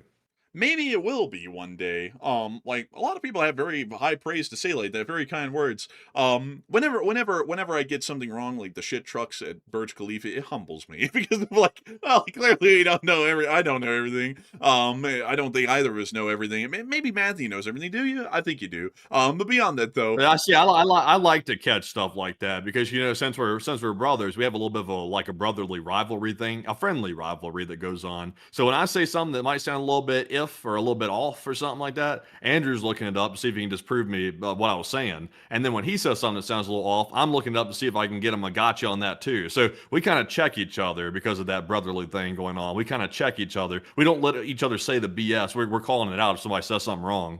Man, it's true. It's true. Man, like whenever you say something like, I think Novorossiysk, that's like in Eastern Russia. No, it's west. Like, I'm like, no, it's west. Like, it's down there. But beyond that, though, I do have to say, maybe one day people will. That will be a high honor if they do. But I could never expect such a lofty goal as that being what actually happens. That would be unbelievable, really. But a huge thanks to you for support and helping this channel to keep it running. I hope that does address that well, and we are on to the next one. We also have a 10 from Jennifer Wheeler, and thank you very much, Jennifer, for the $10 support. I don't think Jennifer left a comment, and she did not, but we do appreciate that. And Enforcer, what say you? And I gotta say a big thanks to you for support, Jennifer Wheeler, and helping this channel to keep on running. We're on to the next one. We also have a 5 from Thomas Air, and he said, the escalation you saw in 1938 and 1939, you are seeing in Russia and Iran today, and they're going to keep pushing until the West punches back. I think so. It certainly looks like it's heading that way. We might eventually hop off of that track, but it looks like it's heading in that direction, definitely. But a big thanks to you for support, and we're on the next one. We also have here a 5 from XX Fallen, who said, are the mines in the Strait of Hormuz able to have a delayed detonation? And is it possible that the Thai ship or another ship has a mine attached? Yes, actually they do have delayed fuses on some of the mines. They can magnetically attach to the hull of a ship, and once they magnetically attach to the hull, that's usually when the timer starts. The timer can be set to explode instantaneously, or it can even be set, from what we understand, weeks out. So there could be a mine on that Thai ship. It's just hard to say. But a big thanks to you for support and help this channel to keep running. And with that, we're on the next one. We also have a 5 from Plow Guy EDU once again. He said Russia's going to have a tough winter. Honestly, they're going to have a tough 4 seasons, like summer, winter, autumn, fall. They're going to have a tough everything. Spring, too. Springtime for Putin. But Enforcer, what say you? Man, they're going to be having it 4 seasons, and we ain't talking about the hotel, chittens. Like, it's going to be a tough time for them. Man, you got to admit, that was a good one. Man, that is a pretty good one right there. That's as good as, like, the Russians aren't from Vermont because they aren't getting that cheese. Damn. Man, I guess you could say, like I'm from Vermont. I guess you could say, though, they are kind of from Broward County because their mountains are made of trash. You could say that. You could say that. You could say they're taking a shotty to the swamp because Putin's taking the whole Russian Federation to the swamp. Man, I guess you could say, man, they give it everything but the kitchen sink because the kitchen sink is currently dealing with the stock market going down the drain. Man, I guess you could say that. Man, honestly, bro, we just getting worse and worse with each other. Like they're degrading quality with each one we're going to. But a big thanks to you once again for support. Double this channel to keep a running, Plow Guy EDU. And with that, we're on the next one. We also have a 10 from Cerberus3 once again, who put in that 10 and said, just a side note, I said only trains and sweet summer child Andrew immediately went to show us his awesome train graffiti towards your 2 food budget. And thank you for the news. Sweet summer child? I'm a sweet winter child, I believe, because I believe that February is actually in the winter solstice. But beyond that, though, outside of being an ass, I do thank you greatly for the support. Double this channel to keep it running. And thank you so much for being an ass. Yeah, being an ass. I got to be an ass every once in a while. It's what I do. Like, because he said, Oh, you sweet summer child. I was like, I'm not a sweet summer child. I was being an ass by having to be way too pedantic about that. I thought you were saying Cerberus would be an ass. I was like, damn. I was like, No, what? no. I didn't see Cerberus is that. cool. Cerberus is cool. I'm the one who's an ass. That's what I meant. Hopefully they came Oh, across I that way. agree. I agree. Like, yeah, absolutely. Of course you would agree. I was agreeing man. with what you were saying. Oh man, I tell you, I get no respect around here. I call myself an ass to deprecate myself. Man, you agreed. Oh man, I tell you. See, I'm damned if I do, damned if I don't. He says something that he believes, and I say, I agree with you, and then it's that's wrong too. Oh man, I tell you, he gets no respect around here. But beyond that, though, a big thanks to your support, Sir Bros. And I thank you so much for enjoying the news, and I thank you so much for being one of the cool ones. Really, everyone in the LSA is cool, but yeah, one of the cool ones for sure. And also, Sir Bros said, oh no, I can definitely be an ass. Nah, you've never been one here. You're a nice guy. And a big thanks to you once again for the support. And with that, we're on the next one. We also have a 5 from Academia Divinity, and thank you for the support. They said desalination plant named Bonji Breakwater found on Google Maps. Bonji Breakwater. I'll have to Google that one after the show and check that one because maybe it's there and we just didn't see it. But a big thanks to you so much once again. I hope that is dressed up well. And with that, we're on the next one. We also have a 5 from Game Theory, who said still hungry from the Chef Danny new menu item, and take one from the chat. I tell you, that's one thing that Chef Danny does do. He rolls in here and he's like, oh, hello everyone, how y'all doing? Official chef here.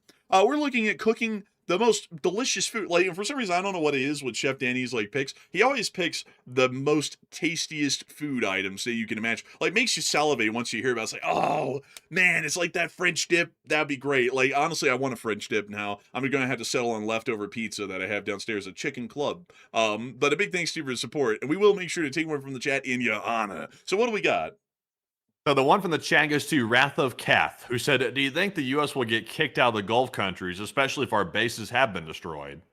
Not if they've been destroyed. If we piss them off a lot, they'll kick us out. Like, because that's kind of how it works. If you piss off a country enough and they now feel unfriendly with you, they're going to expel you. So unless if we piss them off that badly, we'll never get kicked out. So big thanks to you for support and over the channel to keep it running. And we're on to the next one.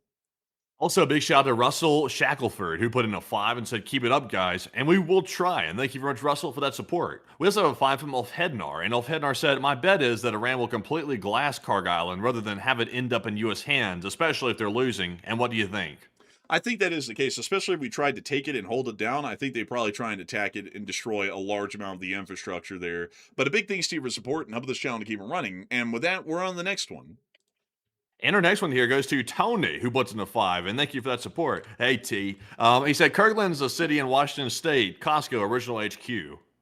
Bro, what the hell? Did he just go Christopher Moltisanti? Bro, he said, thank you, T. Bro, what the hell? Bro, that came out of left field, like legitimately gave me whiplash, dude. I was like, man, why did you even say that? What was the point of the reference? Well, his name's Tony. Oh, yeah, you're right. Thank you, T. Bro, I was like, that's the most straightforward reason why I would say, hey, T, it's Tony. Man, I just didn't connect it. I was thinking Soprano. I was like, where in the world does Sopranos come in that at all? I was like, where? But it's Tony, I guess. But beyond that though, that is true. Big thanks here for the support and over this channel to keep on running. You're making this thing possible. And oh man, dude, I got a great Christopher Moltisanti joke, man. We were running out of time, but I gotta say it, man. You know, T, I had to go and take my dog to the vet. They said it was sick. They gave it to some kids in China or some shit. What? Yeah, they euthanasia or something. Like, bro, damn. Christopher Moltisanti joke right there. You know, like that. But anyways, with that, we're on to the next one. It's that black magic, that sick shit. Damn. I didn't catch the rest of it. But anyways, It got you, not pitching. Oh, but keep going. Like, whatever you're saying, stop that sick shit. But our next one here goes to Joe Hobo, who said Brondo's got what soldiers crave, and Brondo's got electrolytes. Brondo's incredible. Brondo is the best. I mean, literally uncontested, the greatest. I had a big thanks to you for support, and with that, we're on to the next one. We also have a 5 from Dalton, who said, I laugh at the thought of newcomers not knowing the history behind the Bobcat skid steers thing. And man, these guys really don't like construction equipment. You know, we do get questions. Now, see, I've been called all kinds of stuff about that joke. It started off as a very lighthearted thing, and over the years, people would come in and call me all kinds of stuff. I just don't understand. Somebody said some stuff, and I was like, well, I don't even know what that means. But unfortunately, what say you? Somebody call me a backhoe over that whole thing. I didn't get it. But beyond that, though, big thanks to your support. And hope this show to get running. Honestly, it's bewildering to many people who are new here, but they eventually get in on the joke. And a big thanks to your support and help this channel to keep it running. And with that, we're on the next one. We also have another 5 from Academia Divinity, who said, y'all should hit the local farmers markets. I bet Utah's own is worth checking out. You know, that And actually, we should. We should, honestly. Well, I've heard that it's got some good, tasty stuff. I've heard that you can apparently get cheap cuts of meat at the farmers markets, maybe, or at like a local farm or like a rancher or something. I don't really know if there's any around here, but I would like to look into that because I can tell you, folks, one thing that I do not get in my diet unless if I'm eating out is a whole bunch of like meats or anything like that because they're so damn expensive at the store. But a big thanks to you for support and help this channel to keep it running. And with that, we're on the next one. We also have another 10 from the Socodelic, and thank you for that second support. They said, the humble response is another reason why you guys rock, and thank you. They said, would you think a drone could be designed to attach to a nuke to steer it away to detonate at a safe distance? I don't think a nuke will ever be diverted. Really, you can shoot one down maybe in their mid-course phase in their exoatmospheric flight path, but once they get terminal and they're coming in at like Mach 30 something, it's going to be really hard to stop them, if not impossible in most cases. But a big thanks to your support and help the channel keep running, and also thank you for the very kind words as well. And I also just saw someone say pork is cheap. I haven't seen no cheap pork nowhere around here. Like, I haven't seen anything cheap around here. Like, all the meat's expensive. I mean, like, they sat there and they said, you want a piece of this meat, and you have to pay. And I was like, damn, I don't think I want that. Like, honestly, like, on God. But anyway, so that we're on the next one. We also have a 5 from Adam McLean. He said, do not tariff Canada. No, we shouldn't. No, I think that's ridiculous to tariff Canada over a wildfire. I mean, that's like the dumbest reason. Like, imagine in Mexico was like, oh, wildfire in Utah tariff. It's like, what? It's like, wait a minute, that's a tariffable reason? It's like, it's ridiculous. But a big thanks to your support and help this channel to keep it running. With that, we're on the next one. And our next one here is going to go to Remember the Good Times, who put in a 5. He said, hi from Malaysia, and today is the 12-year anniversary that Russia shot down the MH17. That is actually true. I actually watched a video on that earlier today. It was a Dutch news company that had broken down the whole thing, the Buke that they literally trucked in that day, and they ended up shooting down the aircraft. That was a very disgusting thing that the Russians did there. Horrendous. But a big thanks to you for support and help this channel to keep it running. And with that, we're on the next one. Also, Game Theory put in a 5 and said, do they have the Waffle House in the Salt Lake? Oh, do they? I've never really noticed it out here. I've never really thought about that, but I don't think they have them out here. Punch in a Waffle House. Make sure it doesn't dox you, though. They don't. No waffles! No Waffle House. They have the Belgian waffle omelet and then they have the original Pancake House. I have heard of many amazing things about the Pancake House. Let's see here. This is what they serve. That's not a pancake, that's a waffle. False advertising. Like IHOP. Honestly, it looks pretty good. Yeah, I still want that lobster little sandwich thing that Ross was talking about. I remember I still hadn't gotten that. I still like I never wanted one until Ross mentioned it. We made the trip and then they closed right before we got there, and now I want one. Oh, and it looks so good. Oh man. But they're tiny though. I feel like they're absolutely tiny. I mean, I don't know if you. That's what makes me hesitant. That's what makes me hesitant. Because I'm like, that's a long drive down there. That's a long journey, and then to come back still hungry. Oh wait a minute! It made BuzzFeed's top 25 in the U.S. in 2017. Well, I mean, we have to eat there now. Yeah, yeah. Oh yeah, I mean, well, I mean, you know, I'm just saying. I like to look at the inside of places before I go to them. By the way, I'm weird like that. Like I'll hop on Google and I'll look at the interior before I go to it. So that way I know where the counter's at and all that stuff like that. Like I just saw that picture. I was like, that's really good. Like OSINT, that's good. That's good intel work. Man, you're like preparing to go in and get the soup from the soup Nazi. You're like, take 2 steps forward, ask for the lobster bisque, take 2 side steps to the left. Honestly, that's how I do it too. It makes me feel more at ease. Like I like to do not surveillance. I like to do recon before I go somewhere, just because it makes me feel more at ease. Like I'm like, okay, there's the counter, there's the line. I walk in like I'm a regular, and I've never been there before. Man, you don't want to walk in like Kramer, man, where you open up the door and you start looking around and go, oh, hey. You know, all that, like skittering around and stuff. Like, I like to know where I'm heading. I like myself as well. I'd agree with that. But anyways, with that, we are on to the next one. We also have a 5 from EJ Krause, who said, so if Russia invades Turkey, will Greece come in and through the back door to help out? Big Boy will be here Monday in the St. Louis area. I don't really think Greece is going in through the back door kind of business. That I was don't, unfortunate wording. Yeah, very unfortunate. that one was deliberate. Like that one was deliberate. I was playing into it. But also on top of that, the big boy in the St. Louis area. Oh, hallelujah! We love the big boy. I at least love the big boy. You know, folks, when they said the big boy's coming into town over here in Salt Lake, they didn't mean the train. They was just talking about me. But beyond that, though, big thanks to your support and over this channel and keep on running. But I would generally tell you, the Greeks aren't a backdoor kind of a country. They're more of a front door kind of a country. They like to be up and in the business, you know. But anyways, with that, a big thanks to you once again for support and over this channel to keep it running. With that, we're on to the next one.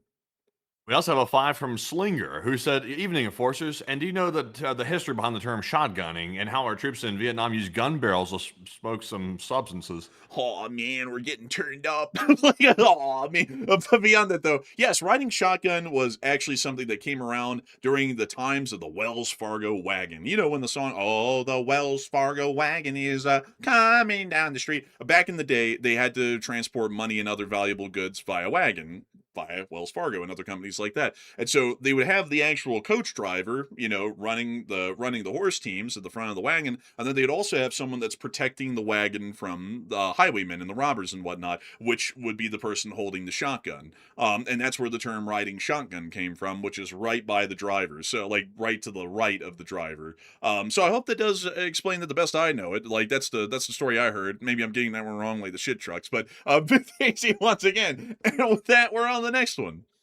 Also, a big shout out to Plazoth, who put in a 2, and we do appreciate you very much, Plazoth, for the support as always. We also have a 1 from Brown Dog Prospecting, who did not leave a comment, but thank you very much, Mr. Brown Dog, for that support. We also have a 2 from Smarzig, who said, I just got out of the Odyssey movie. It's excellent.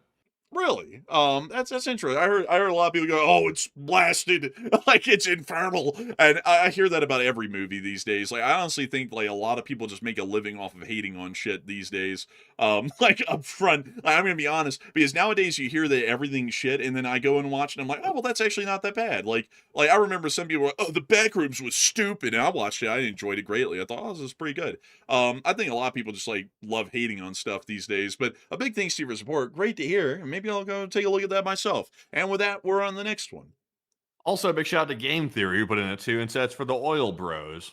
You never can tell. You never can tell these days, Game Theory. But we do appreciate the support. And we also have a 2 from Jose Arana, who said, breaking news, Ukraine just hit something big. They sure did. They hit a Wildberries. Oh, like bring out the blueberries. But a big thanks to you for support and over this channel to keep it running. I hope that has addressed that well. And with that, it is time for us to move on and into the Morse code decoders and the 3 live chat questions last of the night. Matthew, what do we got here? What do we got? Tonight we had Paul, Kevin, Mason, Joni, Norm, Arabelle, her brother, Fluffness, Kush, Katarek, and Brian. And they said the Morse code said if the U.S. keeps this up, there might not be much left on the Iranian coast, honestly. LOT, LSA. That's the sound of money. Y'all got that down on the nail. That's more skipping tonight. I get to congratulate you greatly, the experienced student corps, for getting it right time and time again. It's amazing. It's incredible. It's unbelievable. And I got to say that we're always very honored to know that all of you amazing folks are always making sure to get that Morse code message dead on the nail. And with that, it's time for us to move on to the third to last question of the night. This one goes to Tac Tac, who said, I got a question for the end. Could we see a repeat of Operation Spiderweb, or have medium and long-range drone innovations reduced the chances of a repeat in LLT LSA? There is always a chance for an Operation Spiderweb 2.0 to happen again. The scary thing is that there's a chance for an Operation Spiderweb to happen on any country anywhere in the world right now, including us here in the United States, which is a very serious national security concern. But as far as the war in Ukraine is concerned, yes, it can happen again. The long-range drone strike capabilities have made it to where a lot of those air bases could be hit by drones launched from Ukraine, but a lot of them further east inside of Siberia would still have to be attacked by a Spiderweb-like operation. So a big thanks to you for a great question there, and we're on to the second to last question of the night. This one goes to Borealis, who said, whatever happened to those super secret mine-seeking dolphins the Navy SEALs were supposedly training decades ago, and we could really use them right now? I think they got rid of them. It was like, I think it was, Well, I mean, they like send them to like aquariums Oh. and whatnot. Like where they like didn't say, "Hey, go and whack the dolphin." Like go take him out back and grease him or ice him or something. Like they didn't do that. They sent him off to like SeaWorld and whatnot. Like near Shamu and everything. And then Shamu was like, "Have you ever killed a man?" but beyond that, outside of all those jokes, they got rid of him. I think they weren't really that effective, if I remember correctly, or it was like ethics reasons of like, should we be putting dolphins near massive explosives that could blow them up and kill them? And it was one of those reasons they got rid of them. But I don't think they have them around anymore. Budget cuts, short way to put it. But with that, I hope that does address that incredibly well. And with that, we are on to the final question of the night. So who's the lucky last person to put in the lucky last question of the night? And this one goes to AF Kaplan once again. He said, considering the track record we have with Pakistan, how far do you think we can trust them to be our ally against Iran? They strike me as being a frenemy state at best. Yeah, Oh, and I agree with that 100%. Yeah. I don't trust Pakistan at all. Like, I do not trust Pakistan. I really just do not. So, yeah, I mean, frenemy state at best, I would agree with you. But unfortunately, what say you? Man, I remember when that Pakistani military officer came to America, man. You remember that? He was at an airbase, and he got up to give a speech. He said, "We will kill everyone." Like, I was like, what? I was remember that when he said they would nuke everyone in the world if India messed with them the wrong way? You remember that? Yeah, now I remember that. Yeah, they were like, if India does something to else, everybody's getting a nuke. It's like, what the hell? It's like, what the hell's wrong with you? And he said, everybody gets a nuke, everyone's gonna die. I was like, what? It's like, man, hell no. It's like, I don't know what you're talking about. You can shut up. Man, it's like, shit, good luck with a missile that can't even reach us. It's like they don't even have an ICBM. They only have an IRBM. But beyond that, though, yeah, they're definitely a frenemy state. I would definitely agree with you on that. And as far as Pakistan doing anything against Iran, they would only do that as far, in my opinion, as it would benefit them. If it didn't benefit them, they do absolutely nothing. If it could possibly benefit them, then they might do something. But they're not doing it for us in any sense of the word. Like, Pakistan works for their own interests. They're very much like Israel is in that regard, to where if they're working with us against a common enemy, then that's great, but they're not like an eternal ally. They're off doing their own thing most of the time. So I hope that does address that well. And also, a big shout out to Cerberus3, who threw in a 10 and said, Flipper did not get contract renewed, or someone else found him. Maybe. And also, Joe Hobo threw in a 369 and said, brought to you, 369, damn, she fine. Oh, but beyond that, though, he said, brought to you by so-and-so, and well, I wish I could say, but copyright reasons deny us that privilege. But a big thanks to you for support and helping this channel to keep it running to the multitudes. And with that, folks, we've reached the end of tonight's stream. I've got to say a great thanks to each and every single one of y'all for watching. We had a peak viewership tonight of 23,500 people, and 174,000 people have watched the stream before it ended. I've got to say, we're always honored and appreciative to know that each and every single one of y'all are always here enjoying this channel as your primary source of news. And we will see you all tomorrow at 10 p.m. Eastern Time to cover the next 24 hours of the news from around the world. And if there is a short video to be made, I will be making that short video. So with that, good night, good luck, take care, stay safe. Slava Ukraine, and I'm Slava. Long live the Lady Spring Army, and long live the Republic. And with that, folks, a huge shout out to the 174,000 plus people that were here tonight. We will see you all tomorrow at 10 p.m. Eastern for the next Night of the War News stream to cover all the rest of the crazy happenings throughout the world. And we do appreciate you all being here once again. And of course, Slava Ukraine, Herom Slava, get some rest, and good night.